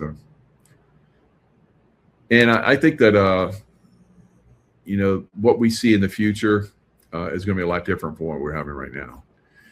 Now, Shapiro versus Trump-backed Garrity set for high stakes in Pennsylvania governor showdown. Neither face opposition in Tuesday's primary, as both prepare for November face-off in the battleground state. Man, I don't think Democrats are going to really win too much at all in the coming elections, because I think that we're exposing them to the point where they can no longer have any traction. I'm surprised that people still vote for Democrats. At some point, the Democrat Party will be completely gone. Right? There's no way that it can continue to exist. It's going to go away like the Whig Party went away. So it will be definitely, and it should have gone away a long time ago. Should have gone away after the World War or Civil War. But somehow they maintained, and then they got strong again. And it's very suspect to me that London, the city of London, supported the South, right? And then we had President Lincoln was assassinated soon after the war, because they obviously weren't going to win because they'd already lost. So they basically assassinated President Lincoln. And that assassination is extremely suspect. So I think it's been mostly conservatives that have been assassinated, although Kennedy, being a Democrat, he's probably one of the most conservative Democrats ever. I don't know. But, they killed him too. So we've had 3 attempts on President Trump from the radical left. The radical left is now the party of, if you don't agree with me, I'm going to kill you, right? So that doesn't work. Abraham Lincoln Vampire Hunter, that's a great show, yeah. Good one, Mark. So I think that we'll see this be exposed. And then when Lincoln was assassinated, we saw the re-establishment of the Democrat Party. They should have been completely obliterated, should have been completely kicked out, and a new party started, but they're still here. And they're trying to start another civil war. So they are trying to start another friggin' civil war. It's crazy. So they have to go away, guys, right? We can't allow them to stay, right? And I know they're like, well, my parents, my relatives, blah, blah, or Democrats is like, well, if there's no more Democrats that are in office and they still want to be Democrats, there were a lot of Nazis when the Nazis were defeated.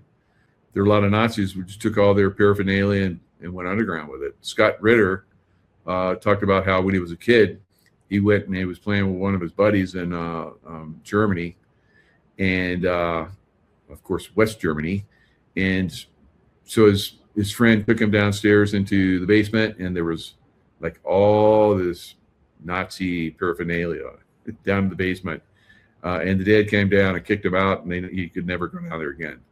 So it'll be like that for Democrats. They'll probably still have their paraphernalia for generations later, but they can never come back.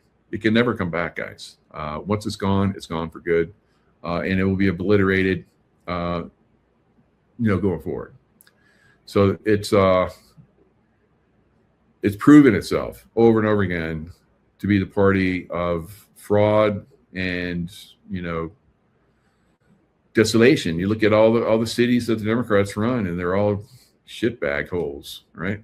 So it's like that should be obvious enough right there that they're frauding and destroying, but there has to be pain. I predict pain, right? So, and that's what a lot of people have said. It's Scott Ritter's out there. I subscribe to him. He does. He's a Trump insights. He's a warrior, and he does battlefield assessments for Ukraine, Russia war, and he's talking about Iran and so forth. So he's got great insights. So I don't know if he turned Democrat or what happened, but he can. He wants everything. No pain, no gain. That's right. That's a good point. So I guess the Democrats have to have a lot of pain.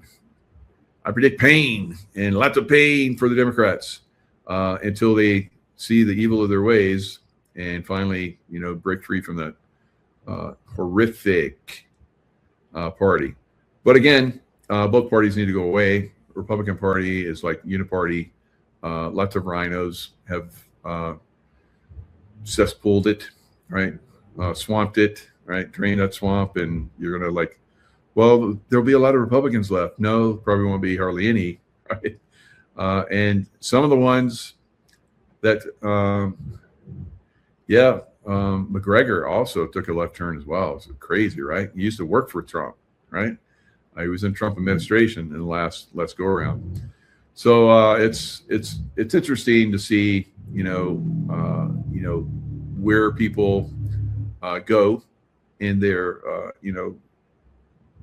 their views and ideals and ideas and so forth, the way things should be. For me, it's always been very, very cut and dry. I've been conservative, and I've been for America to the point where I basically put my life on the line for almost most of my life, right? 35 years. So that's more. I've done that more than I've been alive, right? So I'm 65. So 35 years I was military, CIA. And quite frankly, my life has been more at threat since I left the military, the CIA. Several times I've been almost killed by the deep state.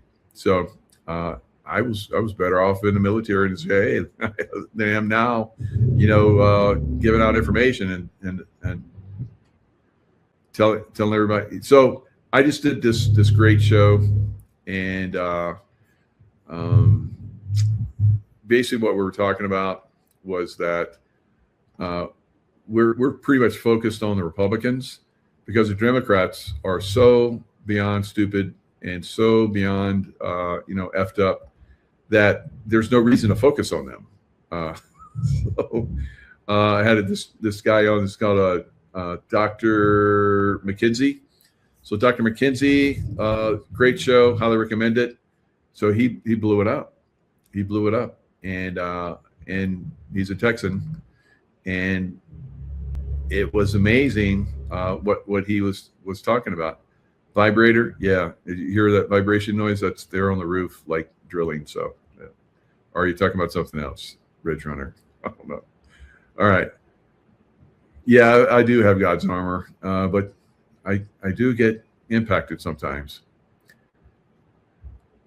Yeah, Texans know how to get her done, and don't mess with Texas. But boy, they have. Right? They have really effed with Texas.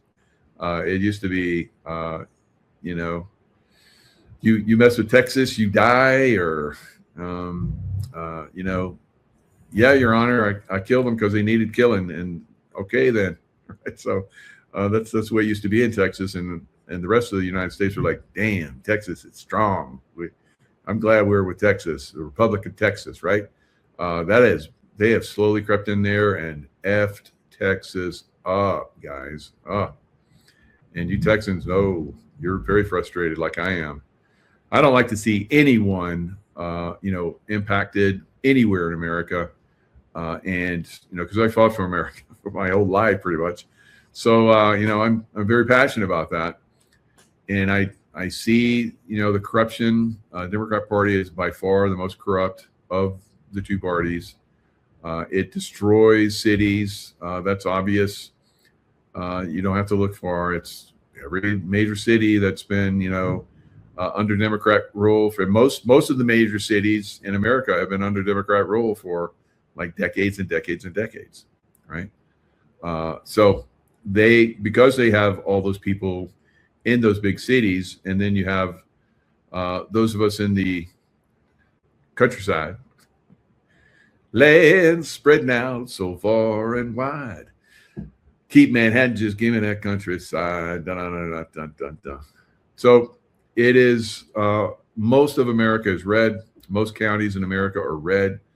But you have very tight conglomeration of people in those blue cities where they give them everything, right? They give them everything. And at some point, when the city folk, not the city folk, but the country folk are like, I ain't giving you guys any more of my money. You're not going to take any more of my taxes. You're not going to like take no more, because we're getting close to that where the property tax is about ready to go, guys. So all these bonds that, you know, fund this illicit activity and fraud and so forth are about ready to dry up. Whether, you know, we expose the fraud and stop the fraud, or whether it just gets to the point where there's no one else left to pay it. They have to seize everybody's homes because it's getting to that point. It's so incredibly fraudulent, and the rates are going up so fast that people just won't be able to pay them. And that's happening now. The foreclosure rate is at a level that we haven't seen since 2008. And we're just getting started. That foreclosure rate was frozen during the Biden administration. During the Trump administration, they unfroze it like it's supposed to be. And now it's really starting to pick up speed. So in the last, you know, in the last two major downturns, and I'm not going all the way back to 1929, but in the 70s and then in 2000, those were big run-ups as well in oil. So we're seeing a big run-up in oil once again, and I think we've seen the top. I think we're going to see 150, 200 plus dollar barrels of oil, guys, before it's all said and done. When you look at the charts, it's basically moving that direction. It basically broke a pattern, and now it's getting ready to go to the moon. And when it goes to the moon, that inflation goes up. When inflation goes up, and when oil goes up, what happens to silver and gold? Silver and gold, they go up bigly, bigger than they've ever been before.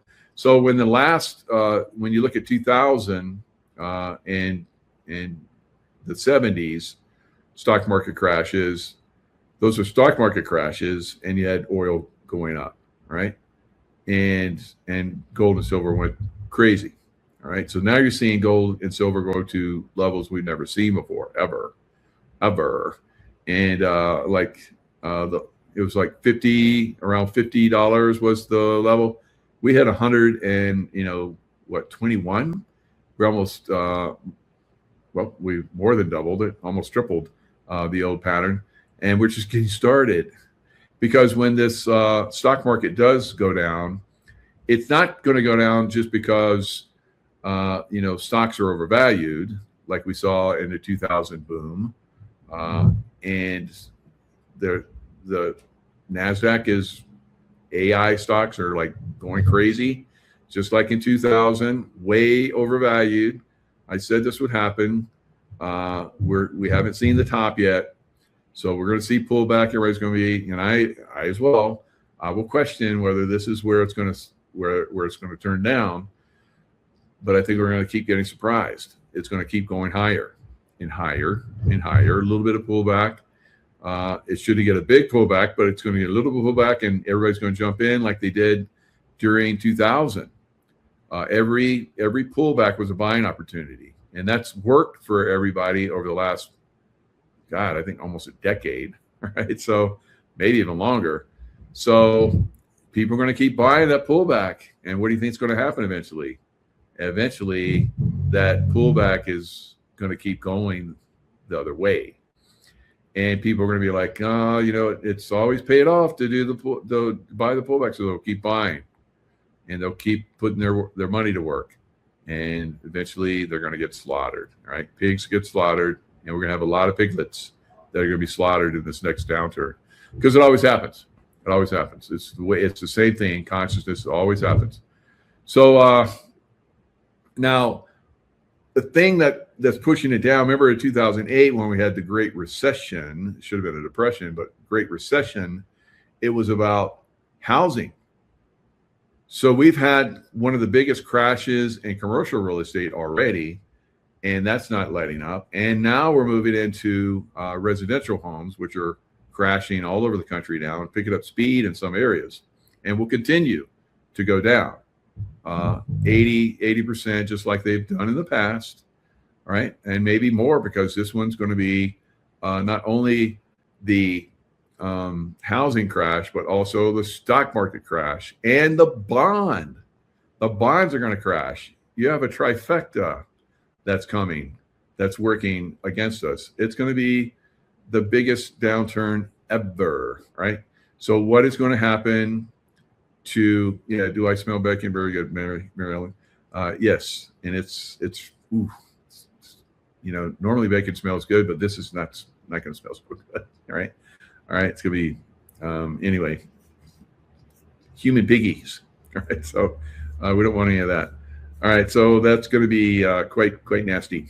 We'll see massive pullback, and will it all pull back at once? No, it never pulls back all at once. It's gradual, and you'll see bounces. You'll see it just like crash like crazy, like it did in 2003. 2003, it should have kept going, but it bounced, and I was like,